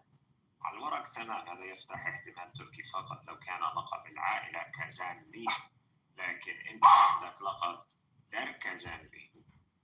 وخليني أنا الآن أقول لك الحقيقة اللي المواقع ما ترجع، لو كان الجد من منطقة كازانلي فعلا اللقب ما ينكتب در كازانلي في الأسماء التركية كازانلي، أكادنلي، أكادنلي، كونيانلي، ما يصير تضاف دال راء أو زين أو كاف زيادة، ولا يصير تحوير للجذر لهالدرجة. ما نزل كاف أو لام أو راء أو لام. Okay, DRZK. It's in English, but I just memorized it. But yeah. However, like I said, this is not our language, so I can't. إضافة دار دير دير دارج تدل على جذر مستقل مختلف، ليس كازانلي. الفرق بين كازانلي ودر كازانلي ليس حرفين، هذا تبديل جذر كامل. So it changes the whole word. تركي لو كان أصله كازانلي مرسيل ما يضيع الجذر. الأتراك عبر 400 سنة ما ضيع الجذر.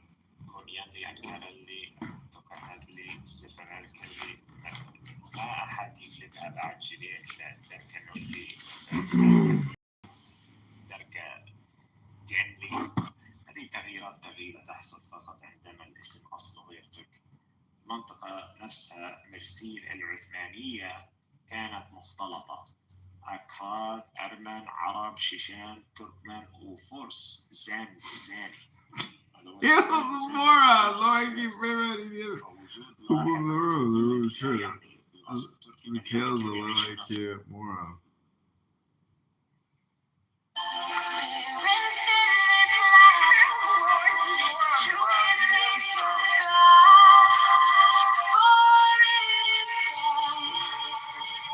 Branches, and then the next day they're like, let Barabbas go. Do you know what the word Barabbas means?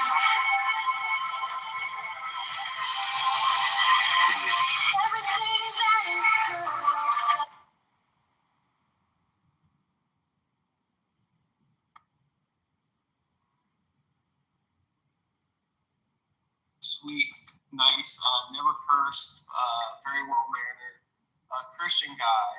And then by hearing all of the garbage that I've heard in these kind of circles, and then watching society like disintegrate literally right in front of my face, okay, then it's radicalized me. And I think that my position is pretty defensible if you've experienced what I've experienced, or if you've taken seriously what's been happening. I don't hate people, But you make it seem like you do hate people. That's the first impression I have of you. Don't hate people. There's my thing is this. Let me just give you one example. Obviously, this is just a small little microcosm, and there's more depth in this, and there's more issues. But if you're trans or whatever, dude, do you whatever. Go dress up, whatever, however you feel, whatever. That's fine. It's fine. But I think there are certain lines across where it's where they're doing the whole allow the children to take the hormone blockers or all this stuff, or take the testosterone and whatever, blah blah blah, and it essentially sterilizes these young kids. And I think that's kind of the line that's crossed. So and people will hear me say certain things and then assume that I hate trans people. If you're gay and you want to be married or whatever, and fucking that's just who you are, and you want to dress up to express yourself, and you're not doing it in like a distasteful or vulgar way or like targeting children, I have no problem with you. That's cool. Like I want you to be you. And like if you're a black guy, for example, I don't have anything against you. I want you to not be destructive, and I don't want you to be a destructive element within the society. And I would love to partner with you so that we could cultivate things that would make it so that the things that are primarily, in my opinion, affecting the Black community, which if you look at my profile, I think is one of the things is the fatherless epidemic in the Black community, I think would change a lot. And I'd be willing to be hand in hand with Black guys, Black fathers, to try to change that, because I think that resoundingly Black women have failed to and things like that allows for the space to be used in a flexible way. Fractional leasing is one way that people are using placemaking. It's really popular. So there's a lot other better alternatives to using old commercial real estate and turning it into a community farm when a lot will suffice with a greenhouse. Let's say there's a lot cheaper and a lot more efficient. Well, so maybe you didn't understand my point. One second, if I can respond to that. You misunderstood my point. So there's a trend moving away from office, right? So there's going to be office buildings that go into default, right? Which means that the outstanding debt isn't going to be satisfied, and they're going to foreclose, and they're going to need to find a buyer, right? Now, there could be a buyer for more office, or it could be a buyer for multifamily conversion, right?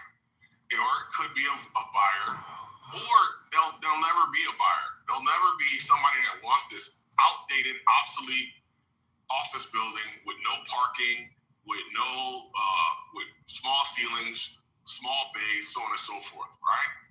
In which case, if such a scenario presents itself, then it could be feasible to convert it to a farm, right?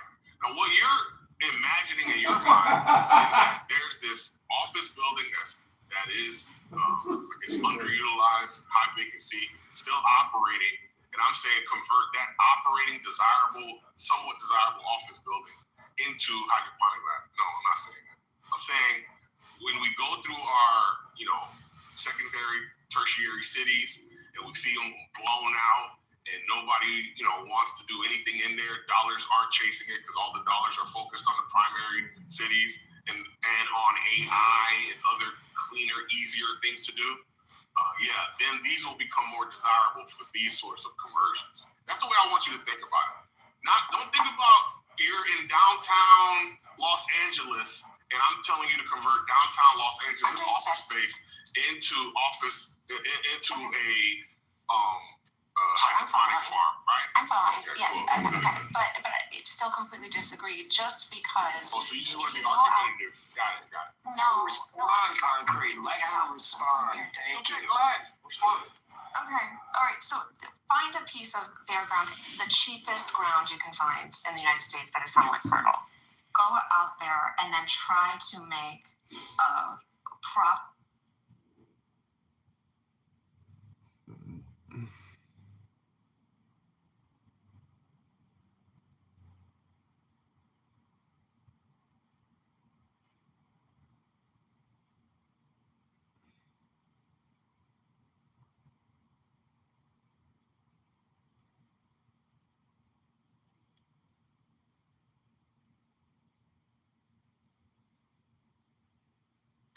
I need to be free of those telling me what to do in order to attain my real fulfillment. If I suppress my sensual impulses and urges, I may do harm to my natural development. I am a mature person. I can read whatever I wish. Watch whatever kind of TV program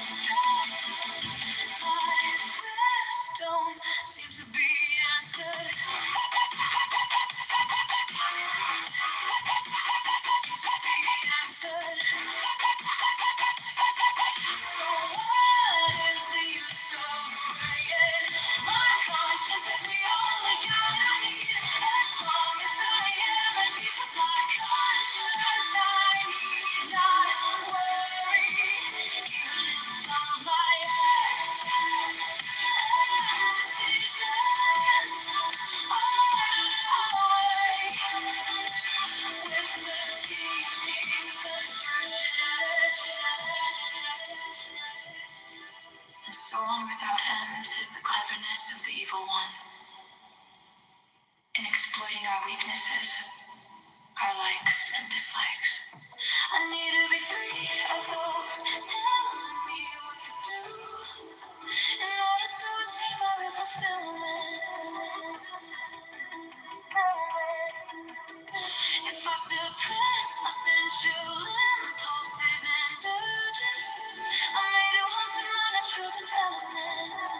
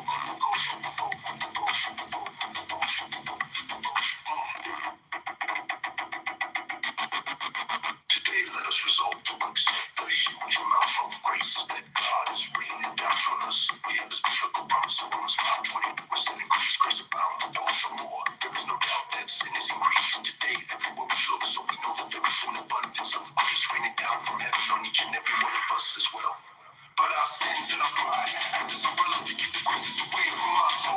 So let's pray, grace, to accept the graces.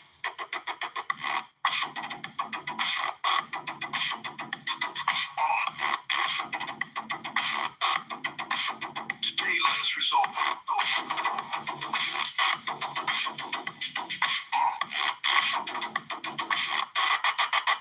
Today let us resolve to accept the huge amount of graces that God is bringing down on us. We have His biblical promise in Romans 5:22. We're sending grace abounded all the more. There is no doubt that sin is increasing today everywhere we look. So we know that there is an abundance of grace raining down from heaven on each and every one of us as well.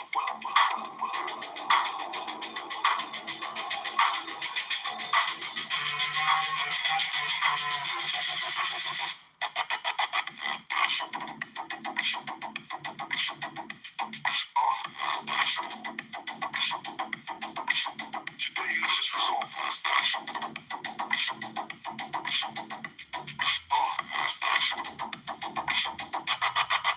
Today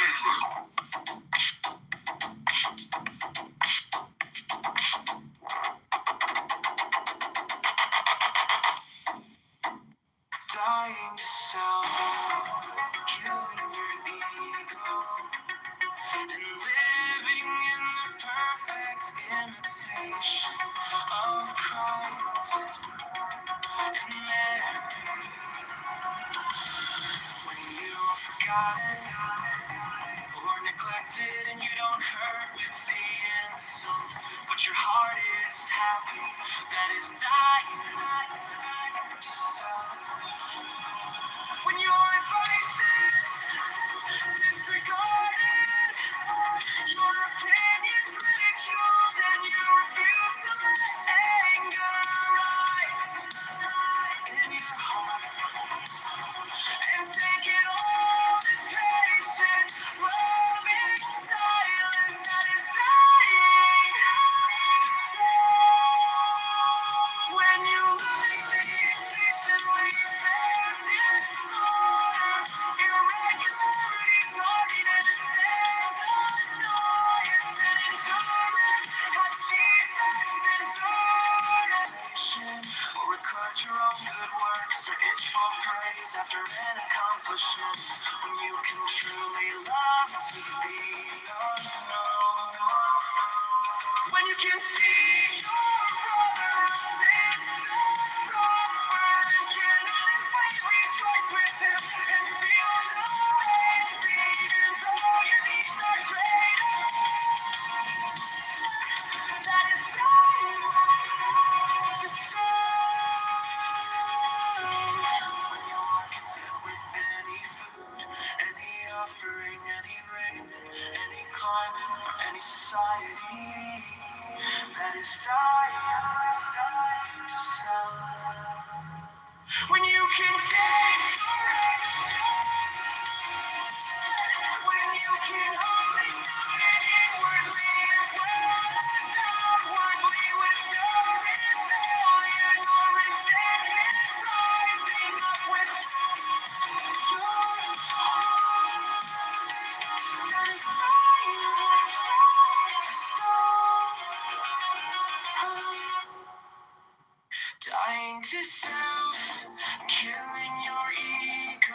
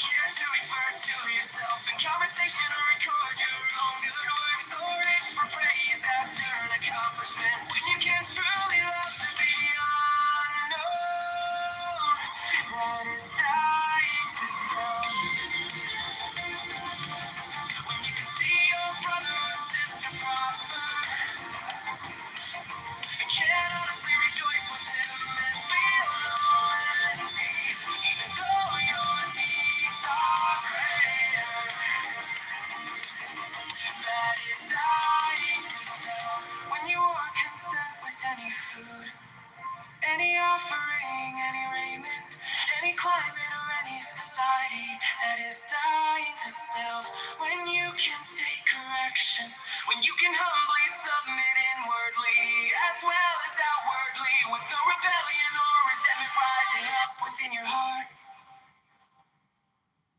that is dying to self.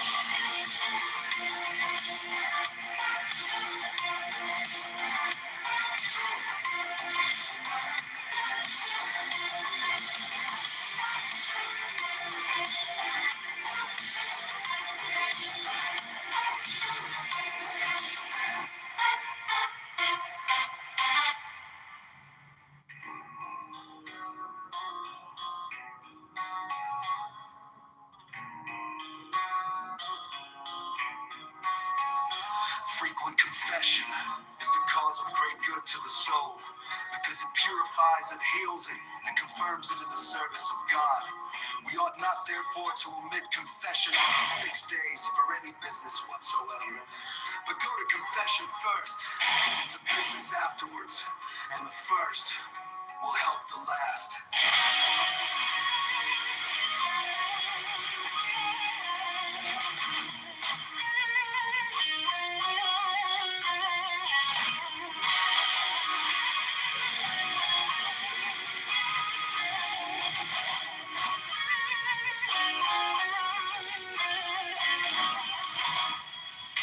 When we go to confession, we ought to persuade ourselves to find Jesus Christ in the person of our confessor. Give me 10 men really detached from the world, and I have the heart to believe I could convert the world with them. He who communicates often as he ought to do brings forth good fruit, the fruit of humility, the fruit of patience, the fruit of all the virtues. 5 penitents ought not to go to confession for temporal ends, to get alms and the like. We ought to make no account of an immodest person, notwithstanding that he may possess other virtues. 7, the Holy Spirit says of relates to pastor. He who hears and obeys his superiors hears and obeys me, and he who despises them despises and disobeys me. If the servant of God would fain walk with more security through so many snares scattered in every place, he should have our blessed lady as his mediatrix with her son. The sick man may desire to get well, provided he seals his desire always with an if it please God. If it is good for my soul, for we can do many good things in health which sickness hinders us from doing. Sin and sickness we ought to ask God to give us patience, because it often happens that when a man gets well, he not only does not do the good he proposed to do when he was sick, but he multiplies his sins in his ingratitude. Mold is a blind rat which always stays in the ground. It eats earth and hollows it out, but is never satisfied with it. So is the avaricious man or woman. 12 penitents should never make vows without the advice of their spiritual fathers. If we do make such vows, it is best to make them conditionally. For example, I make a vow to have 2 masses said on S. Lucy's day, with this bargain: if I can, if I do not forget it, because if I do not remember it, I do not wish to be bound. I do not wish to be bound. I do not wish to be bound.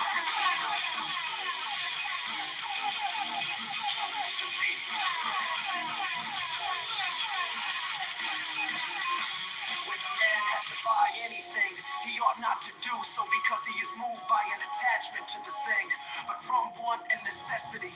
For it will never do to buy attachments. 15 certain little voluntary attachments of self-love must be cut through, and then we must dig round them and then remove the earth till we get down deep enough to find a place where they are rooted and interlaced together. 16, a person must be ready to endure when through a virtuous motive he is mortified by others, and even when God permits him to be in bad odor with others and regarded and driven away as an infected sheep. 17, our enemy, the devil, who fights with us in order to vanquish us, seeks to disunite us in our houses and to breed quarrels, dislikes contests and rivalries, because while we are fighting with each other, he comes and conquers us and makes us more securely his own.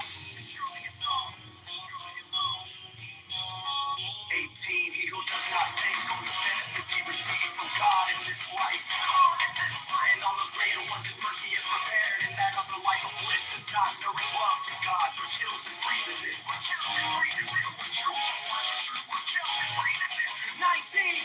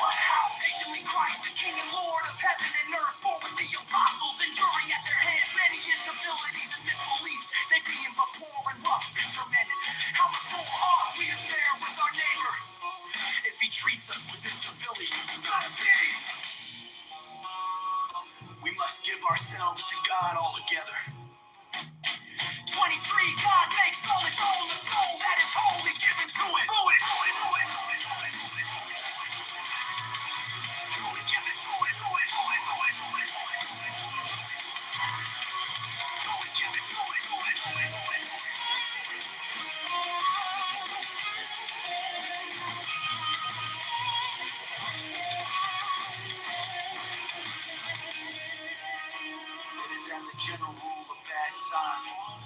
When a man has not a particular feeling of devotion on the chief feasts of the year, let us reflect that the word left heaven and stoop to become man for us. 23. Besides pardoning those who persecute us, we ought to feel pity for the delusion they are laboring under. 27. To one who really loves God, there is nothing more harassing or burdensome than life.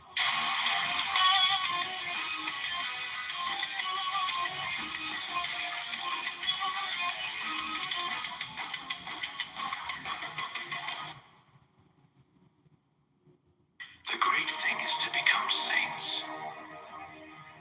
In order to enter paradise, we must be well justified and well purified.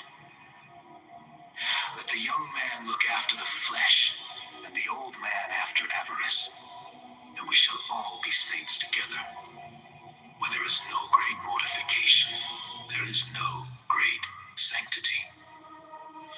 The sanctity of a man lies in the breadth of 3 fingers, the forehead. That is to say, in mortifying the understanding, which would fain reason upon things. He who really wishes to become a saint must never defend himself, except in a few rare cases, but always acknowledge himself in fault, even when what is alleged against him is untrue. What we know of the virtues of the saints is the least part of them. The relics of the saints ought to be venerated, and we may laudably keep them in our room, but it is not well, unless for some grave occasion, to wear them on our persons, because it will often happen then that they are not treated with all the respect which is becoming. 9. The old patriarchs possessed riches and had wives and children, but they lived without defiling their affections with these things, although they possessed them, because they only allowed themselves the use of them and were ready to abandon them in whatever way the majesty of God might require of them. 10. We ought to pray God importunately to increase in us every day the light and heat of his goodness. 11. It is an old custom with the servants of God always to have some little prayers ready, and to be darting them up to heaven frequently during the day, lifting their minds to God from out of the filth of this world. He who adopts this plan will get great fruit with little pains. 12 tribulations, if we bear them patiently, for the love of God appear bitter at first, but they grow sweet when one gets accustomed to the taste. The man who loves God with a true heart and prizes him above all things sometimes sheds floods of tears and prayer, and has an abundance of favors and spiritual feelings coming upon him with such vehemence that he is forced to cry out, Lord, let me be quiet. But a man ought not to seek for these sweetnesses and sensible devotions forcibly, for he will be easily deluded by the devil and will run a risk of injuring his health. When the soul lies resignedly in the hands of God and is contented with the divine pleasure, it is in good hands and has the best security that good will happen to it. To be entirely conformed and resigned to the divine will is truly a road in which we cannot get wrong, and is the only road which leads us to taste and enjoy that peace which sensual and earthly men know nothing of. Empty resignation is all in all to the sick man. He ought to say to God, Lord, if you want me, here I am. Although I have never done any good, do with me what you will. 18. Never make a noise of any sort in church, except for the greatest necessity. 19. Patience is necessary for the servant of God, and we must not be distressed in trouble, but wait for consolation. 20. When seculars have once chosen their secular state, let them persevere in it, and in the devout exercises which they have begun, and in their works of charity, and they shall have contentment of their death. 21. The vocation to the religious life is one of the great benefits which the Mother of God obtains from her Son for those who are devoted to her. 22. There is nothing more dangerous in the spiritual life than to wish to rule ourselves after our own way of thinking. 21. Among the things we ought to ask of God is perseverance in well-doing and in serving the Lord, because if we only have patience, persevere in the good life we have begun to lead, we shall acquire a most eminent degree of spirituality. Glory, he is perfect in the school of Christ, who despises being despised, rejoices in self-contempt, and accounts himself to be very nothingness.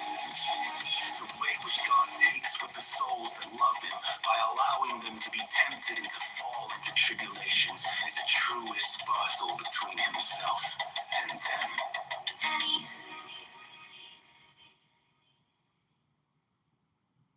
In passing from a bad state to a good one, there is no need of counsel, but in passing from a good one to a better time, counsel and prayer must go to decision. We must continually pray to God for the conversion of sinners, thinking of the joy there is in heaven both to God and the angels in the conversion of each separate sinner. To speak of ourselves without cause, saying, I have said, I have done, incapacitates us from receiving spiritual consolations. We ought to desire to be in such a condition as to want sixpence and not be able to get it. Let us despise gold, silver, jewels, and all that the blind and cheated world vainly and ignorantly prizes. Let us learn here below to give God the confession of praise which we ought to hope to give him in heaven above. He who wishes to go to paradise must be an honest man and a good Christian, and not give heed to dreams. 8 fathers and mothers of families should bring up their children virtuously, looking at them rather as God's children than their own, and to count life and health and all they possess as loans which they hold of God. In saying the Pater Noster, we ought to reflect that we have God for our Father in heaven, and so go on making a sort of meditation of it word by word. Tend to make ourselves disaffected to the things of the world. It is a good thing to think seriously of the end of them, saying to ourselves, and then, 11. The devil, who is a most haughty spirit, is never more completely mastered than by humility of heart and a simple, clear, undisguised manifestation of our sins and temptations to our confessor. 12. We ought not ordinarily to believe prophecies or to desire them, because it is possible there may be many deceits and snares of the devil therein. It is a most useful thing, when we see another doing any spiritual good to his neighbor, to seek by prayer to have a part in that same good which the Lord is working by the hand of another. At communion, we ought to ask for the remedy of the vice to which we feel ourselves most inclined. 15. To him who truly loves God, nothing more displeasing can happen than the lack of occasion to suffer for him. 16. We ought to hate no one, for God never comes where there is no love of our neighbors. We must accept our own death and that of our relations when God shall send it to us, and not desire it at any other time, for it is sometimes necessary that it should happen at that particular moment for the good of our own and their souls. 18. The perfection of a Christian consists in knowing how to mortify himself for the love of Christ. He who desires ecstasies and visions does not know what he is desiring. 20. As for those who run after visions, dreams, and the like, we must lay hold of them by the feet and pull them to the ground by force, lest they should fall into the devil's net, when according to the rules of the fathers and ancient monks, whoever wishes to advance in perfection must hold the world in no reputation. For it is nothing more displeasing to God than our being inflated with self-esteem. When a man knows how to break down his own will and to deny his soul what it desires, he's got a good degree in virtue. When a man falls into any bodily infirmity, he must lie and think and say, God has sent me this sickness because he wishes something of me. I must therefore make up my mind to change my life and become better. When a man has a tribulation sent him from God and is impatient, we may say to him, you are not worthy that God should visit you. You do not deserve so great a good. Poverty and tribulations are given us by God as trials of our fidelity and virtue, as well as to enrich us with more real and lasting riches in heaven. Scruples ought to be most carefully avoided, as they disquiet the mind and make a man melancholy. Let us throw ourselves into the arms of God and be sure that if he wishes anything of us, he will make us good for all he desires us to do for him. Nothing helps a man more than prayer. Persons who live in the world should persevere in coming to church to hear sermons and remember to read spiritual books, especially the lives of the saints.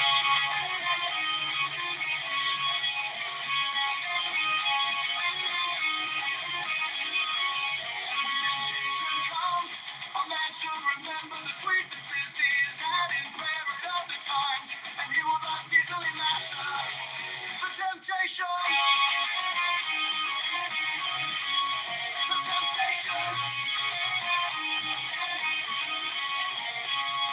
The fervor of spirituality is usually very great in the beginning, but afterwards the Lord fidgets along his sorrow, speaks as though he would go farther. In such a case, we must stand firm and not be disturbed.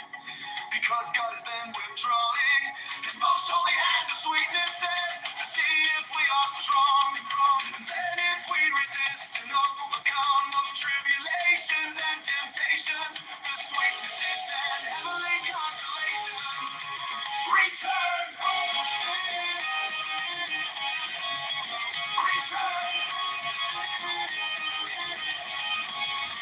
We ought to apply ourselves to the acquisition of virtue, because in the end the whole terminates in greater sweetnesses than before. And the Lord gives us back all our favors and consolations, double five. It is easy to infuse the most fervent devotion into others, even in a short time. But the great matter is to persevere. He who continues in anger, strife and a bitter spirit, has a taste of the arrow hell, seven to obtain the protection of our blessed Lady. Our most urgent wants is very useful to say 63 times after the passion of a rosary. Virgin Mary, Mother of God, pray to Jesus for me. Pray to Jesus for me.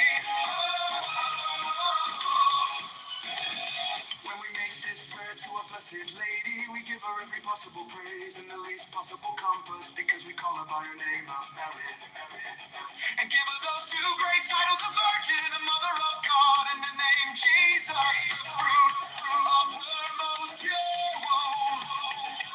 The things of this world do not remain constantly with us, for if we do not leave them before we actually die, in death at least we all infallibly depart as empty-handed as we came. Attempt to pray well requires the whole man. 11. The discipline and other like things are not to be practiced without the leave of a confessor. He who does it of his own mind will either hurt his constitution or become proud, fancying to himself that he has done some great thing.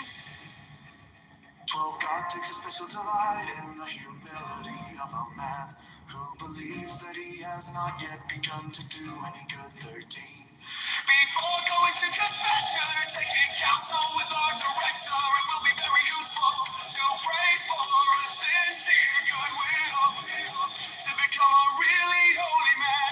14. He who runs away from one cross will meet a bigger one on his road. 15. Christ died for sinners. We must take on therefore and hope that paradise will be ours, provided only we repent of our sins and do good. Never let a sick man set himself to reason with the devil, otherwise he will inevitably be taken in. Let him appeal to his ghostly father, of whom the devil stands in mortal fear.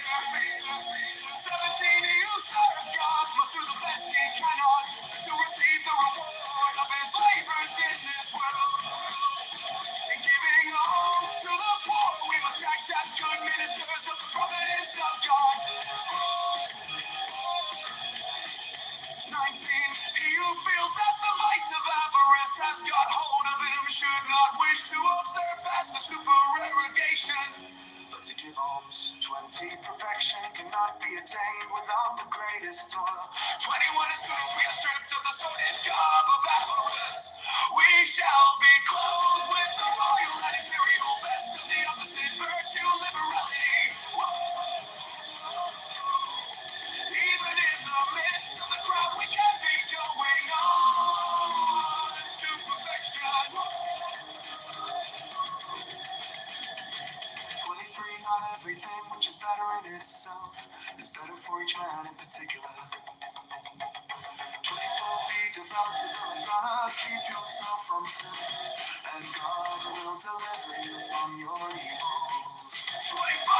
If we wish to keep peace with our neighbors, we should never remind anyone of his natural reflex. We must sometimes bear with little defects in others, as we have against our own will to bear with natural defects in ourselves. 25. Men of rank or just like their equals, and be accompanied by servants, as the state requires, but modesty should go alone.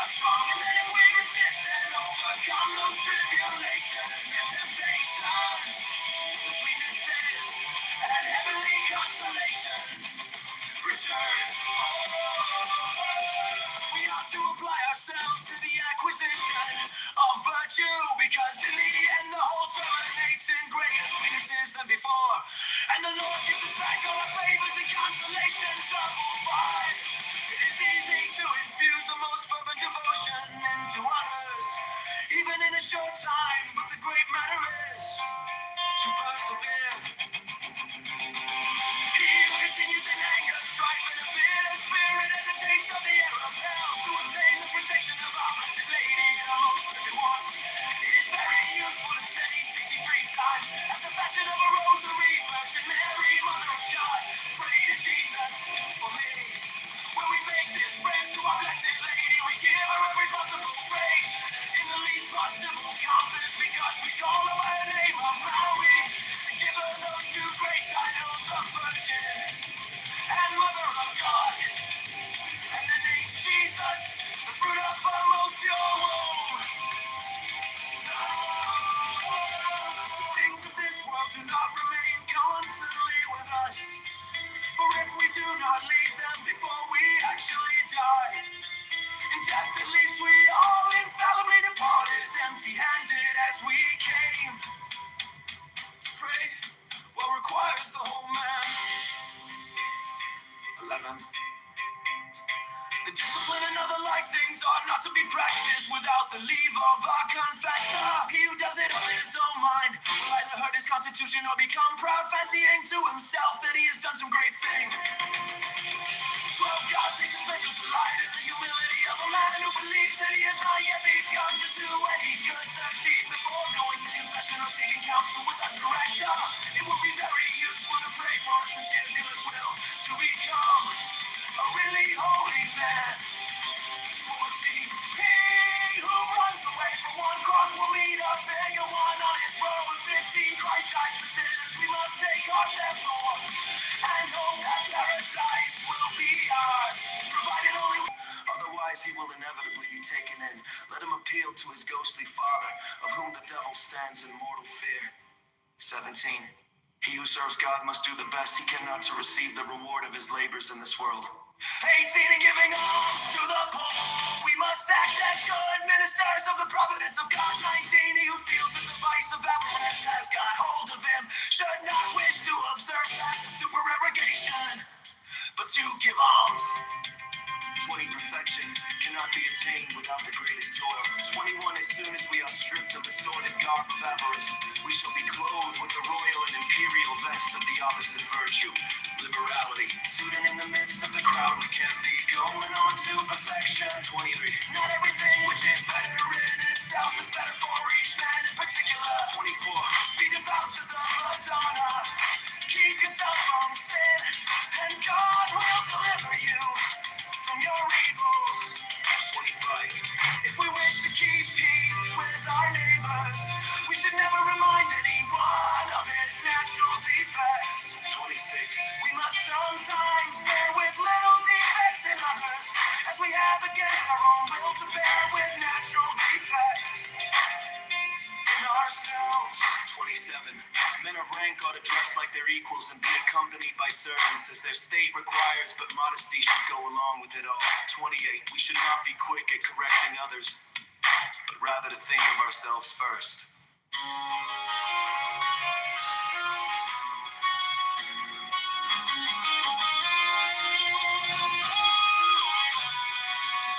Saint Peter and the other apostles and apostolical men, seeing the Son of God born in poverty and then living so absolutely without anything that he had not where to lay his head, and contemplated and dead and naked on a cross, stripped themselves also of all things and took the root of the evangelical counsel. Oh, yeah.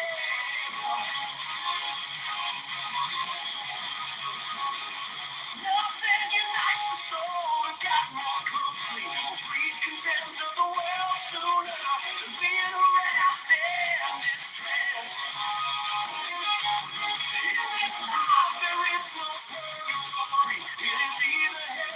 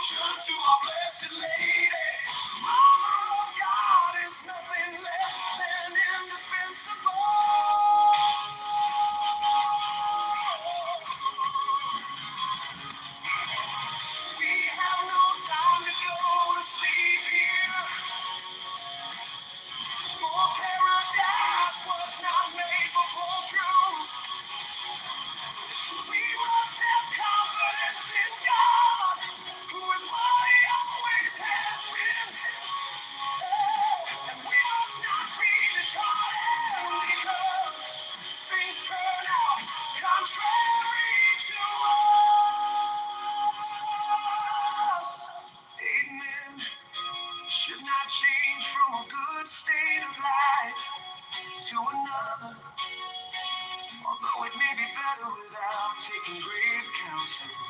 And let everyone stay at home, that is, within himself, and sit in judgment on his own actions, without going abroad to investigate and criticize those of others.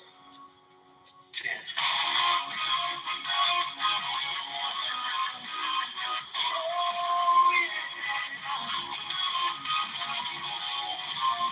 True servants of God until the life and desire death. Another may be better without taking grave counsel.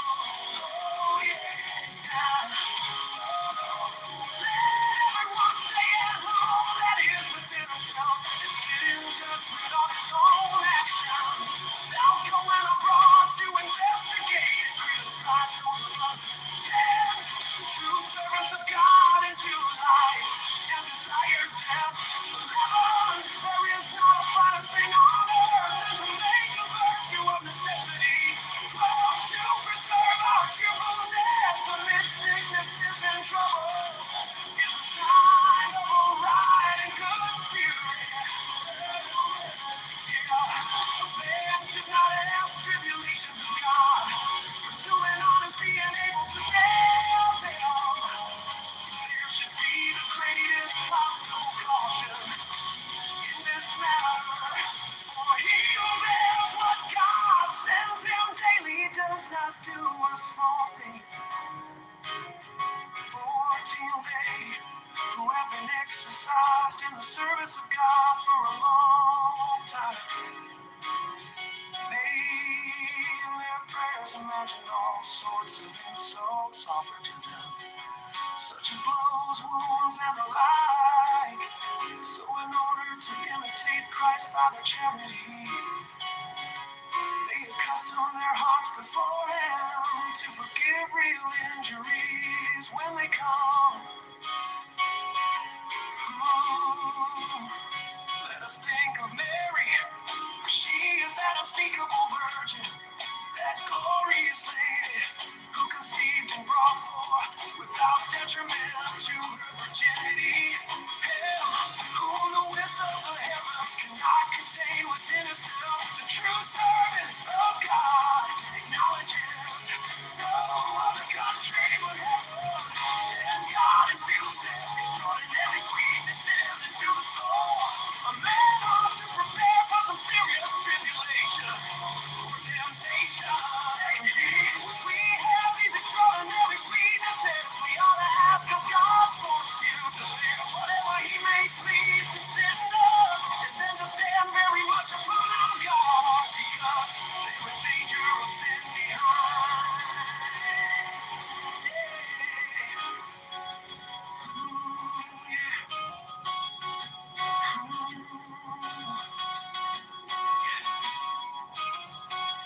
One of the most excellent means of obtaining perseverance is discretion.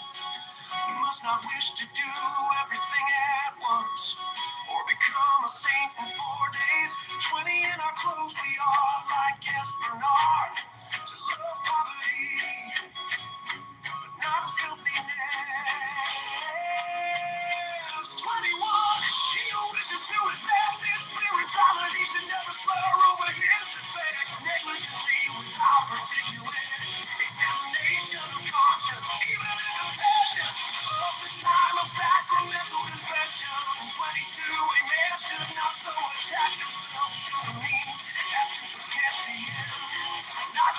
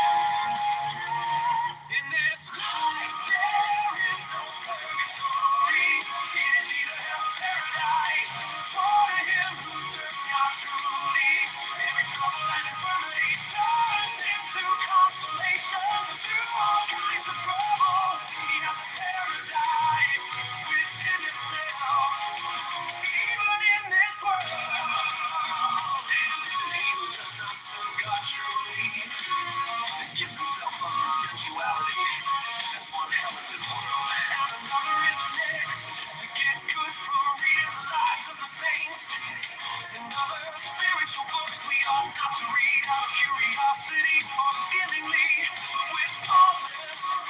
And when we feel ourselves warmed, we ought not to pass on, but to stop and follow up the spirit which is stirring in us. And when we feel it no longer, then to pursue our reading, to begin and end well. Devotion to our Blessed Lady, the Mother of God, is nothing less than indispensable. We have no time to go to sleep here, for paradise was not made for cold truths. We must have confidence in God, who is what He always has been. We must not be disheartened because things turn out contrary to us. England should not change from a good state of life to another, although it may be better without taking grave counsel. Let everyone stay at home, that is, within himself, and sit in judgment on his own actions, without going abroad to investigate and criticize those of others. Tell the true servants of God endure life and desire death in heaven. There is not a finer thing on earth than to make a virtue of necessity. 12 to preserve our cheerfulness amid sicknesses and troubles is a sign of a running good spirit.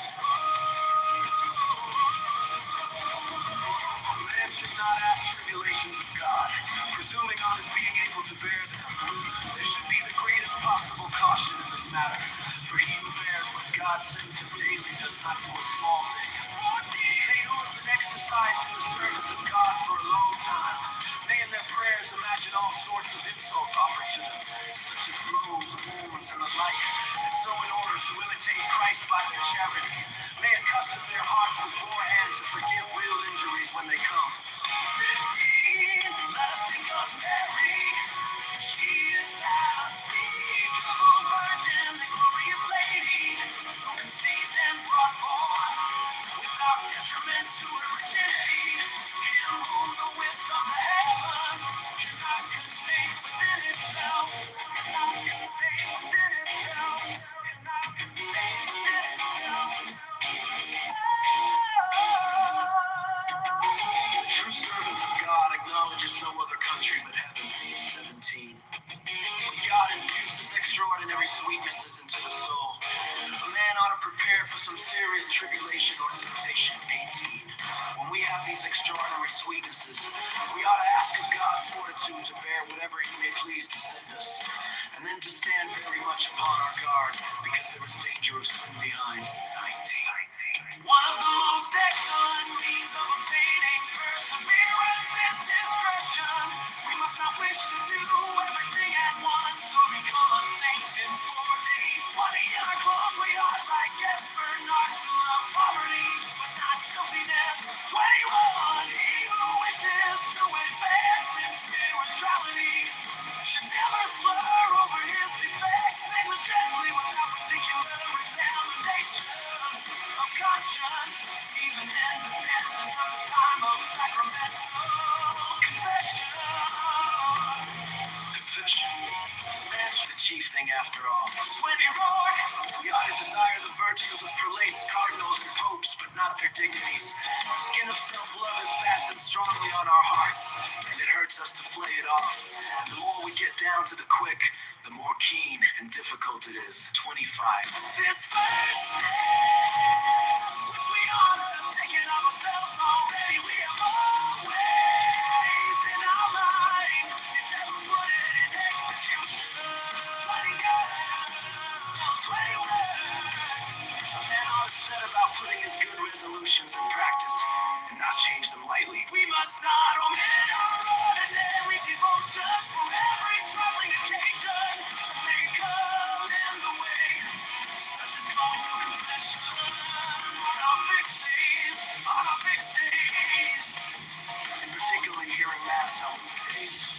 If we wish to go out walking or anything of that sort, let us make our confession and perform our usual exercises first, and then go. It is very useful for those who minister the Word of God or give themselves up to prayer to read the works of authors whose names begin with S, such as Augustine, Saint Bernard, and Saint 21. Nothing more glorious can happen to a Christian than to suffer for Christ.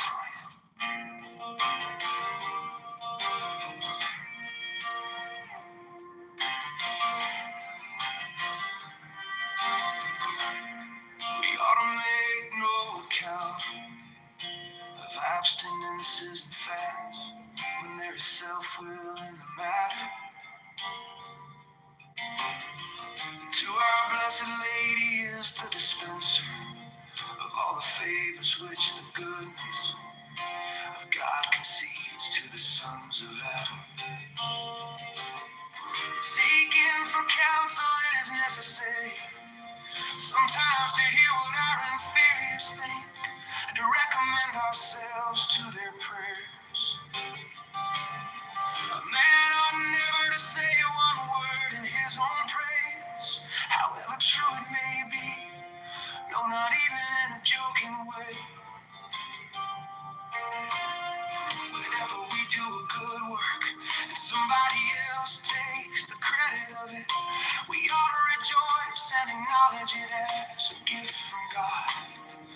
Anyhow, we ought not to be sorry, because if others diminish our glory before men, we shall recover it with all the more honor before God. Let us pray God, if He gives us any virtue or any gift, to keep it hidden even from ourselves, that we may preserve our humility and not take occasion of pride because of it. We ought not to publish or manifest to everyone the inspirations which God sends us, or the favors He grants us. Secretum me.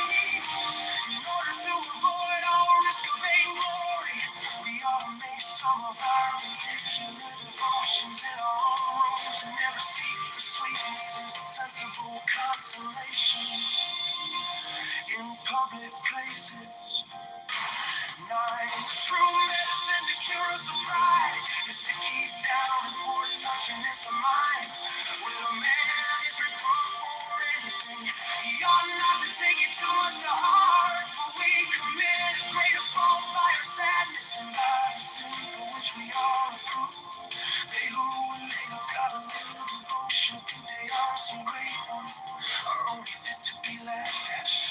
12, humility is the true guardian of chastity. When a man is fallen, he ought to acknowledge it in some such way as this. If I had been humble, I should not have fallen.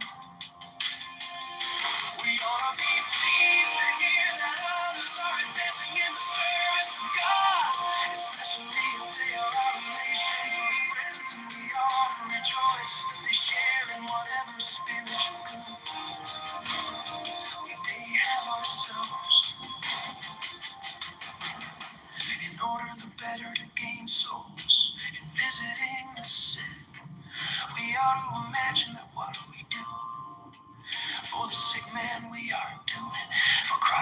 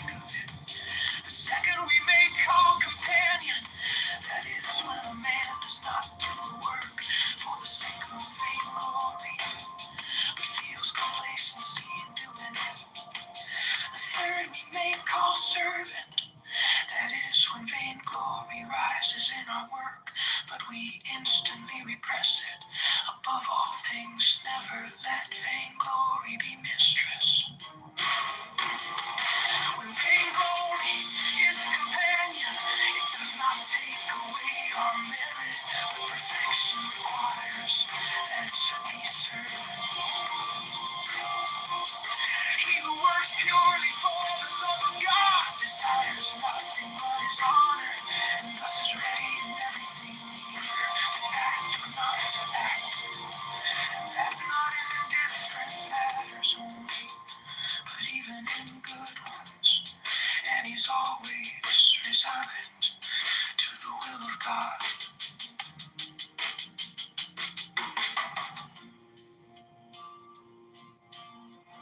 The Lord grants in a moment what we may have been unable to obtain in dozens of years. To obtain perfectly the gift of humility, four things are required: to despise the world, to despise no person, to despise oneself, to despise being despised. 28 perfection consists in leading captive our own will and in playing the king over it. 20 a man ought to mortify his understanding in little things. If he wishes easily to mortify it in great ones, and to advance in the way of virtue.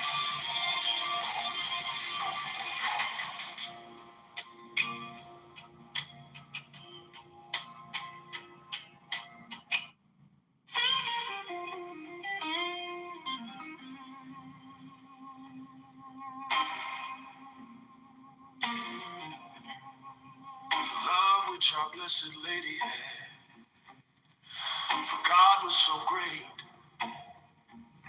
that she suffered keenly through her desire of union with him.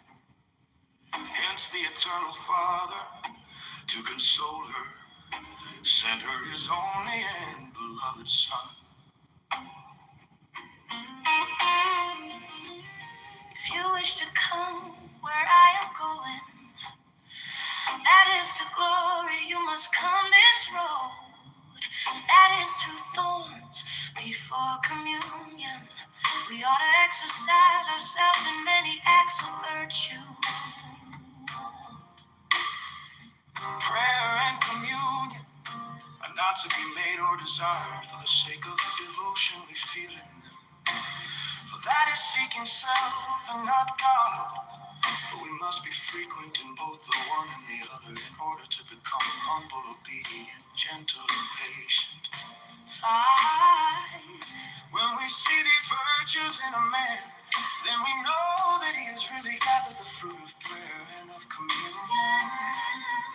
Our sweet Jesus, through the excess of his love and liberality, has left himself to us in the most holy sacrament. Let all go to the Eucharistic table with a great desire for that sacred food. Sit in, sit in, sit in, sit in. Ain't to feel any displeasure, because we are refused. The communion is a sign of hardness, pride, and a want of mortification. Those who are going to communion should prepare themselves for more temptations than usual. For the Lord will not have us stand idle. It is a good thing during the week that follows our communion day to do something more than usual. For example, to say 5 Our Fathers and Hail Marys with our arms extended, or an extra rosary 11. It is not a good thing to load ourselves with many spiritual exercises. It is better to undertake a little and go on with it. For if the devil can persuade us to omit an exercise once, he will easily get us to omit it the second time. And the third, until at last all our pious practices will melt away. And to make light of such defects brings a sort of grossness over his conscience, and then goes wrong altogether. 13, the servant of God ought to seek knowledge, but never to show it or make a parade of it. And let us always go to confession with sincerity, And take this as our rule, never out of human respect to conceal anything from our confessor, however inconsiderable it may be. 15, he who conceals a grave sin in confession is completely in the devil's hands. 16, penitents should not generally change their confessors nor confessors be forward to receive the penitence of others. A few particular cases accepted. 17, when a person who has been living a spiritual life for a long time falls into a serious fault, there is no better way of raising him up again than by exhorting him to manifest his fault to any pious friend with whom he has a particular intimacy. And God will reconduct him to his first estate for the sake of his humility. For young men to make sure of persevering, it is absolutely necessary that they should avoid wicked companions. And be familiar with good wine. In the spiritual life, there are 3 degrees. The first may be called the animal life. This is the life of those who run after sensible devotion, which God generally gives to beginners to allure them onwards by that sweetness to the spiritual life. Just as an animal is drawn on by a sensible object. 20. The second degree may be called the human life. This is the life of those who do not experience any sensible sweetness, but by the help of virtue combat their own passions. The third degree may be called the angelic life. This is the life which they come to, who, having been exercised for a long time in the taming of their own passions, from God a quiet, tranquil, and almost angelic life. Even in this world, feeling no trouble or repugnance in anything. 22 of these 3 degrees, it is well to persevere in the second. Because the Lord will grant the third in his own good time. 23.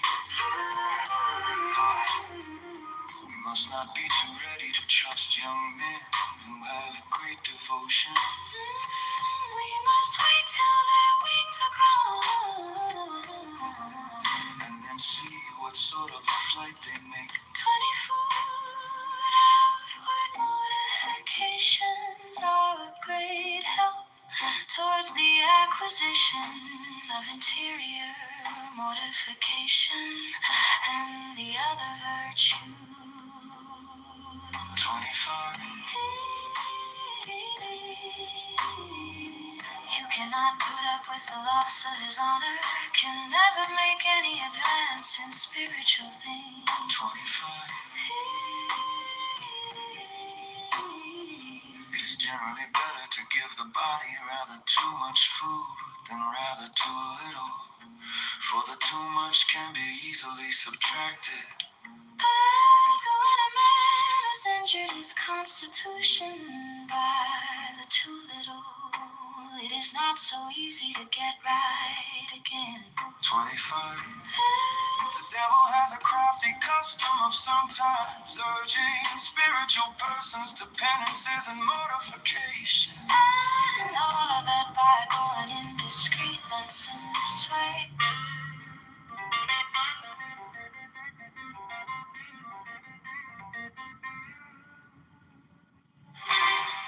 The love which our Blessed Lady had for God was so great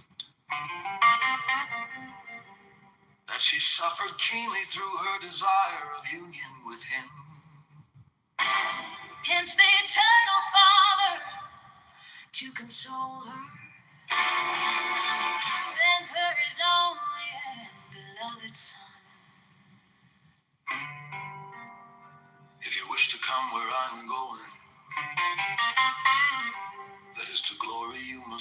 this road that is through thorns. Before communion, we ought to exercise ourselves in many acts of virtue. Prayer and communion are not to be made or desired for the sake of the devotion we feel in them. For that is seeking self and not God. But we must be frequent in both the one and the other in order to become humble, obedient, gentle, and patient. When we see these virtues in a man, then we know that he has really gathered the fruit of prayer and of communion. Our sweet Jesus, through the excess of his love and liberality, has left himself to us in the most holy sacrament. Let all go to the Eucharistic table with a great desire for that sacred food, seats yet,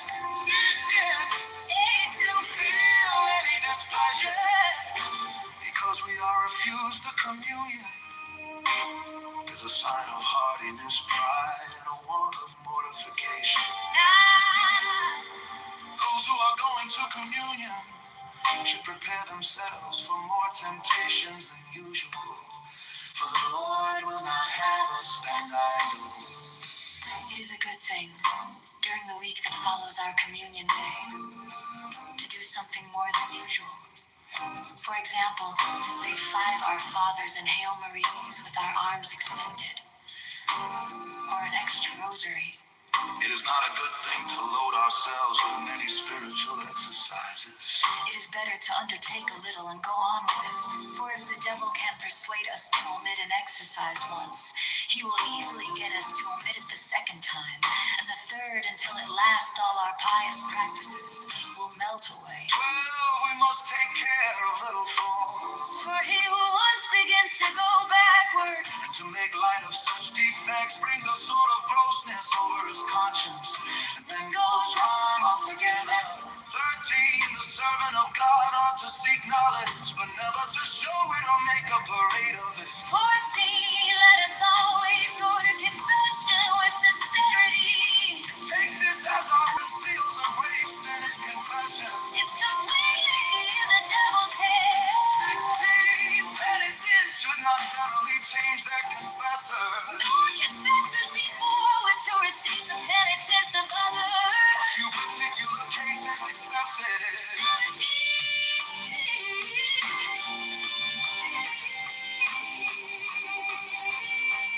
when a person who has been living a spiritual life for a long time falls into a serious fault, there is no better way of raising him up again than by exhorting him to manifest his fault to any pious friend with whom he has a particular intimacy. And God will reconduct him to his first estate for the sake of his humility. 18, for young men to make sure of persevering, it is absolutely necessary that they should avoid wicked companions and be familiar with good ones. 19, in the spiritual life, there are 3 degrees. The first may be called the animal life. This is the life of the wife. Just as an animal is drawn on by a sensible object. 20, the second degree may be called the human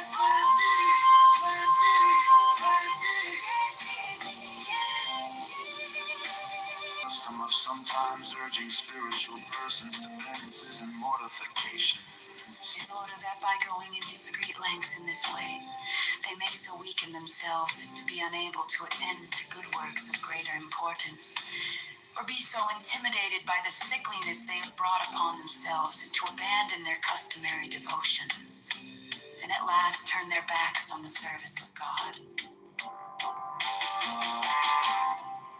If a man finds it very hard to forgive injuries, let him look at a crucifix and think that Christ has shed all his blood for him, and not only forgave his enemies, but prayed the eternal Father to forgive them also. Let him remember also that when he says the Pater Noster every day, instead of asking pardon for his sins, he is calling down vengeance upon them. 3 men are generally the carpenters of their own crosses. For let us concentrate ourselves so completely in the divine love, and enter so far into the living fountain of wisdom through the wounded side of our incarnate God, that we may deny ourselves and our self-love, and so be unable to find our way out of that wound again. We must not give up praying and asking, because we do not get what we ask all at once. He who is unable to spend a long time together in prayer should often lift up his mind to God by ejaculations. We must often remember what Christ said, that not he who begins, but he that perseveres to the end shall be saved. We ought to abhor every kind of affectation, whether in talking, dressing, or anything else. 9. When a scrupulous person has once made up his mind that he has not consented to a temptation, he must not reason the matter over again to see whether he has really consented or not, for the same temptations often return by making this sort of reflections. If those who are molested by scruples wish to know whether they have consented to a suggestion or not, especially in thoughts, they should see whether, during the temptation, they have always had a lively love to the virtue opposed to the vice in respect of which they were tempted, and hatred to that same vice, and this is mostly a good proof that they have not consented.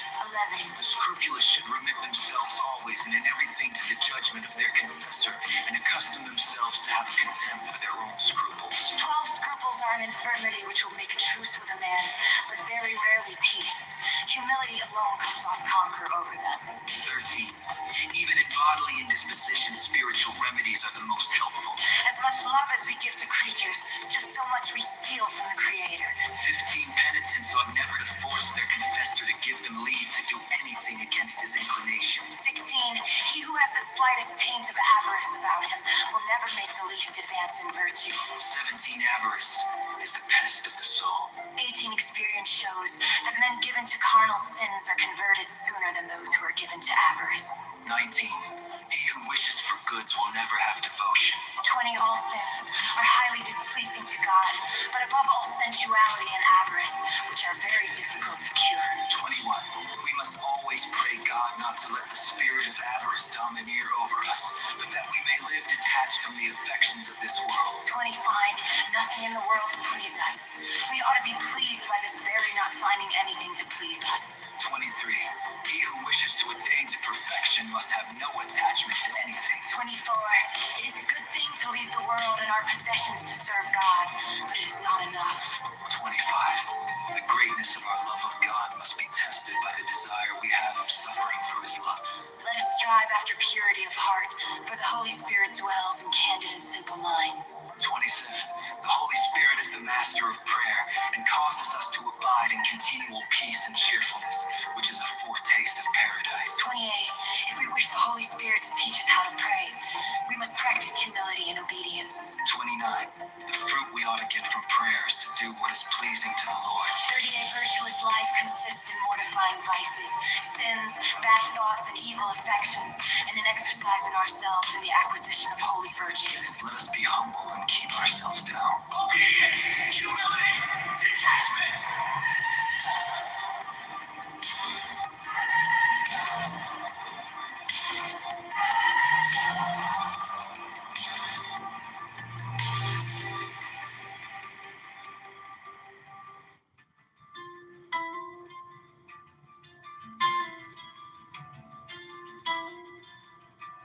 To acquire and preserve the virtue of chastity, we have need of a good and experienced confessor. Let a man who desires the first place take the last,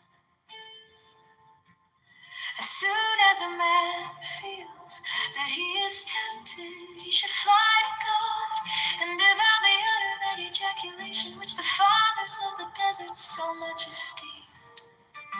Deus in agitorium meum intendi, Domini ad adjuvandum me festina, or that verse, cor mundum crea in me Deus. When sensual thoughts come into the mind, we ought immediately to make use of our minds and fix them instantaneously upon something or other. No matter what, never say what great things the saints do, but what great things God does in his saints. In the warfare of the flesh, only cowards gain the victory. That is to say, those who fly. We should be less alarmed for one who is tempted in the flesh and who resists by avoiding the occasions, than for one who is not tempted and is not careful to avoid the occasions.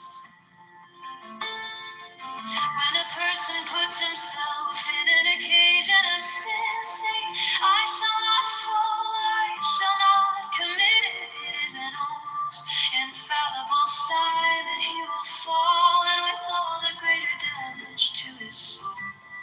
It is a most useful thing to say often and from the heart, Lord, do not put any confidence in me. For I am sure to fall if thou dost not help me, or, oh my Lord, look for nothing but evil from thee.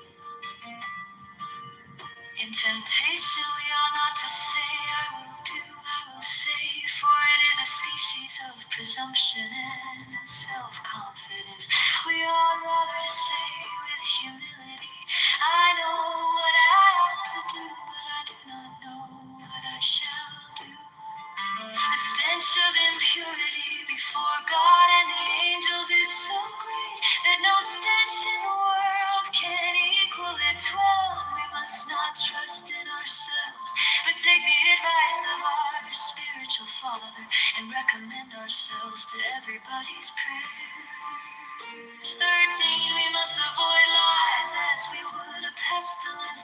When we go to confession, we should accuse ourselves of our worst sins first, and of those things which we are most ashamed of, because by this means we put the devil to greater confusion and reap more fruit from our confession. 15, one of the very best means of obtaining humility is sincere and frequent confession.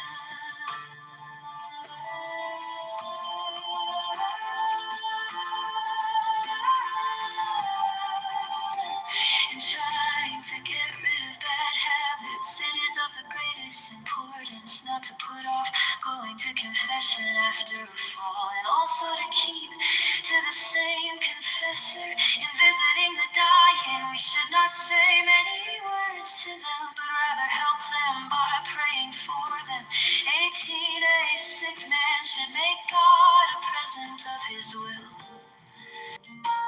The sick man must not fear when he is tempted to lose confidence, for if he has sinned, Christ has suffered and paid for him.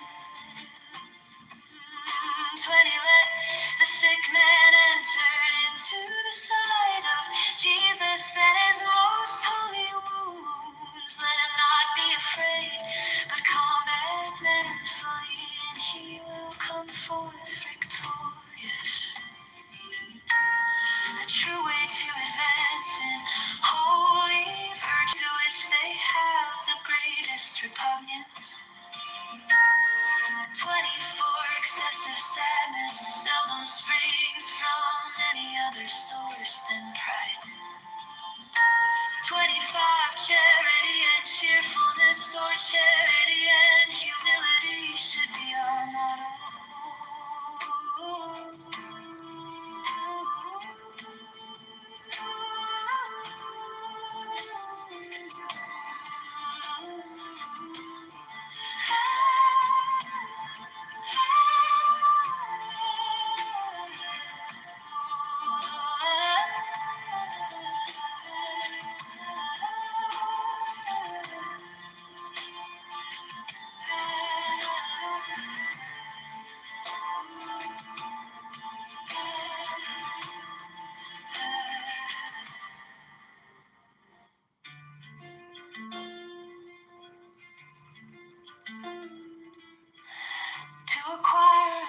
preserve the virtue of chastity. We have need of a good and experienced confessor. Let a man who desires the first place take the last, as soon as a man feels that he is tempted. He should fly to God and devoutly utter that ejaculation which the fathers of the desert so much esteemed. Deus in agitatorium mementendi, Domine ad adjuvandum me festina. Or that verse cormundum crea in me Deus. When sensual thoughts come into the mind, we ought immediately to make use of our minds and fix them instantaneously upon something or other, no matter what. Never say what great things the saints do, but what great things God does in his saints. In the warfare of the flesh, only cowards gain the victory, that is to say, those who fly. We should be less alarmed for one who is tempted in the flesh, and who resists by avoiding the occasions, than for one who is not tempted and is not careful to avoid the occasions. When a person puts himself in an occasion of sin, saying, I shall not fall, I shall not commit it, it is an almost infallible sign that he will fall, and with all the greater damage to his soul. It is a most useful thing to say often and from the heart, Lord, do not put any confidence in me, for I am sure to fall if thou dost not help me. Or, oh my Lord, look for nothing but evil from me.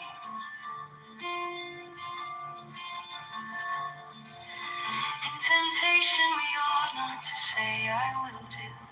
I will say, for it is a species of presumption and self-confidence. We ought rather to say with humility, I know what I ought to do, but I do not know what I shall do. The stench of impurity before God and the angels is so great that no stench in the world can equal it.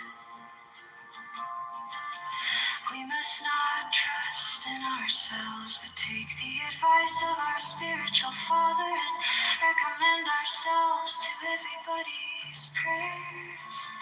We must avoid lies as we would a pestilence.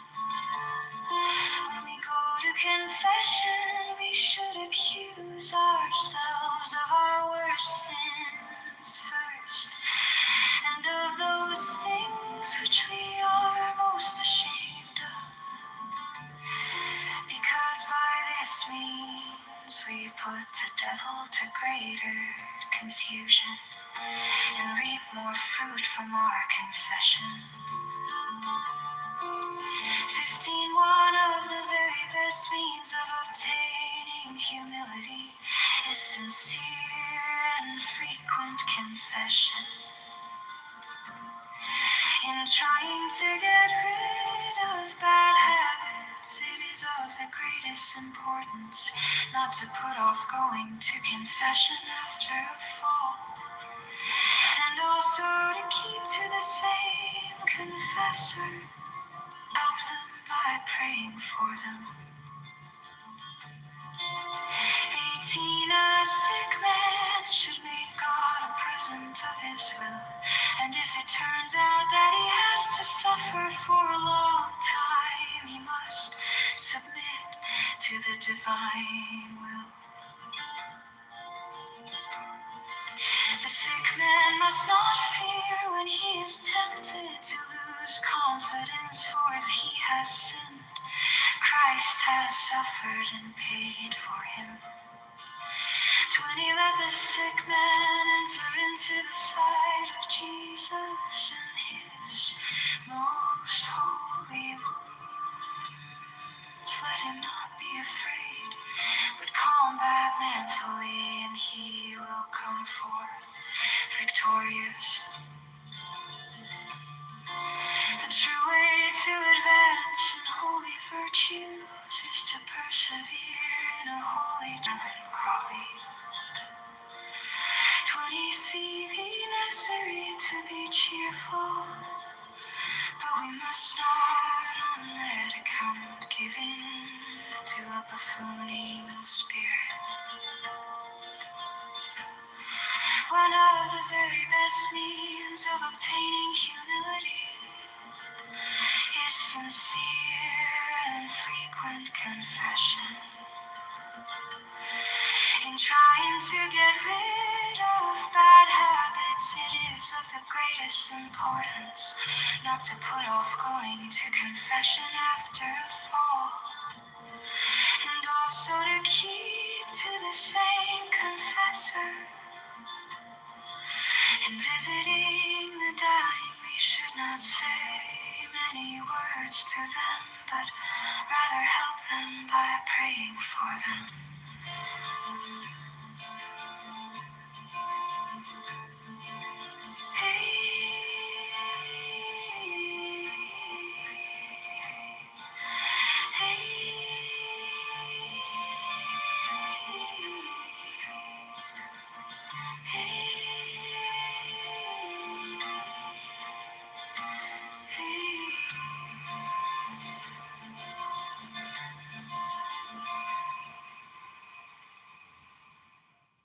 We must never pray for a favor for anyone, except conditionally, saying, if it please God or the like.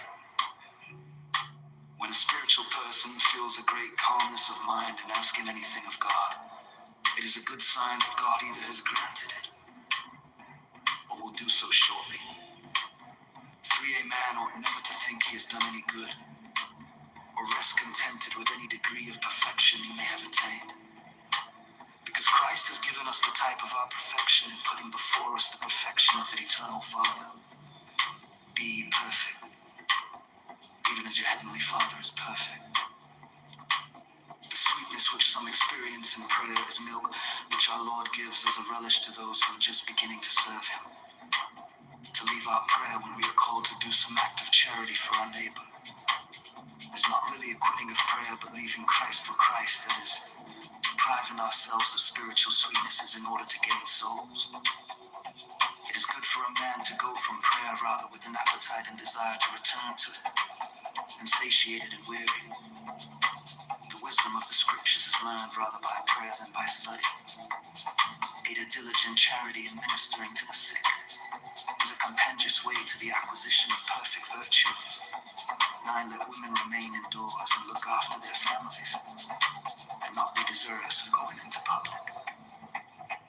We must pray incessantly for the gift of perseverance. We must not leave off our prayers because of distractions and restlessness of mind, although it seems useless to go on with them.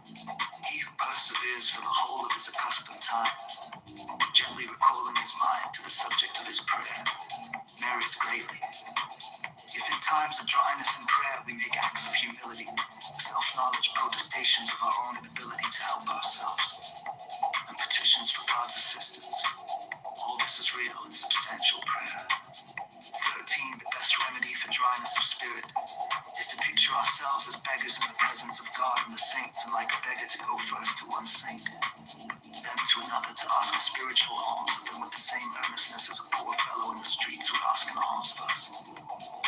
We may ask a spiritual alms even corporally, by going first to the church of one saint, and then to the church of another to make our petition. Without prayer, a man will not persevere long in spirituality. We must have recourse to this most powerful means of salvation every day. If young men wish to protect themselves from all danger of impurity, let them never retire to their own rooms immediately after dinner, either to read or write or do anything else, but let them remain in conversation. Because at that time the devil is wont to assault us with more than usual vehemence. And this is that demon which is called in Scripture the noonday demon, and from which holy David prayed to be delivered. If young men would preserve their purity, let them avoid bad company. 18, let them also avoid nourishing their bodies delicately. It is God's custom to interweave human life with a trouble and consolation, at least of an interior sort ultimately. Only young men should be very careful to avoid idleness. 21, when fathers have given their sons a good education and put everything clearly and distinctly in train for them, the sons who succeed them and continue to follow the road marked out for them will have the advantage of seeing their family persevere in holy ways and in the fear of God. In order to preserve their purity, young men should frequent the sacraments, especially confession. We must never trust ourselves, for it is the devil's way first to get us to feel secure and then to make us fall. We ought to fear and fly temptations of the flesh, even in sickness and in old age itself, and so long as we can open and shut our eyelids. For the spirit of incontinence gives no truce either to place, time, or person. Our sweet Christ, the Word incarnate, has given himself to us for everything that was necessary for us, even to the hard and ignominious death upon the cross. One of the most efficacious means of keeping ourselves chaste is to have compassion for those who fall through their frailty, and never to boast in the least of being free, but with all humility to acknowledge that whatever we have is from the mercy of God. To be without pity for other men's falls is an evident sign that we shall fall ourselves shortly. In the matter of purity, there is no greater danger than the not fearing the danger. When a man does not distrust himself and is without fear, it is all over with him. He who wishes to be wise without the true wisdom, or saved without the Savior, is not well, but sick is not wise, but a fool.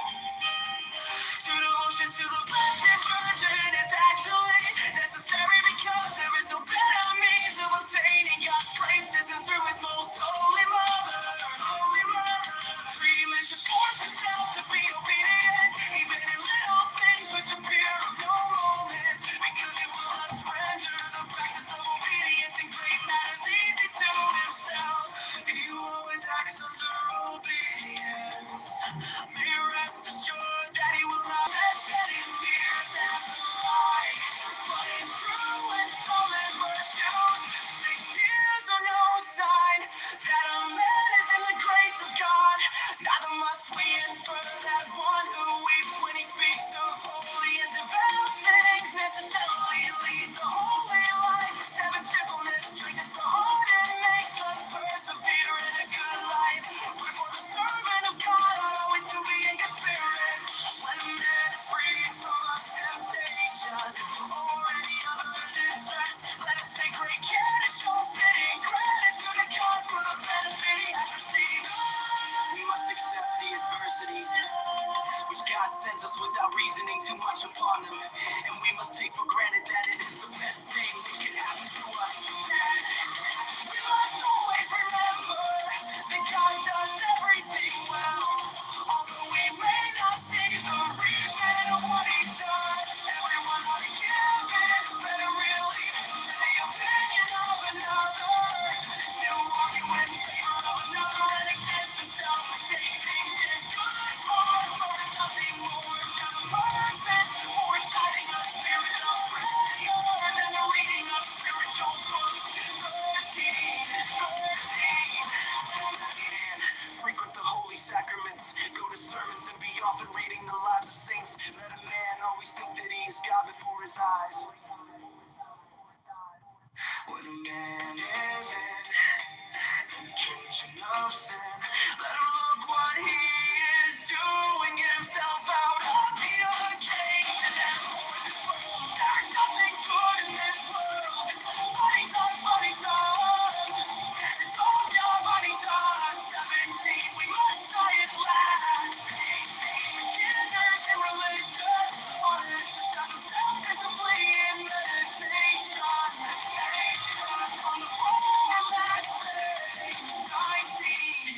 not go down into hell while he is alive.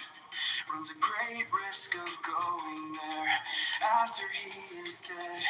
20, the greatest help to perseverance in the spiritual life is the habit of prayer, especially under the direction of our confessor. 21, there is nothing the devil fears so much, or so much tries to hinder his prayer.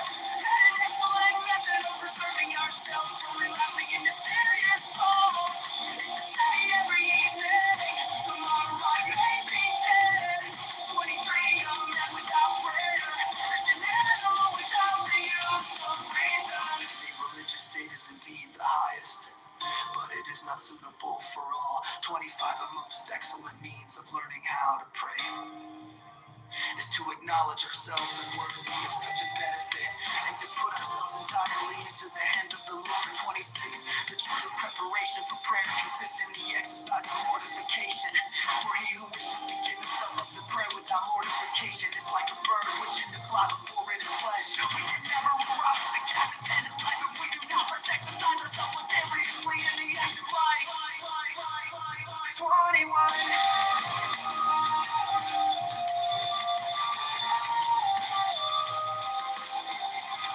We must exercise the spirit which God gives us in prayer. And follow that. When, for example, it inclines us to meditate on the passion, we must not wish to meditate on some other mystery. 21.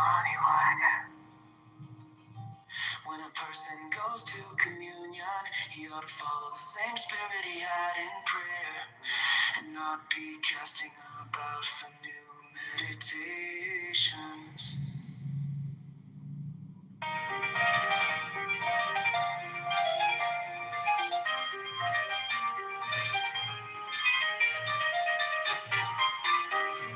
Well, when shall we have a mind to begin to do good? Tu nulla dies sine linea. Do not let a day pass without doing some good during it. We must not be behind time in doing good, for death will not be behind his time. For happy is the youth, because he has time before him to do good. It is well to choose some one good devotion, and to stick to it, and never to abandon it. He who wishes for anything but Christ does not know what he wishes. He who asks for anything but Christ does not know what he is asking. He who works and not for Christ does not know what he is doing. Let no one wear a mask, otherwise he will do ill, and if he has one, let him burn it.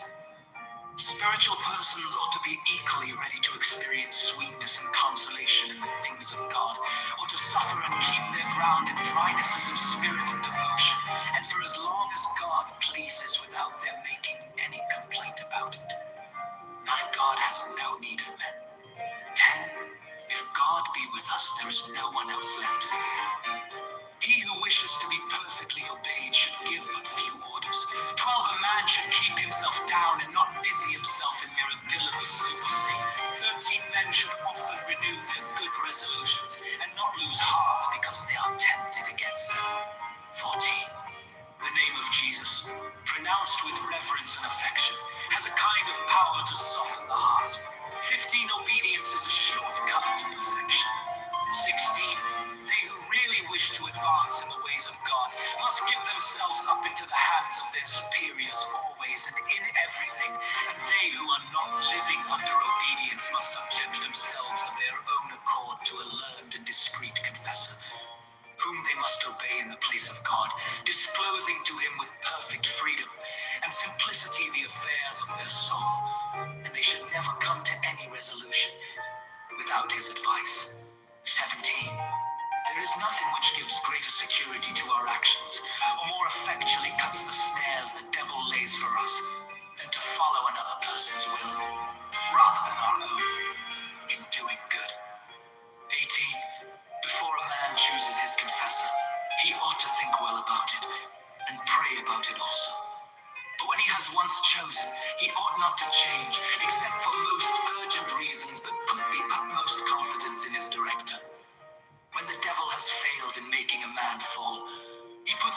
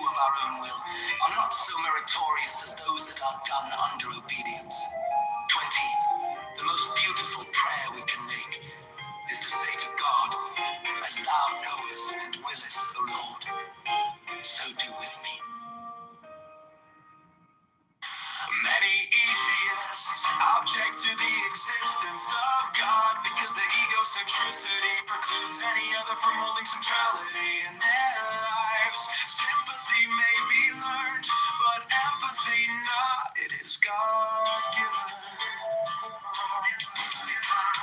The church tells us much about giving from our abundance, but sparingly little on the humility and grace required to receive when we find ourselves in need. Many faiths have inclusive and exclusory clauses forbidding the healthy interaction of the members with others of different faiths, forbidding the company, sharing their food, even forbidding love and marriage. Is it not telling that not one of these exclusive faiths forbids a taking the money from those whom they exclude? Space is the vast canvas upon which God sketches out his designs, and upon which he paints his celestial masterpiece. No man, certainly no spiritual leader, dare be entrusted with one's personal spirituality. It is your responsibility and yours alone to work out with mindful intent and critical assessment. To abdicate one's spiritual well-being is a dereliction of one's God-instructed responsibility. Any man that controls another man's spiritual walk does so at the peril to his soul. For God does not bestow this responsibility upon any man or woman, and to assume it is to take on a mantle that not even God assumes. That not even God assumes. The atheist object to the existence of God, because their egocentricity precludes any other from holding centrality in their lives. Sympathy may be learned, but empathy not. It is God-given. The church tells us much about giving from our abundance, but sparingly little on the humility and grace required to receive when we find ourselves in need. Many faiths have inclusive and exclusory clauses forbidding the healthy interaction of their members with others of different faiths, forbidding their company, sharing their food, even forbidding love and marriage. Is it not telling that not one of these exclusive faiths forbids the taking of money from those whom they exclude? Space is a vast canvas upon which God sketches out his designs, and upon which he paints his celestial masterpiece. No man, certainly no spiritual leader, dare be entrusted with one's personal spirituality. It is your responsibility and yours alone to work out with mindful intent and critical assessment. To abdicate one's spiritual well-being is a dereliction of one's God-instructed responsibility. Any man that controls another man's spiritual walk does so at the peril to his soul. For God does not bestow this responsibility upon any man or woman, and to assume it is to take on a mantle that not even God assumes. That not even God assumes.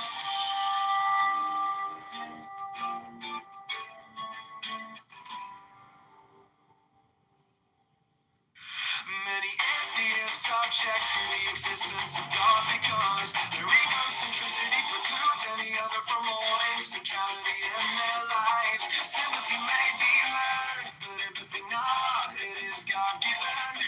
The church tells us much about giving from our abundance, but sparingly little on the humility and grace required to receive when we find ourselves in need. Many faiths have inclusive and exclusory clauses forbidding the healthy direction of their members with others of different faiths, forbidding the company, sharing their food, even forbidding love and marriage. Is it not telling that not one of these exclusive faiths forbids the taking the money from those who may exclude?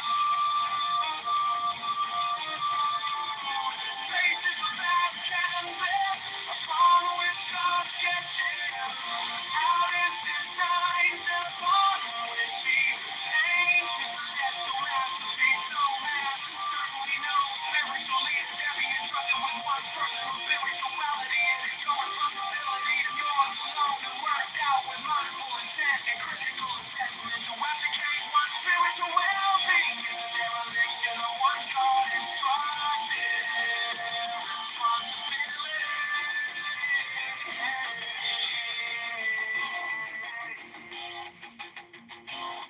any man that controls another man's spiritual walk does so at the peril to his soul. For God does not bestow responsibility upon any man or woman, and to assume it is to take on a mantle that not even God assumes.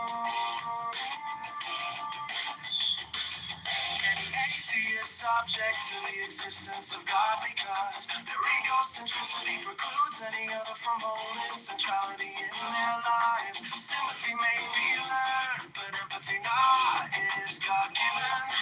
The church tells us much about giving from our abundance, but sparingly little on the humility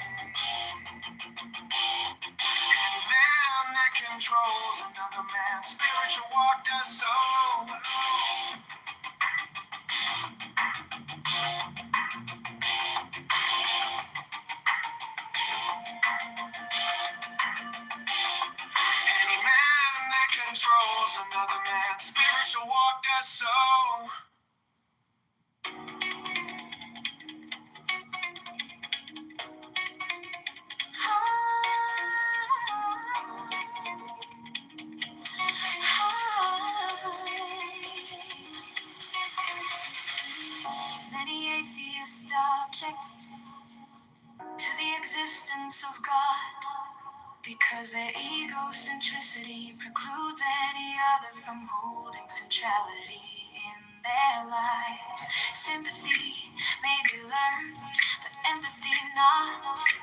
It is God-given.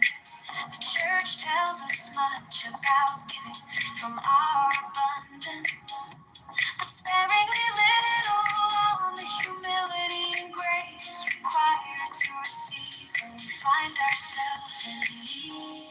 Find ourselves in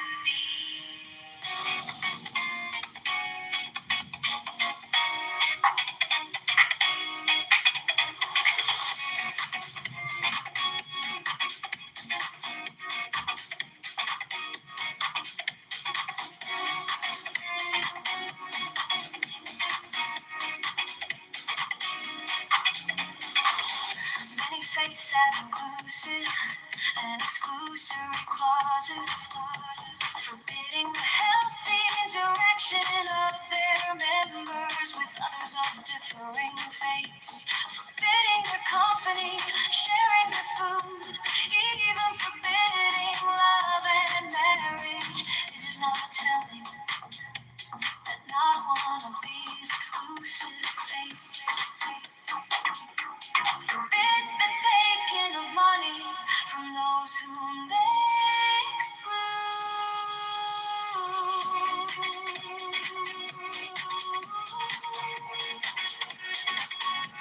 From those whom they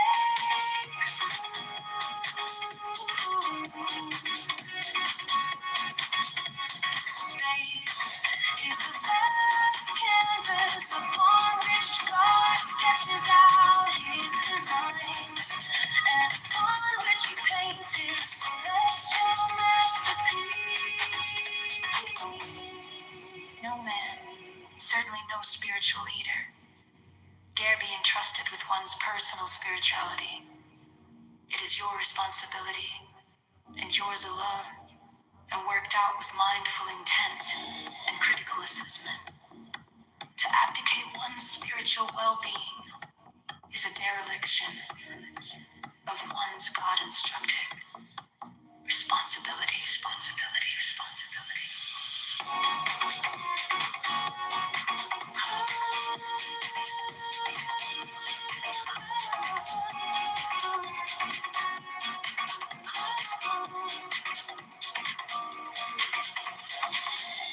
Any man that controls another man's spiritual walk does so at the peril to his soul.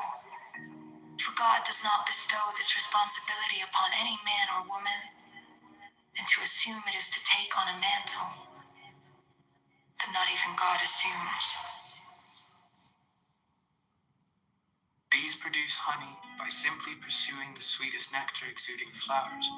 So to our own spiritual fruitfulness, we need only focus on the good, the beautiful, and the creative. Spirituality is like art. For it to be truly good, it must be first functional. Nothing has been invented or created, nor ever will be, that has not first been conceived by God and executed in nature. The clearest seeing eyes can be set in the ugliest faces, and the brightest minds in the most broken of bodies. Generous creative output facilitates God's generous input. One can never be more alive than in the moment of death. God talks clearest to those who talk to him. What is prayer but a chat with Jesus? All faiths and beliefs have starting blocks for their believers. These starting blocks are agreed upon and assumed, positions whose veracity it is impossible to debate. One of Christianity's starting blocks is that God is a loving God. Another is that we can have a personal relationship with him, and that God has revealed himself to us through incarnation.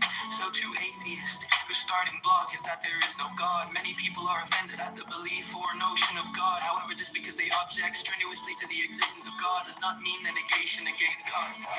An inability to comprehend the divine is a fatal error in imagination. Many atheists object to the existence of God because their egocentricity precludes any other from holding centrality in their lives. Sympathy may be learned, but empathy not. It is God-given. The church tells us much about giving from our abundance, but sparingly little on the humility humility and grace required to receive when we find ourselves in need. Bees produce honey by simply pursuing the sweetest nectar exuding flowers. So to our own spiritual fruitfulness, we need only focus on the good, the beautiful, and the creative. Spirituality is like art. For it to be truly good, it must be first functional. Nothing has been invented or created, nor ever will be, that has not first been conceived by God and executed in nature. The clearest seeing eyes can be set in the ugliest faces, and the brightest minds in the most broken of bodies. Generous creative output facilitates God's generous input. One can never be more alive than in the moment of death. God talks clearest to those who talk to him. What is prayer but a chat with Jesus? All faiths and beliefs have starting blocks for their believers. These starting blocks are agreed upon and assumed positions whose veracity it is impossible to debate. What Christianity's starting blocks is that God is a loving God, and others that we can have a personal relationship with him, and that God has revealed himself to us through incarnation. To atheists, whose starting block is that there is no God, many people are offended at the belief or notion of God. However, just because they object strenuously to the existence of God does not mean that negation negates God. An inability to comprehend the divine is a fatal error in imagination. Many atheists object to the existence of God because their egocentricity precludes any other from holding centrality in their lives. Sympathy may be learned, but empathy not. It is God-given.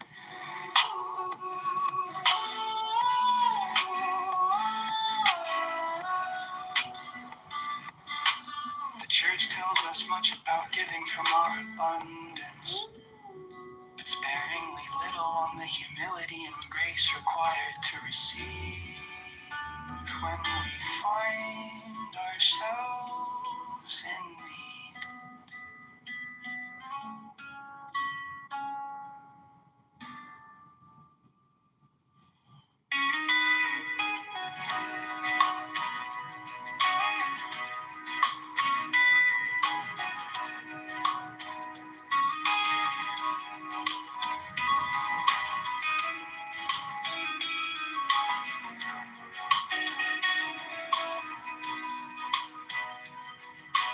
Wealth and need strip a man of need for God to.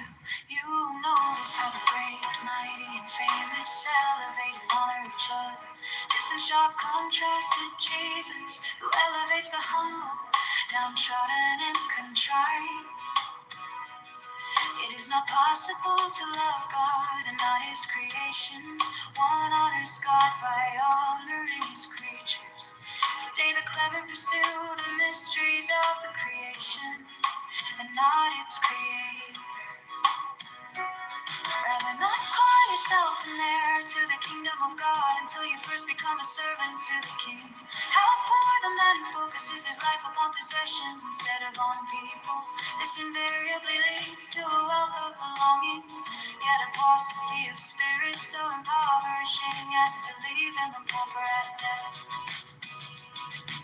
An excess of money can be most elitist, for the farmer no longer needs to sow wheat. The miller need not mill flour, the baker need no longer bake, and the sinner need not eat of the bread of life.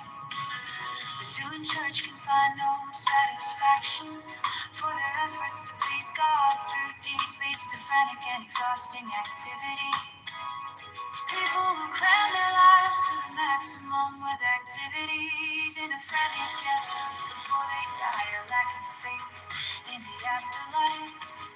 There is no exclusion in Jesus, and should it rear its ugly head in any church, quickly exclude yourself. Just as light illuminates and gives dimension, color and detail to all it falls on, so too the Holy Spirit on our lives.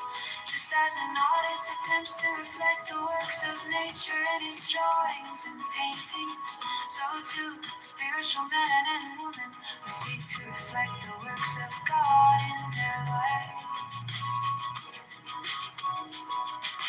Wealth and need strip a man of need for God to. You will notice how the great, mighty, and famous elevate and honor each other. This in sharp contrast Jesus, who elevates the humble, downtrodden and contrite. It is not possible to love God and not His creation, and one honors God by honoring His creatures. Today the clever pursue the mysteries of the creation and not its creator. Rather not call yourself an heir to the kingdom of God until you first become a servant to the King. How poor the man who focuses his life upon possessions instead of on people. This invariably leads to a wealth of belongings, yet a paucity of spirit so impoverishing as to leave him a pauper at death. An excess of money can be most deleterious, for the farmer no longer needs to sow wheat. The miller need not mill flour, the baker need no longer bake, and the sinner need not eat of the bread of life. The doing church can find no satisfaction, for their efforts to please God through deeds leads to frantic and exhausting activity. People who cram their lives to the maximum with activities in a frantic effort before they die, lacking faith in the afterlife. There is no exclusion in Jesus, and should it rear its ugly head in any church, quickly exclude yourself. Just as light illuminates and gives dimension, color and detail to all it falls on, so too the Holy Spirit on our lives. Just as an artist attempts to reflect the works of nature in his drawings and paintings, so too the spiritual man and woman who seek to reflect the works of God in their lives.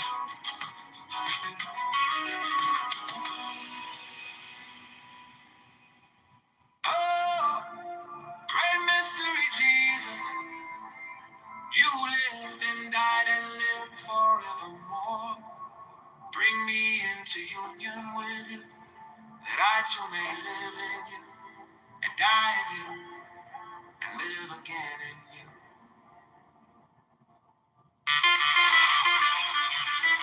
Spirituality is an earthly exercise using heavenly methods. One is never going to find God, not until the day one finally wakes to the realization that one hates and despises all that one is, has been, and will be. Many see the divine in the extraordinary, but few see his handiwork in the ordinary. Guilt for one's sins reduces proportionally to the frequency one commits them. To rise above oneself, one must first lower oneself to one's knees. God is the intelligence who wants to make itself known, doing nothing when one has a choice between doing good or evil is as good as doing evil. Good deeds can only have good outcomes. The cross offends both the religious and the secular. An atheist can be as much a fundamentalist as any Christian fundamentalist. Just because one cannot comprehend, or just because one has not experienced the mysteries of God, does not give one the right to deny his existence. No. There is only one citizenship one can be proud of.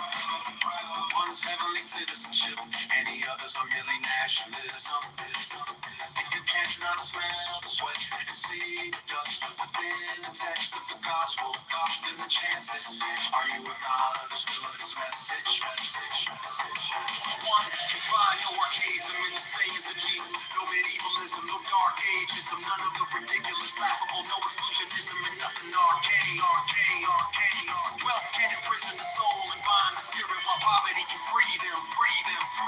The reason why God demands that we not judge our fellow man is not that we are disallowed an opinion on right and wrong, but that judgment also entails the measuring out of punishment, and we know retribution is God's prerogative alone. Oh, great mystery, Jesus. You lived and died and lived forevermore. Bring me into union with you, that I too may live in you, and die in you, and live again in you.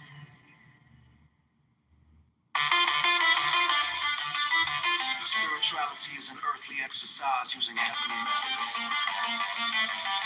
One is never going to find God, not until the day one finally awakes to the realization that one hates and despises all that one is, has been, and will be, will be, will be, will be. Many see the divine in the extraordinary, but few see his handiwork in the ordinary. Guilt for one's sins reduces proportionally to the frequency one commits them. To rise above oneself, one must first lower oneself to one's knees. God is the intelligence who wants to make itself known, doing nothing when one has a choice between doing good or evil is as good as doing evil. Doing evil. Good deeds can only have good outcomes. The cross offends both the religious and the secular. An atheist can be as much a fundamentalist as any Christian fundamentalist. Just because one cannot comprehend, or just because one has not experienced the mysteries of God, does not give one the right to deny his existence. There is only one citizenship. One can be proud of. One's heavenly citizenship. Any others are merely nationalism. If you cannot smell the sweat and see the dust within the text of the gospel, then the chances are you have not understood its message. One can find no archaism in the sayings of Jesus. No medialism, no dark ageism, none of the ridiculous, laughable, no exclusionism, and nothing arcane. Wealth can imprison the soul and bind the spirit, while poverty can free them. The reason why God demands that we not judge our fellow man is not that we are disallowed an opinion on right and wrong, but that judgment also entails the measuring out of punishment, and we know retribution is God's prerogative alone.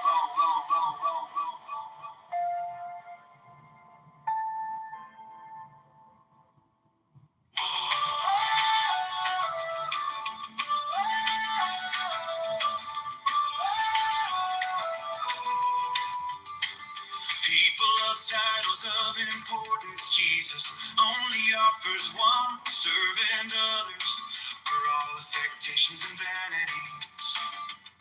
Afflictions anchor our feet safely to our homes and steadies our eyes on painted masterpiece. God only grants earthly requests with spiritual outcomes. Many people would like nothing more than that. Someone other than themselves take all their life decisions. If they could, they would even turn God himself to the puppet master and themselves into puppets. We discover our beginnings and our endings. Many people have mistakenly thrown away the Christ by throwing out the church. Emotionally stingy people are invariably stingy with their possessions too. We learn appreciation and gratitude through deprivation, and each just as one can be advantaged by a genetic and cultural inheritance from one's family. It is also true that one can benefit from being the inheritor of a spiritual legacy. Parables, sayings, and proverbs are born in farmyards, stables, fields, and gardens. Those who are empathetic walk on wounded feet, give with pierced hands, and ponder with bleeding brow. People of titles of importance, Jesus only offers one, serving others are all affectations and vanities. Afflictions anchor our feet safely to our homes and steadies our eyes on Jesus. A spiritual life can be as casual as a pendulum, or as rich as a painted masterpiece. God only grants earthly requests with spiritual outcomes. Many people will like nothing more than that. Someone other than themselves take all their life decisions. If they could, they would even turn God in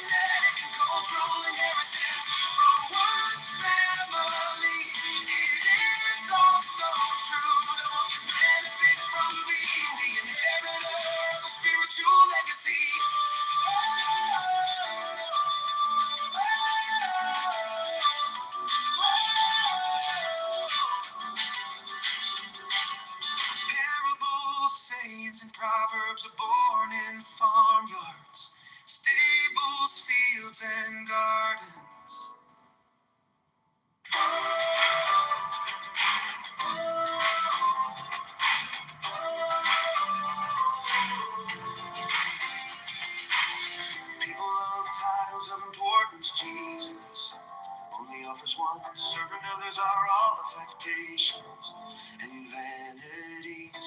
Afflictions anchor our feet safely to our homes and steadies our eyes on Jesus.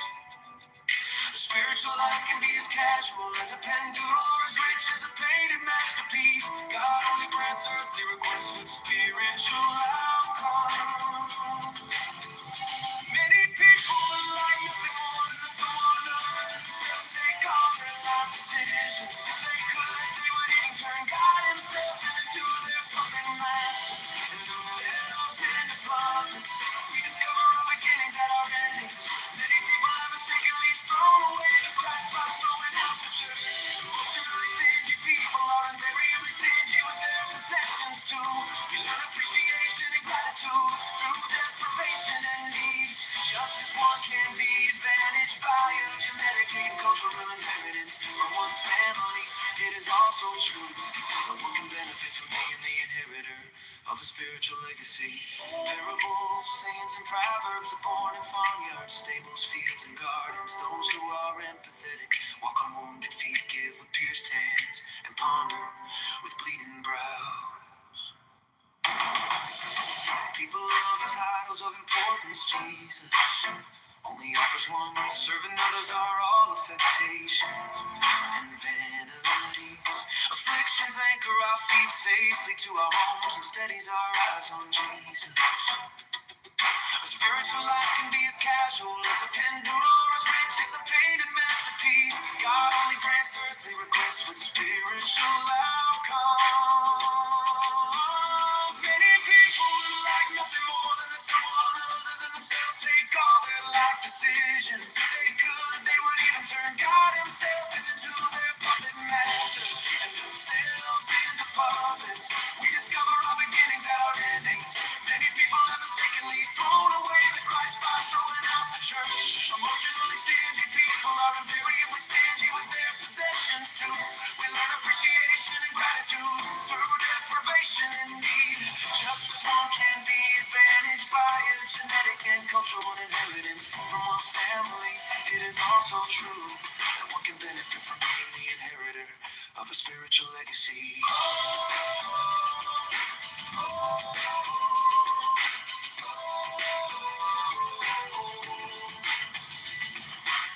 Parables, sayings, and proverbs are born in farmyards, stables, fields, and gardens. Those who are empathetic walk on wounded feet, give with pierced hands, and ponder with bleeding brows. People love titles of importance. Jesus only offers one. Servant others are all affectations and vanities. Afflictions anchor our feet safely to our homes and steadies our eyes on Jesus. A spiritual life can be as casual as a pen doodle or as rich as a painted masterpiece. God only grants earthly requests with spiritual outcomes. Many people would like nothing more than that someone other than themselves take all their life decisions. If they could, they would even turn God Himself into their puppet master and themselves into puppets. We discover our beginnings at our ending. Little people have mistakenly thrown away the Christ by throwing out the church. Emotionally stingy people are invariably stingy with their possessions too. We learn appreciation and gratitude through deprivation and need.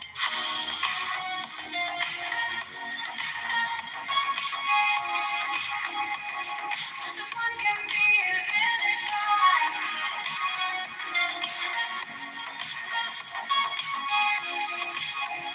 a genetic and cultural inheritance from one's family, it is also true that one can benefit from being the inheritor of a spiritual legacy. Parables, sayings, and proverbs are born in farmyards,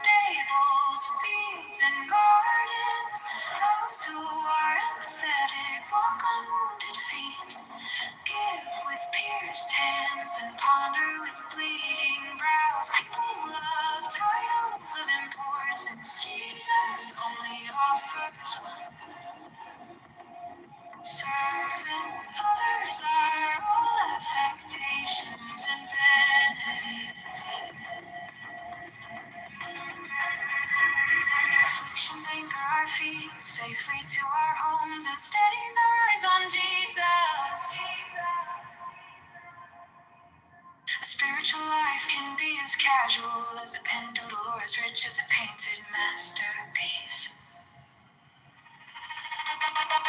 God only grants earthly request with spiritual outcomes. Many people would like nothing more than that someone other than themselves take all their life decisions. If they could, they would even turn God himself into their puppet master and themselves into puppets. We discover our beginnings and our endings. Many people have mistakenly thrown away the Christ by throwing out this view. Emotionally stingy people are invariably stingy with their possessions too. We learn appreciation and gratitude through deprivation and need.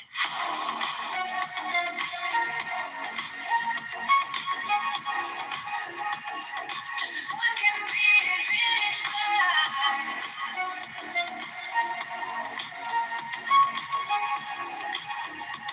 genetic and cultural inheritance from one's family, it is also true that one can benefit from being the inheritor of a spiritual legacy.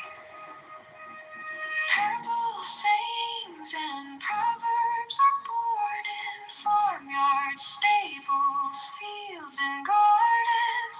Those who are empathetic walk on wounded feet, give with pierced hands, and ponder with bleeding brows.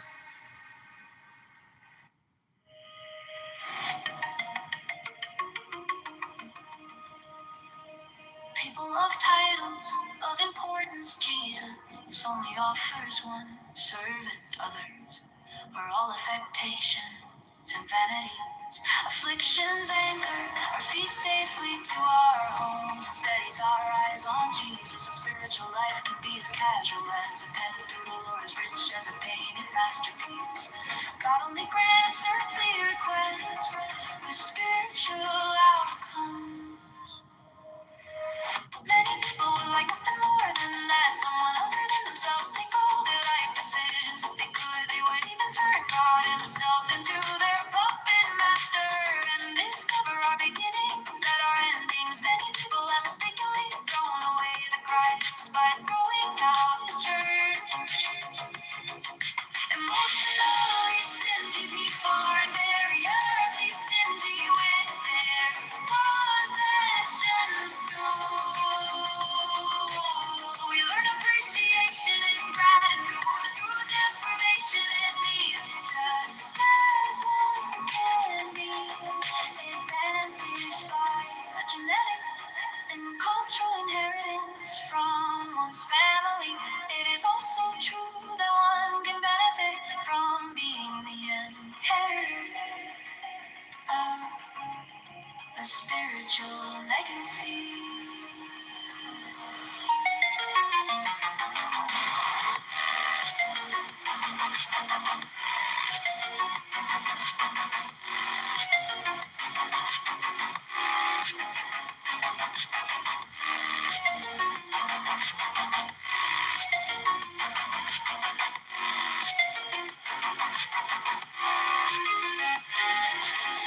Parables, sayings, and proverbs are born in farmyards, stables, fields, and gardens. Those who are empathetic walk on wounded feet, give with fear stands and ponder with bleeding brows. Parables, sayings, and proverbs are born in farmyards, stables, fields, and gardens. Those who are empathetic walk on wounded feet, give with fear stands and ponder with bleeding brows.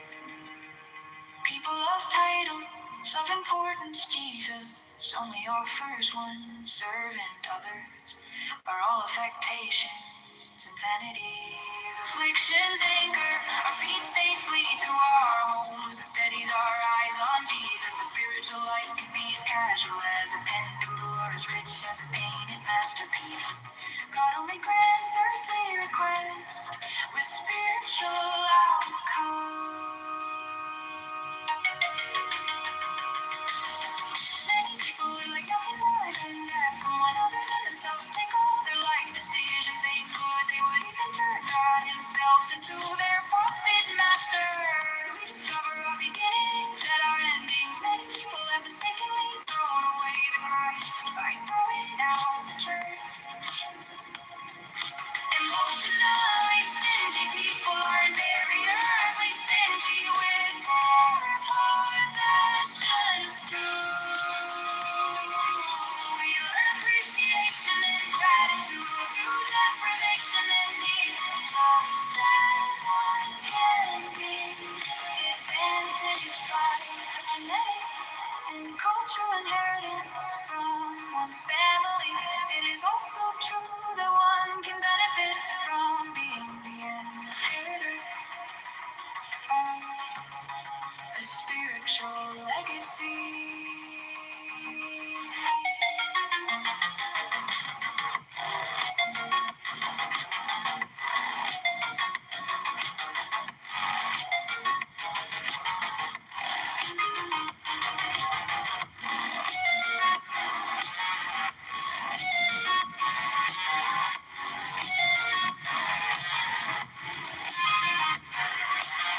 Parables, sayings, and proverbs.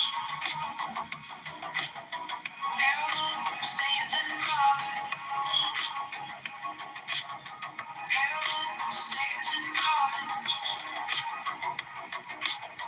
Tables, fields, and gardens.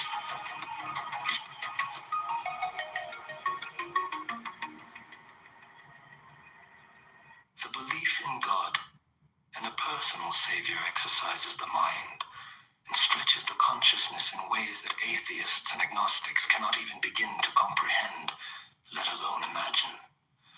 Those who seek the face of God do not make requests for insight, for wisdom, for power, for answers, or for faith.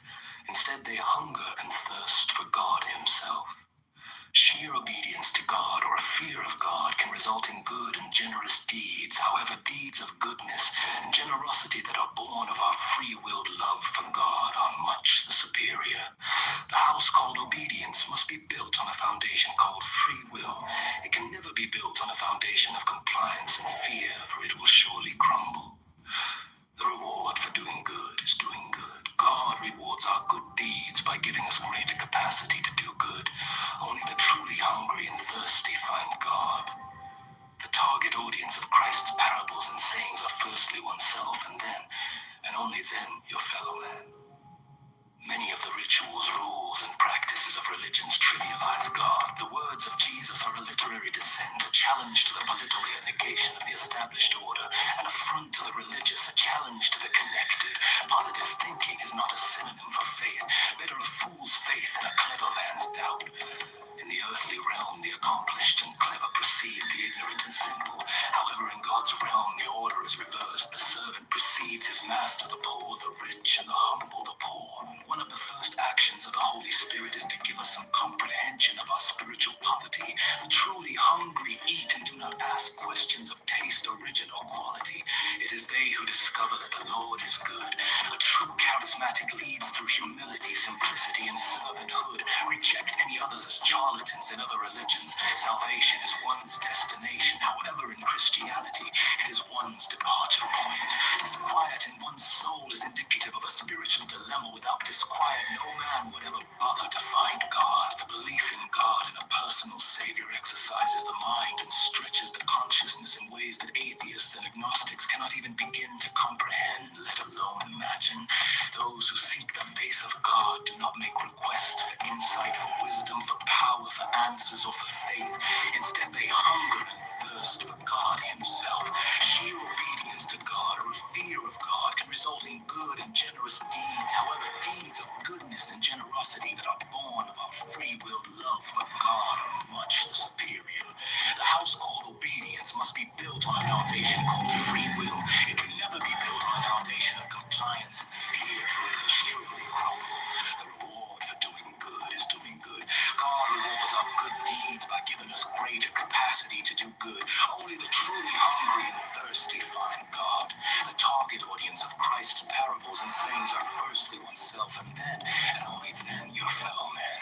Many of the rituals, rules, and practices of religions trivialize God. The words of Jesus are a literary dissent, a challenge to the political and negation of the established order, an affront to the religious, a challenge to the connected.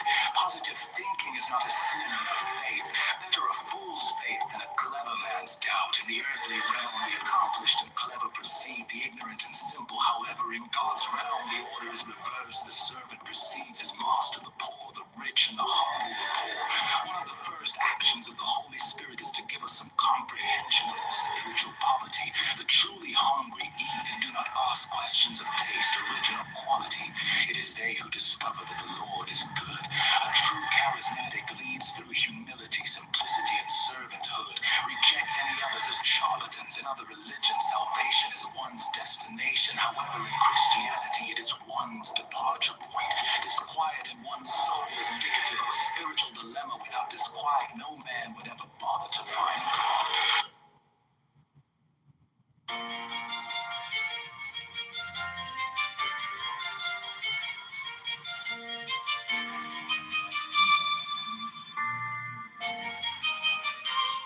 The belief in God and a personal savior exercises the mind and stretches the consciousness in ways that atheists and agnostics cannot even begin to comprehend, let alone imagine.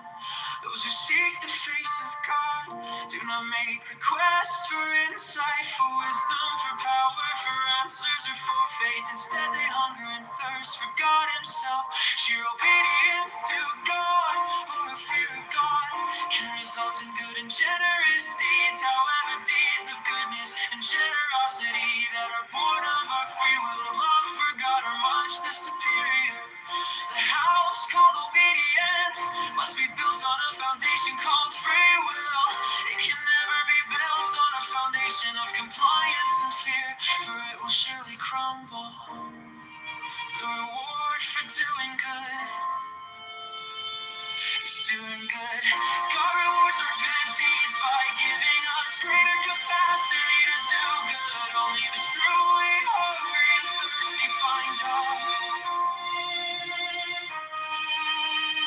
The target audience of Christ's parables and sayings are firstly oneself, and then and only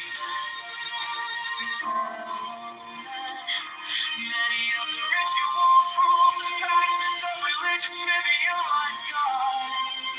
The words of Jesus are a literary dissent, a challenge to the political, a negation of the established order, an affront to the religious, a challenge to the connected. Positive thinking is not a synonym for faith, but a fool's faith and a clever man's doubt.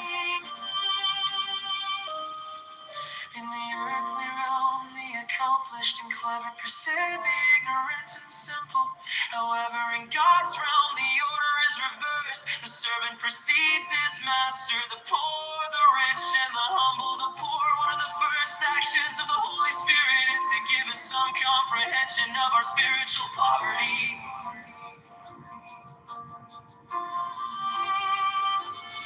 The truly hungry eat and do not ask questions of taste, origin, or quality. It is they who discover that the Lord is good. A true charismatic leads through humility, simplicity, and servanthood. Reject any others as charlatans.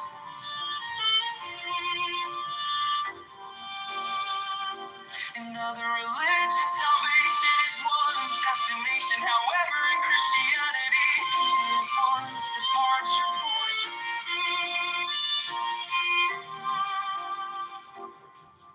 Disquiet in one's soul is indicative of a spiritual dilemma. Without disquiet, no man would ever bother to find God. The belief in God and a personal savior exercises the mind and stretches the consciousness in ways that atheists and agnostics cannot even begin to comprehend, let alone imagine. Those who seek the face of God do not make requests for insight, for wisdom, for power, for answers, or for faith. Instead, they hunger and thirst for God Himself. Sheer obedience to God or a fear of God can result in good and generous deeds. However, deeds of goodness and generosity that are born of our free will, love for God are much the superior. The house called obedience must be built on a foundation called free will. It can never be foundation of compliance and fear, for it will surely crumble. The reward for doing good is doing good. God rewards our good deeds by giving us greater capacity to do good. Only the truly hungry and thirsty find God. The target audience of Christ's parables and sayings are firstly oneself and then and only then your fellow man. Many of the rituals, rules, and practice of religion trivialize God.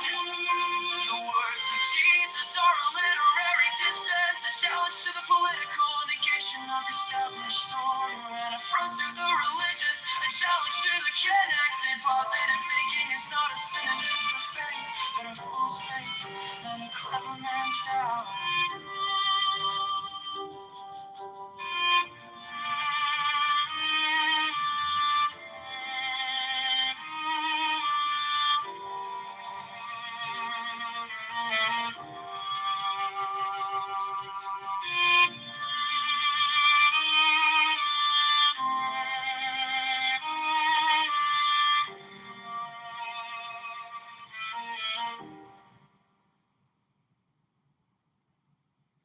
The belief in God and a personal savior exercises the mind and stretches the consciousness in ways that atheists and agnostics cannot even begin to comprehend, let alone imagine.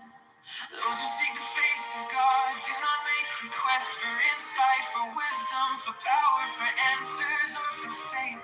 Instead, they hunger and thirst for God Himself. Sheer obedience to God or a fear of God can result in good and generous deeds. However, deeds of goodness and generosity that are born of a free will love for God, much the superior.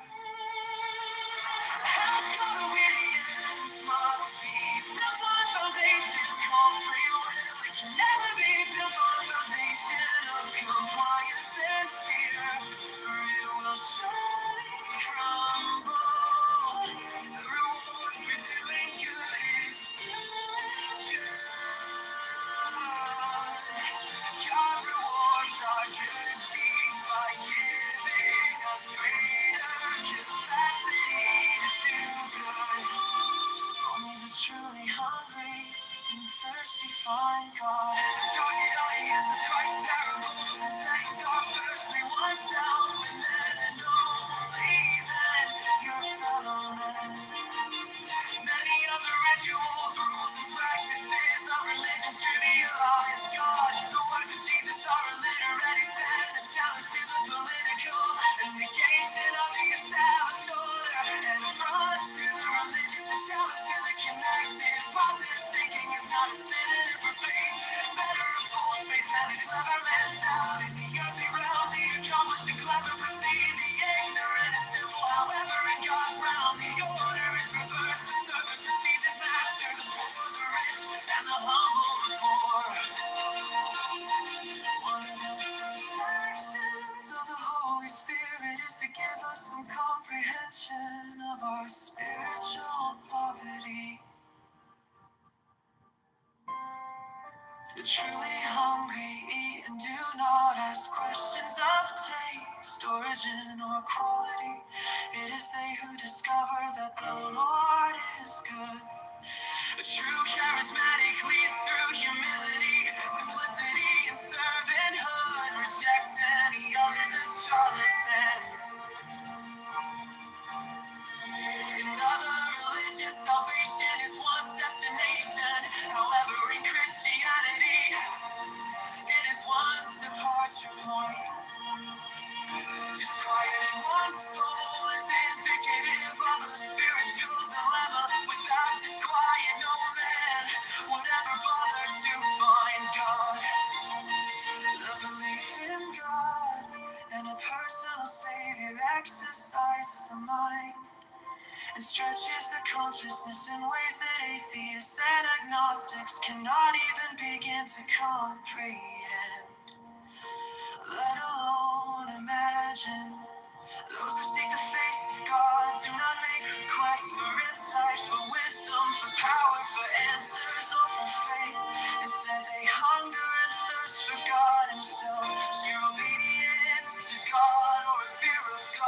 can result in good and generous deeds. However, deeds of goodness and generosity that are born of our free will love for God are much the superior.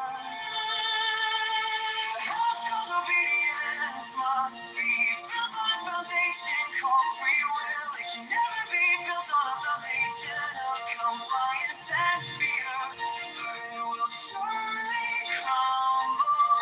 The reward for doing good is doing good.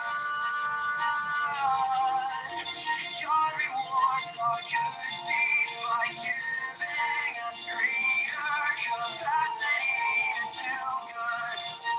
Only the truly hungry and thirsty find God. Target audience of Christ, parables and sayings are firstly oneself, and then and only then your fellow man. Many of the rituals, rules, and practices of religion trivialize God. The words of Jesus are a literary set, a challenge to the political, a negation of the established order, and affront to the religious, a challenge to the connected. Positive thinking is not a synonym for faith. Better a fool's faith than a clever man's doubt. In the earthly realm, the accomplished and clever proceed, the ignorant and simple. However, in God's realm, the order is reversed. The servant precedes his master, the poor, the rich, and the humble, the poor. One of the first actions of the Holy Spirit is to give us some comprehension of our spiritual poverty. Now, does not and will not assume the position of politicship. That position is reserved for you alone. Neither does he direct any other person to this role. He does, however, provide you with enough bright stars in the firmament for you to steer a course to that distant shore. Many spiritual truths are overlooked simply because they are so obvious. Ritual purity is spiritual impurity. Whatever one does, do it in the belief that your deeds will become immortal. One must operate in the eternal future tense. True spirituality does not require the abuse and denigration of the flesh. This is an error born of the belief that the flesh must be sacrificed, for if one accepts the final and all-encompassing sacrifice of the Savior, all our attempts at propitiation are void. Furthermore, how can one manifest the Spirit if one fails to support and cherish the body who houses the spirit and soul? It is extraordinary that those who detract and ridicule Christianity appear to be so interested, fascinated, and consumed in the very faith that they so vigorously deride. God extends freedom, but not privacy to his creatures. Free will frees us to love freely. Confirmation of one's faith only follows when one steps into the unconfirmed. God does not and will not assume the position of pilot to your ship. That position is reserved for you alone. Neither does he direct any other person to this role. He does, however, provide you with enough bright stars in the firmament for you to steer a course to that distant shore. Many spiritual truths are overlooked simply because they are so obvious. Ritual purity is spiritual impurity. Whatever one does, do it in the belief that your deeds will become immortal. One must operate in the eternal future tense. True spirituality does not require the abuse and denigration of the flesh.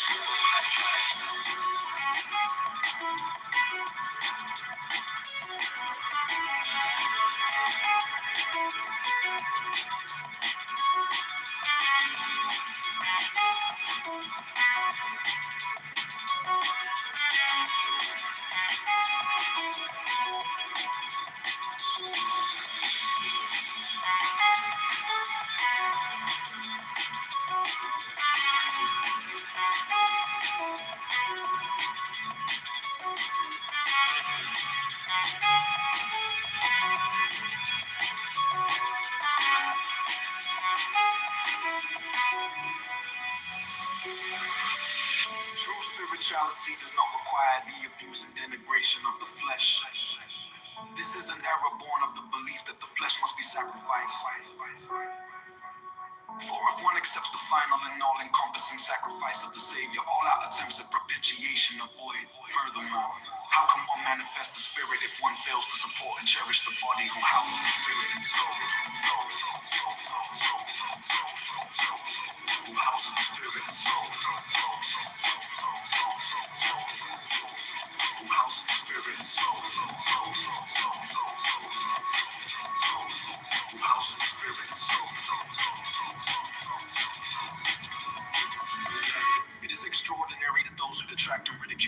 Christianity appear to be so interested, fascinated, and consumed in the very faith that they so vigorously deride. God extends freedom, but not privacy to his creatures. Free will frees us to love freely. Confirmation of one's faith only follows when one steps into the unconfirmed. God does not and will not assume the position of pilot to your ship. That position is reserved for you alone. Neither does he direct any other person to this role. He does, however, provide you with enough bright stars in the firmament for you to steer a course to that distant shore. Many spiritual truths are overlooked simply because they are so obvious. Ritual purity is spiritual impurity. Whatever one does, do it in the belief that your deeds will become immortal. Must operate in the eternal future tense. True spirituality does not require the abuse and denigration of the flesh. This is an error born of the belief that the flesh must be sacrificed. For if one accepts the final and all-encompassing sacrifice of the Savior, all our attempts at propitiation are void. Furthermore, how can one manifest the Spirit if one fails to support and cherish the body who houses the Spirit and soul? It is extraordinary that those who detract and ridicule Christianity appear to be so interested, fascinated, and consumed in the very faith that they so vigorously derive. God extends freedom, but not privacy to his creatures.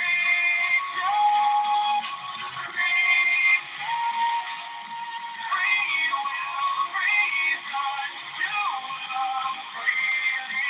Confirmation of one's faith. God does not and will not assume the position of pilot to your ship. That position alone.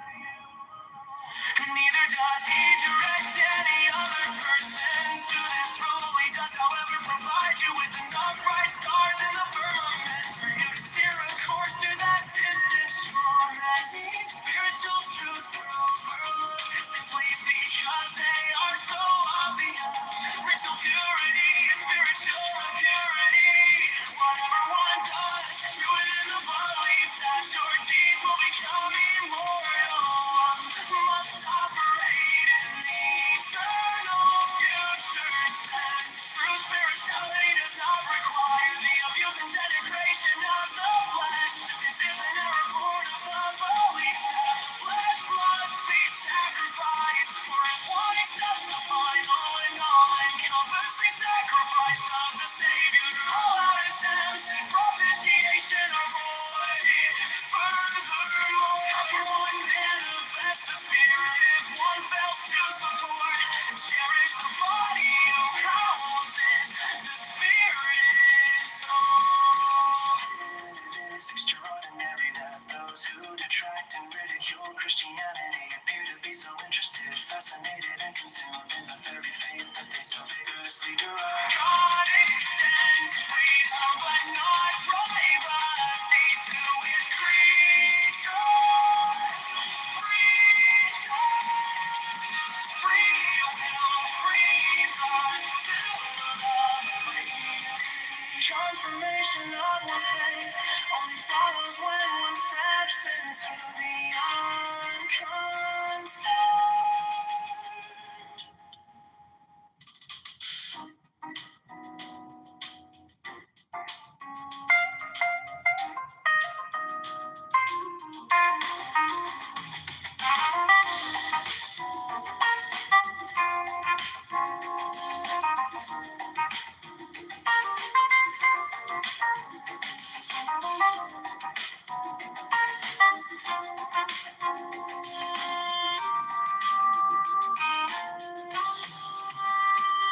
Isn't it saddening and disturbing that many people who have been the recipients of God's gift of grace find it difficult, sometimes impossible to extend even a small measure of that grace to their fellow men.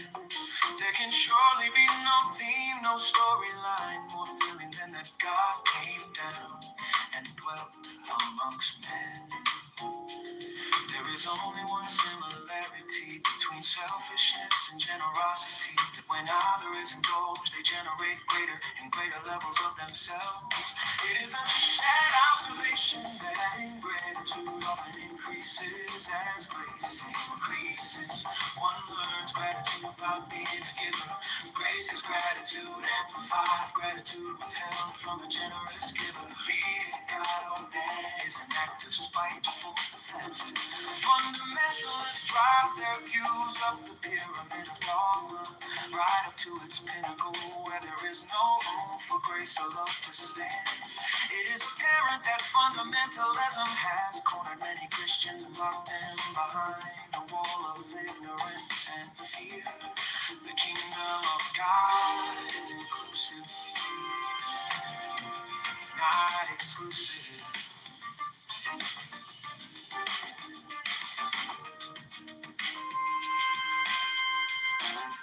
Like the plucked strings of a harp, the whole of nature resonates with the presence of God.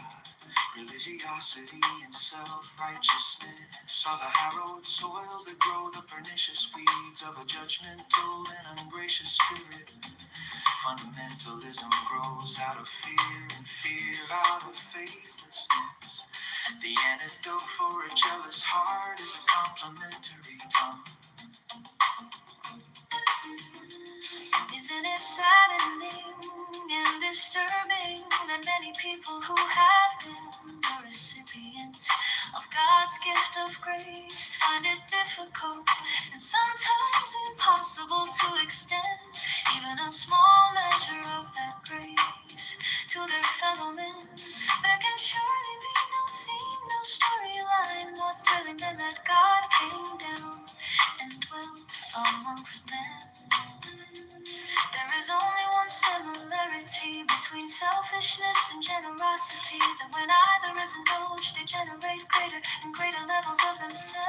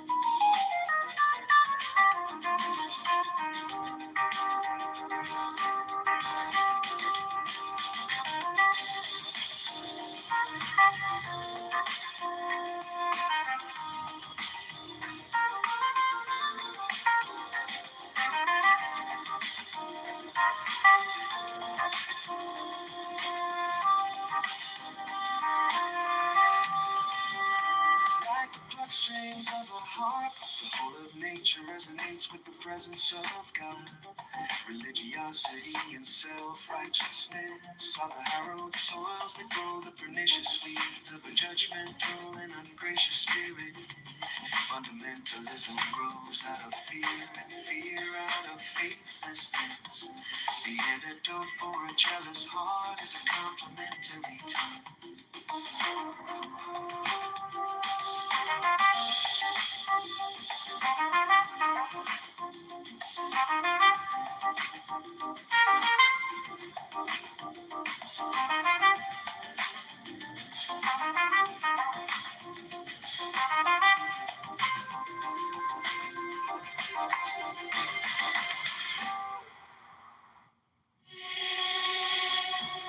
Isn't it saddening and disturbing that many people who have been the recipients of God's gift of grace find it difficult and sometimes impossible to extend even a small measure of that grace to their fellow men? There can surely be no theme, no storyline more thrilling than that God came down and dwelt amongst men. There is only one similarity between selfishness and generosity, that when When either is indulged, they generate greater and greater levels of themselves. It is a sad observation that ingratitude often increases as grace increases. One learns gratitude by being a giver. Grace is gratitude amplified.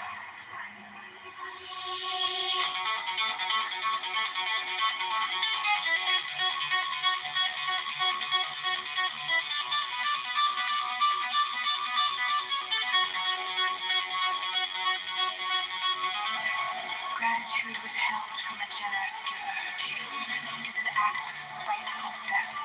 Fundamentalists drive their views up the pyramid of dogma, right up to its pinnacle where there is no room for grace or love to stand. It is apparent that fundamentalism has cornered many Christians and locked them behind a wall of ignorance and fear. The kingdom of God is inclusive, not exclusive. Like the plucked strings of a harp, the whole of nature resonates with the presence of God. Religiosity and self-righteousness are the harrowed soils that grow the pernicious weeds of a judgmental and ungracious spirit. Fundamentalism grows out of fear, and fear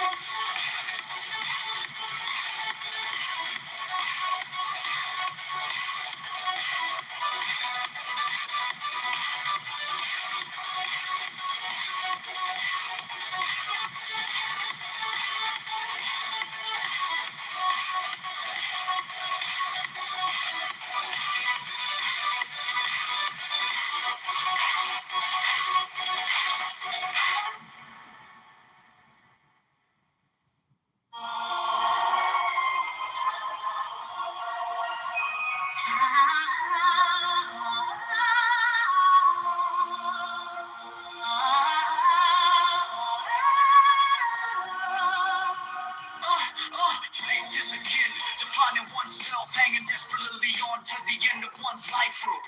And then is desperation deciding to let go. Faith is an action of creativity. It gives birth to wisdom, love, insight, and satisfaction. Love is a fruitful womb.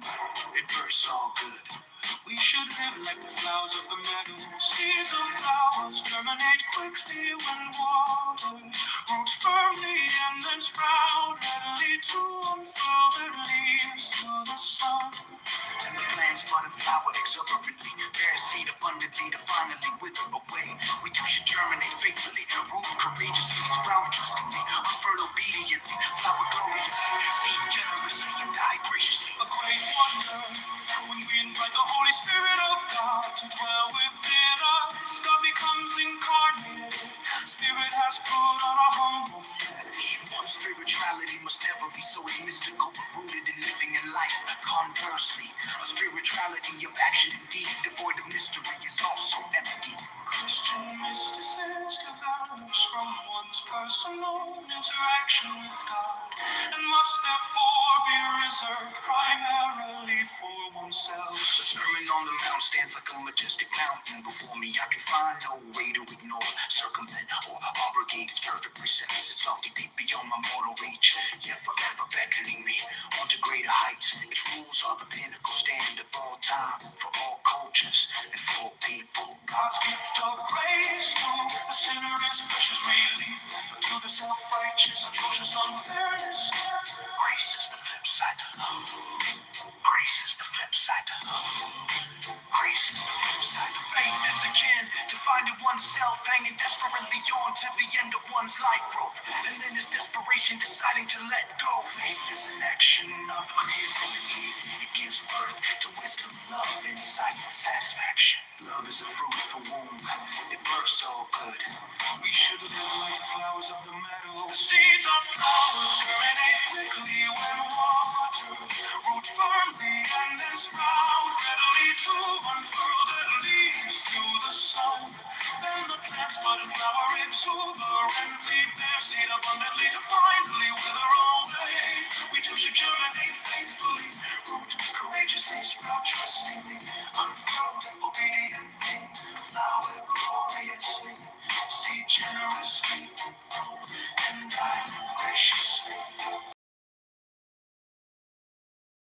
God becomes incarnated. Spirit has put on a humble flesh. One's spirituality must never be so mystical, but rooted in living in life. Conversely, a spirituality of action indeed, devoid of mystery, is also empty.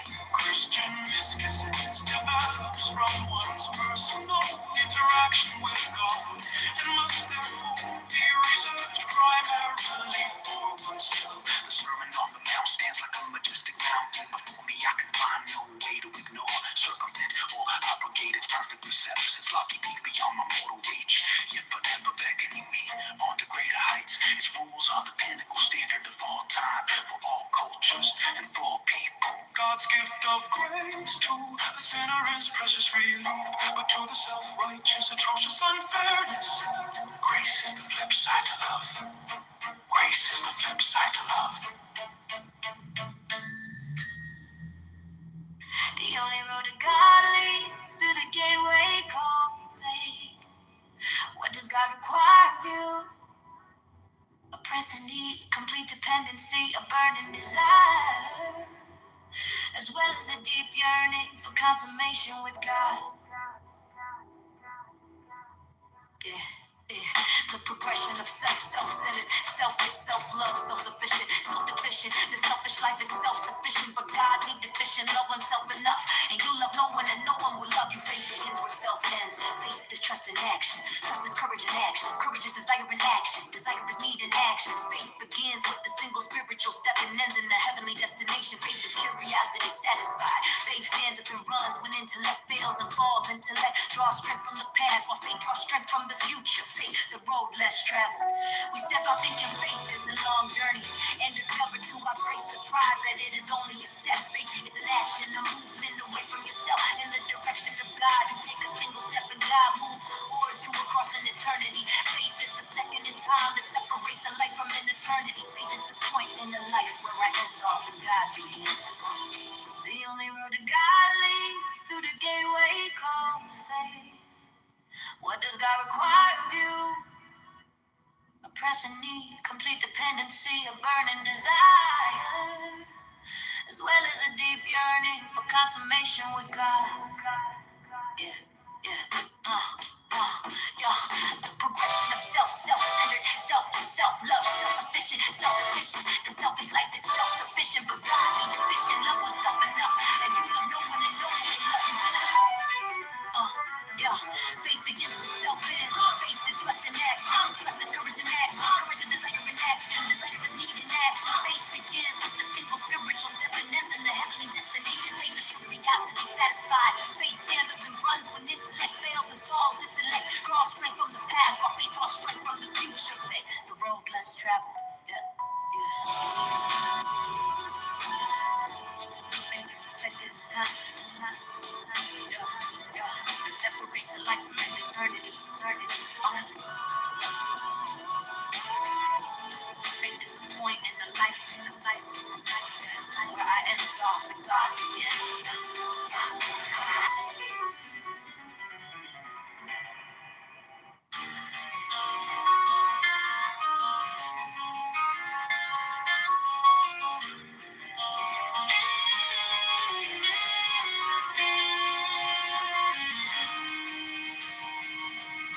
It is God's gift of free will that gives us mortal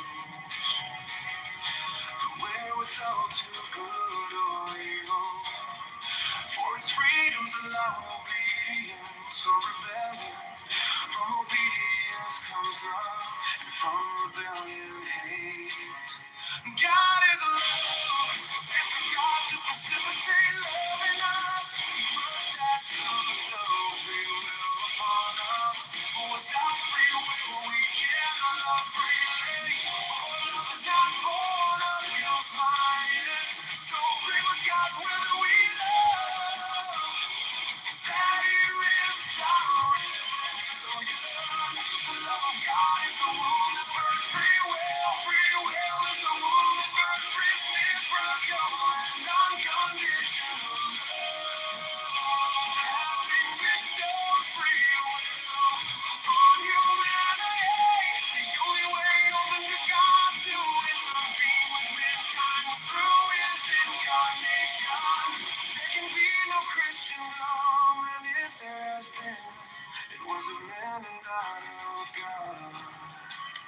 For Jesus made it quite clear that His kingdom was not of this world. The Spirit of God is a master locksmith who breaks the rusty tongue, opens the jammed ear, releases the shuttered eye, and unlocks the fettered hand. The Spirit of prophecy is prescriptive one, either takes the medication and advice from the great physician, or one does not.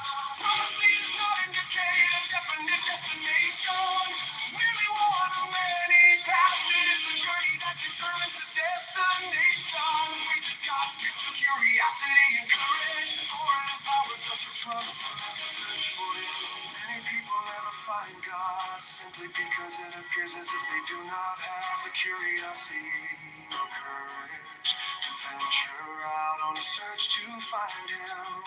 Mixed curiosity with courage, and one has faith. What can one possibly know about the love of God until one takes a step of courage in God's direction, and surprising oneself finds one in the encouraging arms of God? Faith gives birth to trust.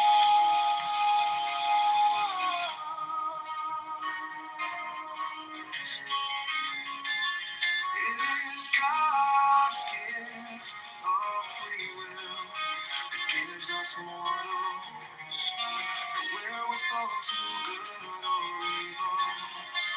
For its freedoms allow obedience or rebellion.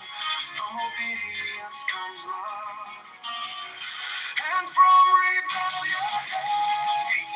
God is love, and for God to precipitate love in us, He first had to bestow free will upon us. For without free will, we cannot love freely. For love is not born of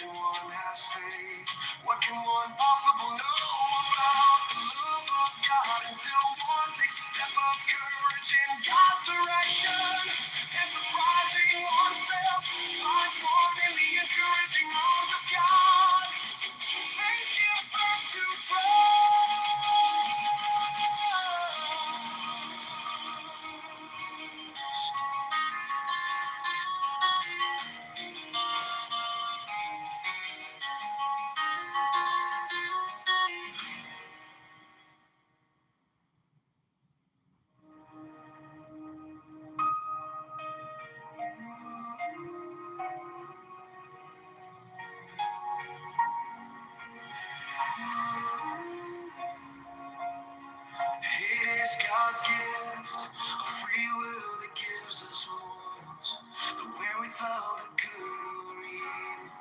For its freedoms allow obedience or rebellion. From obedience comes love, and from rebellion hate. God is love. And for God to precipitate love in us, He first had to bestow free will upon us. For without free will, we cannot love freely. For love is not born of compliance. So great was God's will that we love, that He risked our rebellion. It's the womb that birthed free will. Free will. It's the womb that births reciprocal and unconditional love. Having bestowed free will on humanity, the only way open to God to intervene with mankind was through His incarnation.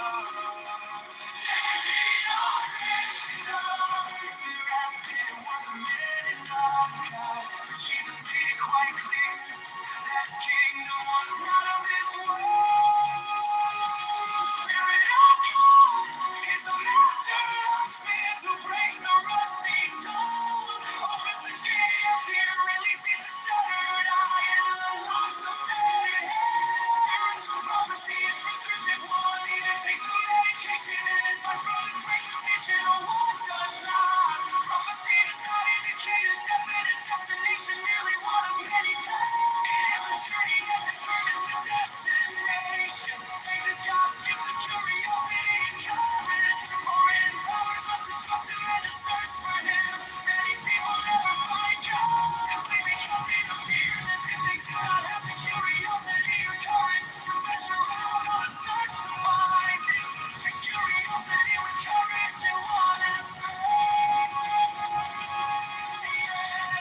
Impossible know about the love of God until one takes a step of courage in God's direction, and surprising oneself finds one in the encouraging arms of God. Faith gives birth to trust. Faith gives birth to trust. Faith gives birth to trust.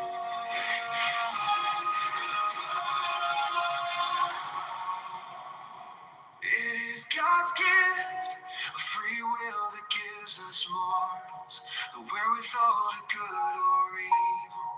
For its freedoms allow obedience or rebellion.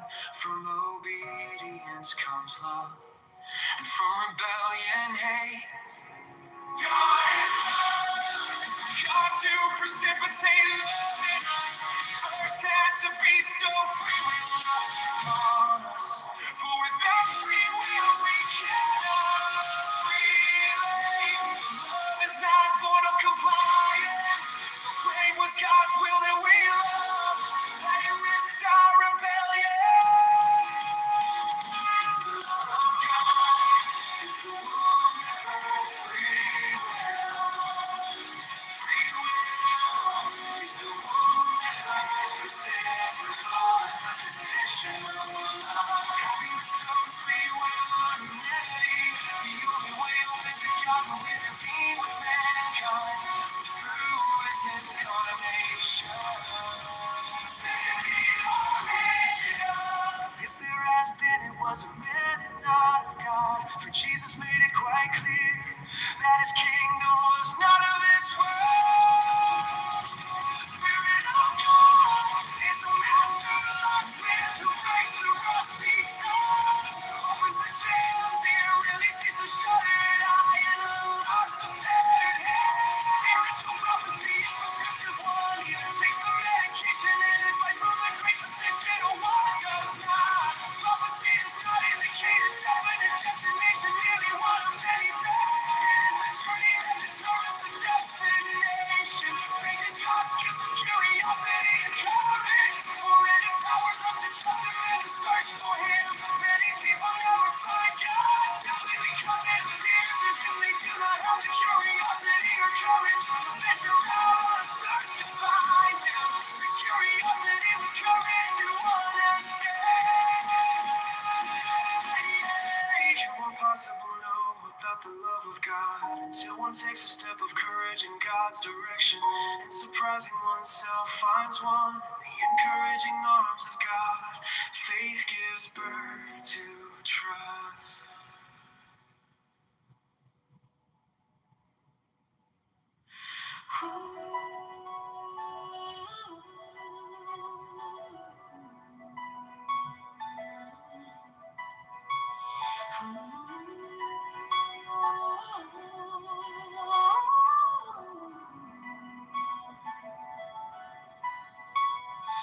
The words and saying of Jesus are a comfort to sinners,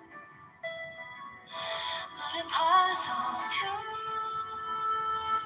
the self-righteous.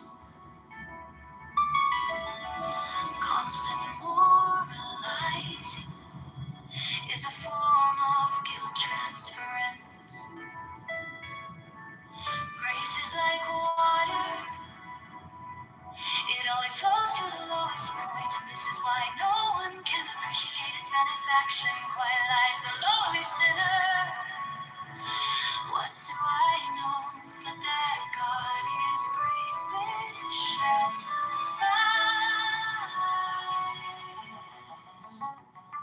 God's face is the image of grace.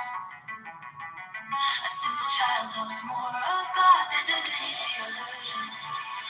Those who wander down the path to wisdom after many weary miles and many tiresome years find that their path has led them back to their beginnings, to the simplicity that was their childhood. There are three universes that stretch across every epoch, every nation, every culture, every faith, and man has fallen that he must seek propitiation. And failing this, it requires a redeemer. All that ever was and all that ever will be was conceived in the beginning. From this great storehouse, we requisition the arts, we untangle the sciences, we order mathematics, competition, wisdom. Human knowledge is a mirror held up to creation, and we receive and consider their reflection. Many millions of souls, effective faith requires a humble believer to appreciate that his life is a personal and treasured interest to his maker.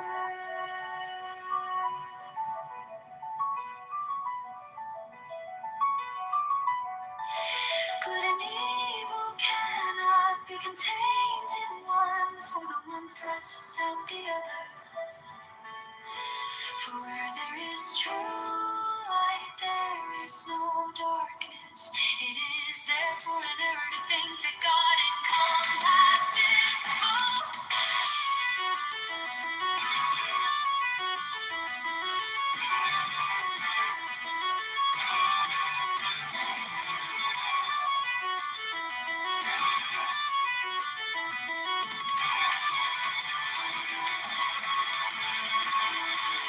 Words and saying of Jesus are a comfort to sinners,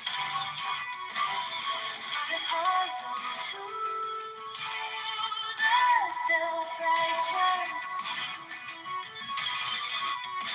Constant moralizing is a form of guilt transference. Grace is like water, it always flows to the lowest point, and this is why no one can appreciate its benefaction quite like the lowly sinner. What do I know but that God is grace that shall suffice?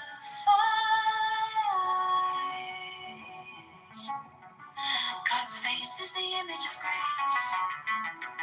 A simple child knows more of God than does any theologian. Those who wander down the path to wisdom after many weary miles and many tiresome years find that their path has back to their beginnings, to the simplicity that was their childhood. There are three universals that stretch across every epoch, every nation, every culture, every faith, and that is fallen, that you must seek propitiation.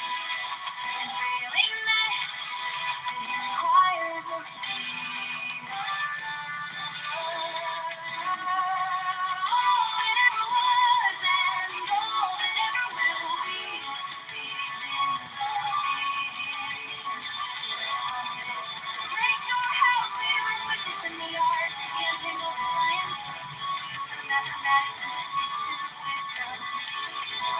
Human knowledge is a mirror held up to creation, and we perceive and conceive mere reflection.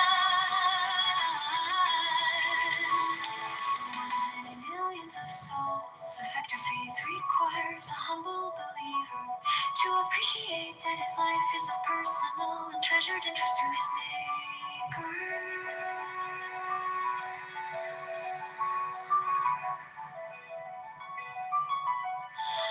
Good and evil cannot be contained in one, for the one thrusts out the other. For where there is true light, there is no darkness. It is therefore an error to think that God encompasses both.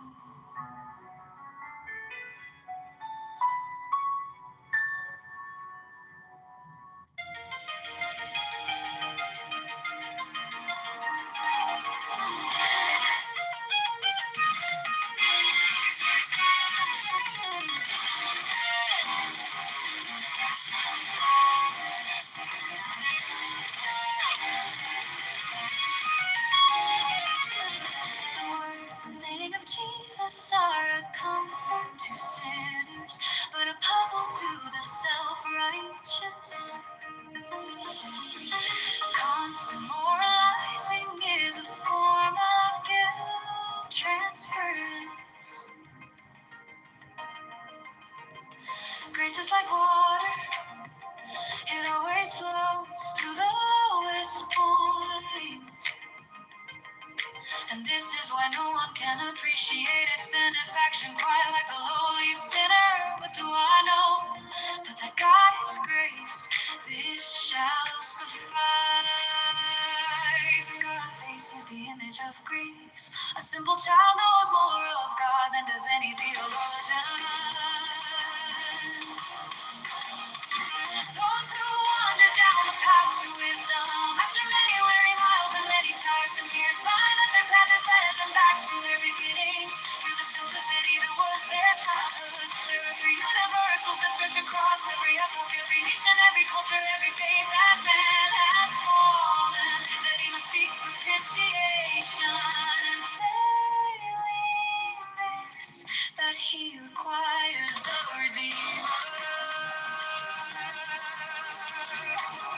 All that ever was and all that ever will be was conceived in the beginning. From this great storehouse we requisition the arts, we untangle the sciences, we order mathematics and petition wisdom. Human knowledge is a mirror held up to creation, and we perceive and conceive in mere reflection. Though one of many millions of souls, effective faith requires a humble believer to appreciate that his life is a personal and treasured interest to his maker. Good and evil cannot be contained in one, for the one thrusts out the other. For where there is true light, there is no darkness. It is therefore an error to think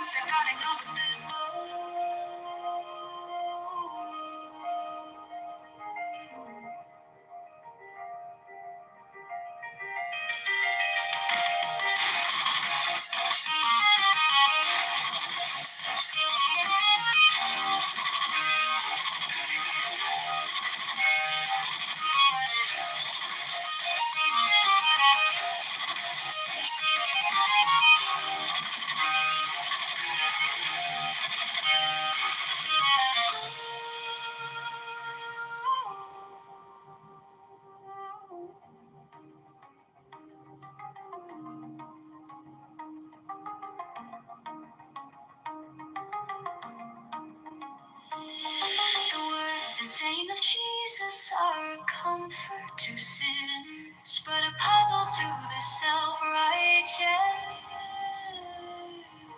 Constant moralizing is a form of guilt transference. Grace is like water, it always flows to the lowest point. And this is why no one can appreciate its benefaction quite like a lowly sinner. What do I know? But that God is grace, this shall suffice. God's face is the image of grace. A simple child knows more of God than does any theologian. Those who wander down the path to wisdom, after many weary miles and many tiresome years, find that their path has led them back to their beginnings, to the simplicity that was their childhood. There are three universals that stretch across every epoch, every nation, every culture, every faith that man has fallen, that he must seek propitiation, and failing this, that he requires a redeemer. All that ever was and all that ever will be was conceived in the beginning from this great storehouse. We requisition the arts, we untangle the sciences, we order mathematics and petition wisdom. Human knowledge is a mirror held up to creation, and we perceive and conceive in mere reflection.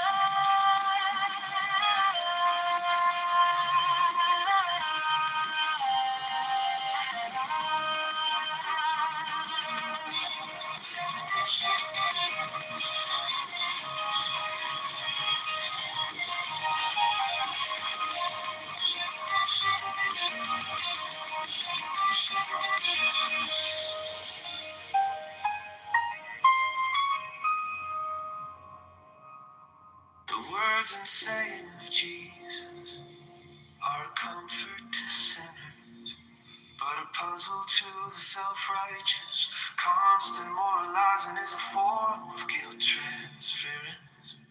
Grace is like water, it always flows to the lowest point, and this is why no one can appreciate its benefaction quite like the lowly sinner. What do I know? But that God is grace, this shall suffice. God's face is the image of grace. A simple child knows more of God than does any theologian. Those who wander down the path to wisdom, after many weary miles and many tiresome years, find that the path has led them back to their beginnings, to the simplicity that was their childhood. There are three universals that stretch across every epoch, every nation, every culture, every faith that man has fallen, that he must seek propitiation, and failing this, that he requires a redeemer. All that ever was and all that ever will be was conceived in the beginning. From this great storehouse we requisition the arts, we untangle the sciences, we order mathematics and petition wisdom. Human knowledge is a mirror held up to creation, and we perceive and conceive in their reflection. The one of many millions of souls, effective faith requires a humble believer to appreciate that his life is a personal and treasured interest to his maker. Good and evil cannot be contained in one, for the one thrusts out the other. For where there is true light, there is no darkness. It is therefore an error to think that God encompasses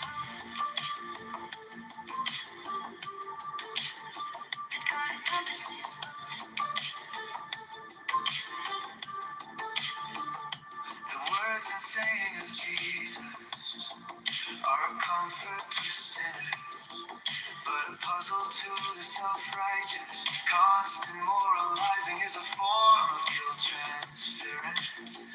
Grace is like water, it always flows to the lowest point, and this is why no one can appreciate his benefaction quite like the lowly sinner. do I know? But that God is grace, this shall suffice. God's face is the grace. A simple child knows more of God than does any theologian. Those who wander down the path to wisdom, after many weary miles and many tiresome years, finding that the path has led them back to their beginnings, to the simplicity that was their childhoods. There are three universals that stretch across every epoch, every nation, every culture, every faith. And man's fallen, that he must seek propitiation, and failing this, that he requires a redeemer. All that ever was and all that ever will be was conceived in the beginning.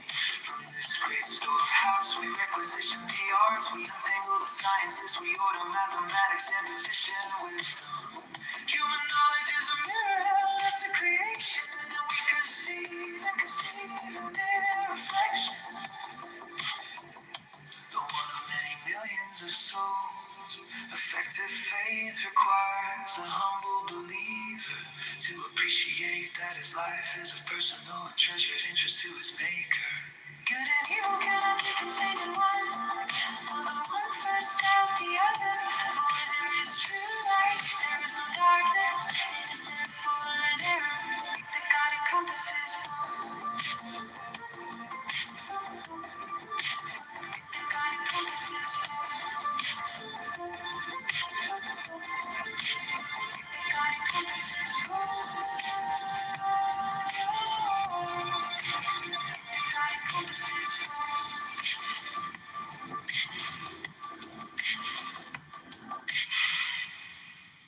Far better to be a lowly sinner, wholly dependent on the God of grace, than an upright man who is depending on his personal righteousness to win him favor. One can only be baptized in the Spirit when you lose all control, so that God can take full control. There is an uncomfortable and self-inflicted charge of hypocrisy leveled on anyone who accuses another of hypocrisy. Charging others of hypocrisy is a boomerang. No sooner delivered than returned. There is a curious correlation that the further a man moves from God, the more readily he labels the faithful as hypocrites. Without time spare from daily chores, a man can hardly ascend to spirituality. Chained to his plow, his gates seldom left from sod and furrow, and therefore rarely rises to the heavens. What clever saying, what insightful aphorism, what pithy maxims is there to write, when all the wisest proverbs and profound observations were said by Jesus. All I can do is rearrange his words in feeble imitation. Hunger gnaws at the stomach just as the spirit prods at the flesh. It is a great wonder indeed that our spirits should make their bones and bodies of such weakness so great that our mission should be to discover where such wealth sources poverty. The Spirit of God seeks to work through the flesh, acquainted willing hands, eyes, ears, and mouths, preventing the Spirit from functioning through you. It's tantamount to lopping off the hands of God, putting out his eyes, stopping up his ears, and shutting up his mouth. For the flesh is blind and dumb, it does not know its way or destination. However, the Spirit is light and comprehension.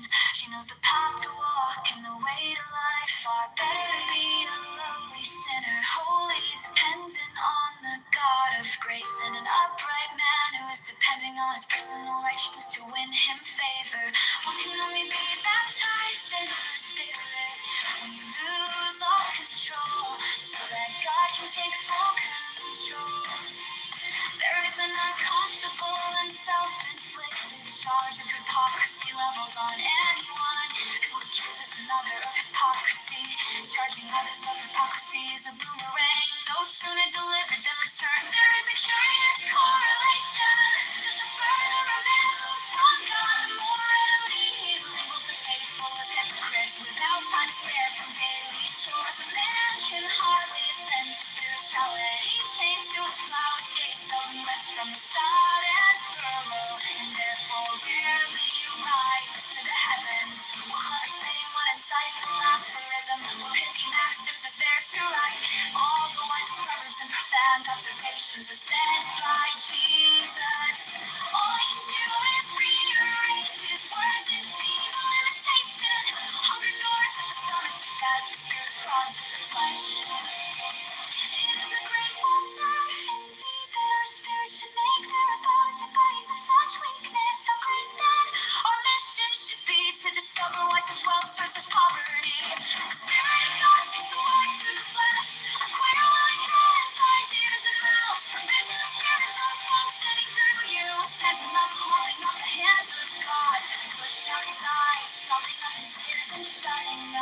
mouth.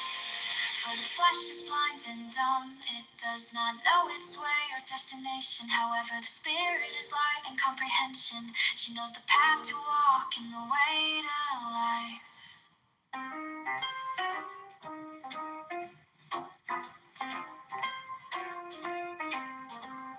Jazzy's a queen, a clubhouse delight, snapping her fingers in the soft dim light. She's got a laugh that rolls like a stream, turning the room into a hazy dream. Hello, hello, the queen's on the scene. Jazzy's the coolest you've ever seen, with a voice so deep it melts through the air. She sways like a willow, smooth and serene. In a room full of chatter, she reigns supreme. Her words are a melody, her moves so sly. She lifts you up, then winks goodbye. Big booty black, bold and true. She's the rhythm, the beat, the whole debut. A voice like velvet, a tone so rare. Jazzy's a legend, she's everywhere.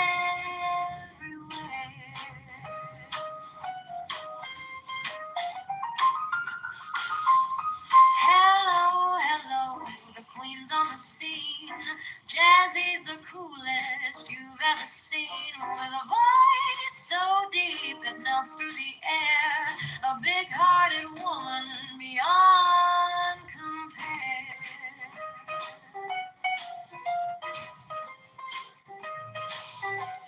Jazzy's a queen,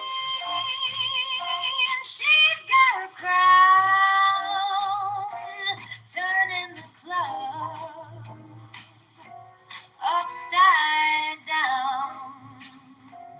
Hello, hello, she's here to stay. A clubhouse queen, come what may.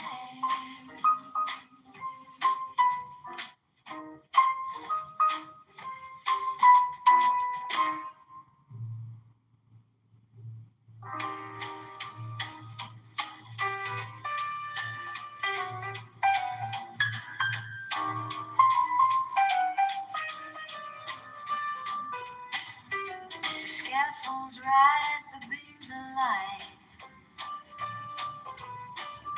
A fleeting frame for the grand design. Men bow to wood, to rope, to stone, forgetting the temple stands alone.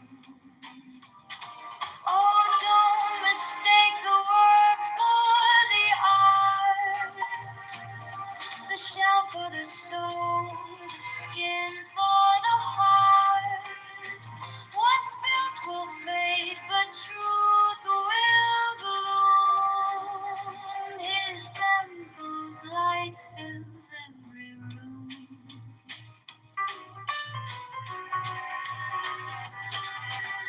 Rules once carved in sacred bark,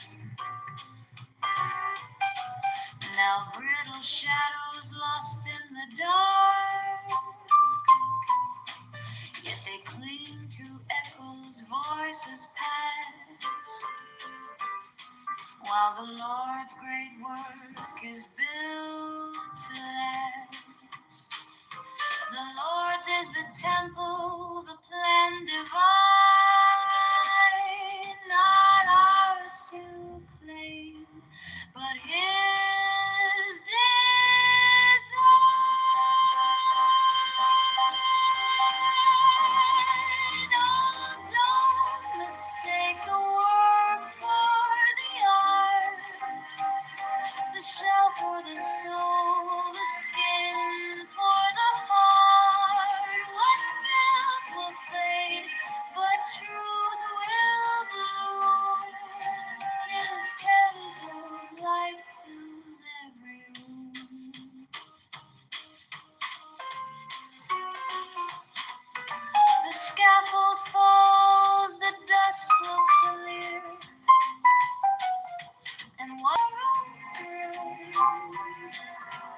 the Lord's great temple stands alone.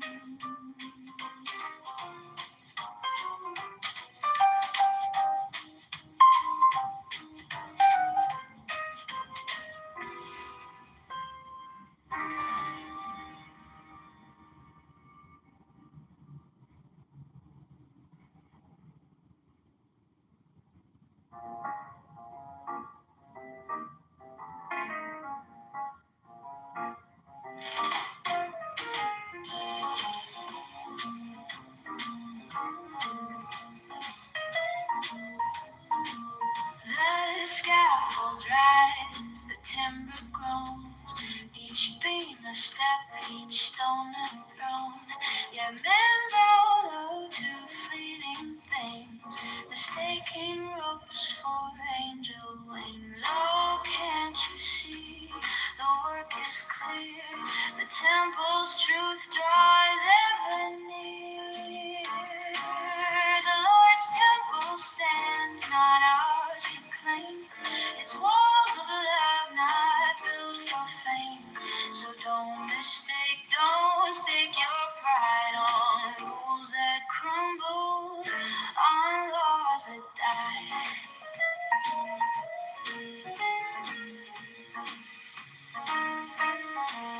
A shadow cast by setting suns reveals what's lost when all's begun.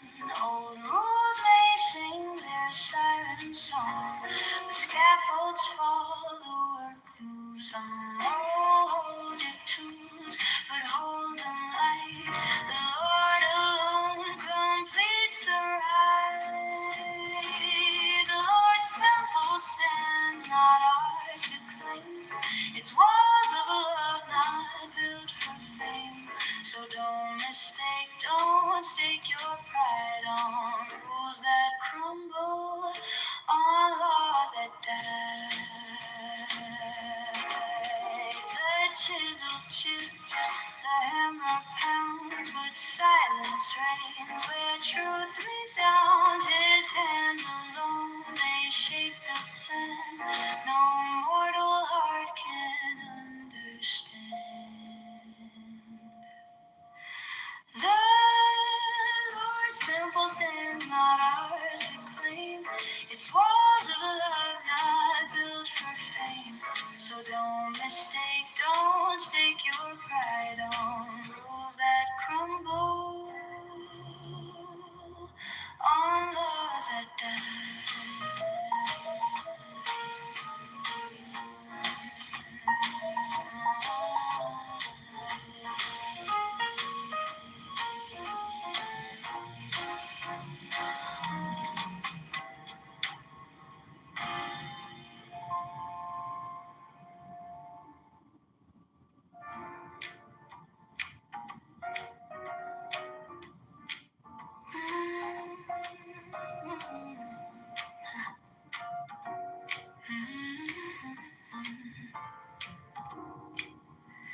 The scaffolds rise, a timber groans, each beam a step, each stone a throne.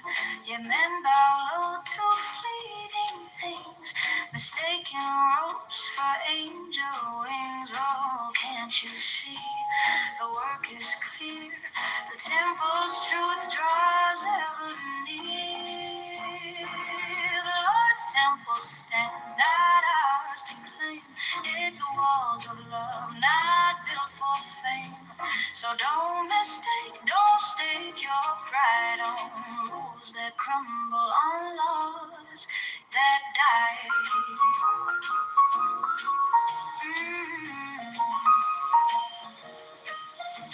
A shadow cast by setting suns reveals what's lost when all's begun. Old rules may sing their siren song, but scaffolds fall, the work moves on. Oh, hold your tools, but hold them light. The Lord alone completes the right. The Lord's temple stands, not ours to claim. Its walls of love, not built for fame. So don't stake your pride on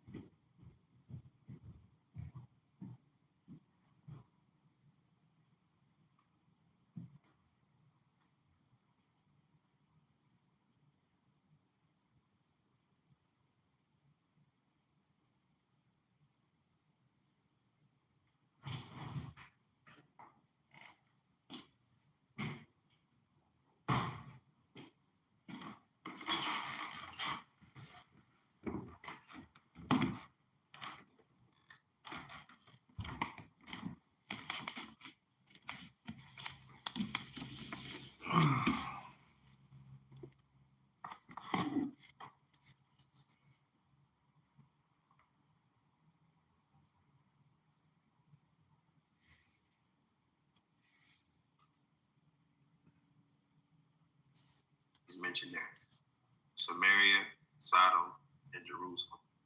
And they said that Jerusalem's captives is going to be in the midst of both of the other captivities. And then you got Yahushua teaching. We found them, but the saving is more special. And that verse. I think that show on TLC, the show that's about the niggas dating older women. No. So you know how TLC is like a channel, and it's one of the most fucked up channels ever. It just has a shit ton of. Not waiting to after the fact and thinking that you can lock them up after they've developed these violent tendencies and think that somehow is going to reduce crime overall. Point. So if you're going to encourage Black men to go find women of other races so that they can pass down a different culture, does that not literally fit in with what the fuck I just said? And if you had been listening, that earwax is so thick, we know you niggas' hygiene is not at the par. If you cleaned out those fucking ears, you would have heard me say 3 different times that men pass down the structure. So when you bring up the quote unquote degeneracy and the terrible culture that Black women are passing down, that's not what that is. That's the absence of structure, because there's an absence of fathers. You niggas really are insulting. Oh, I have another question, bro. Like, yo, what are 3 philosophies or ideologies you found interesting? I know we can go back to, like, I don't know, 16-year-olds and 30-year-olds. No. We don't have to touch them. We can go back anytime. I don't want to touch them kids, but like, that's no pun intended. Some philosophies I find interesting. I don't know how to name them, but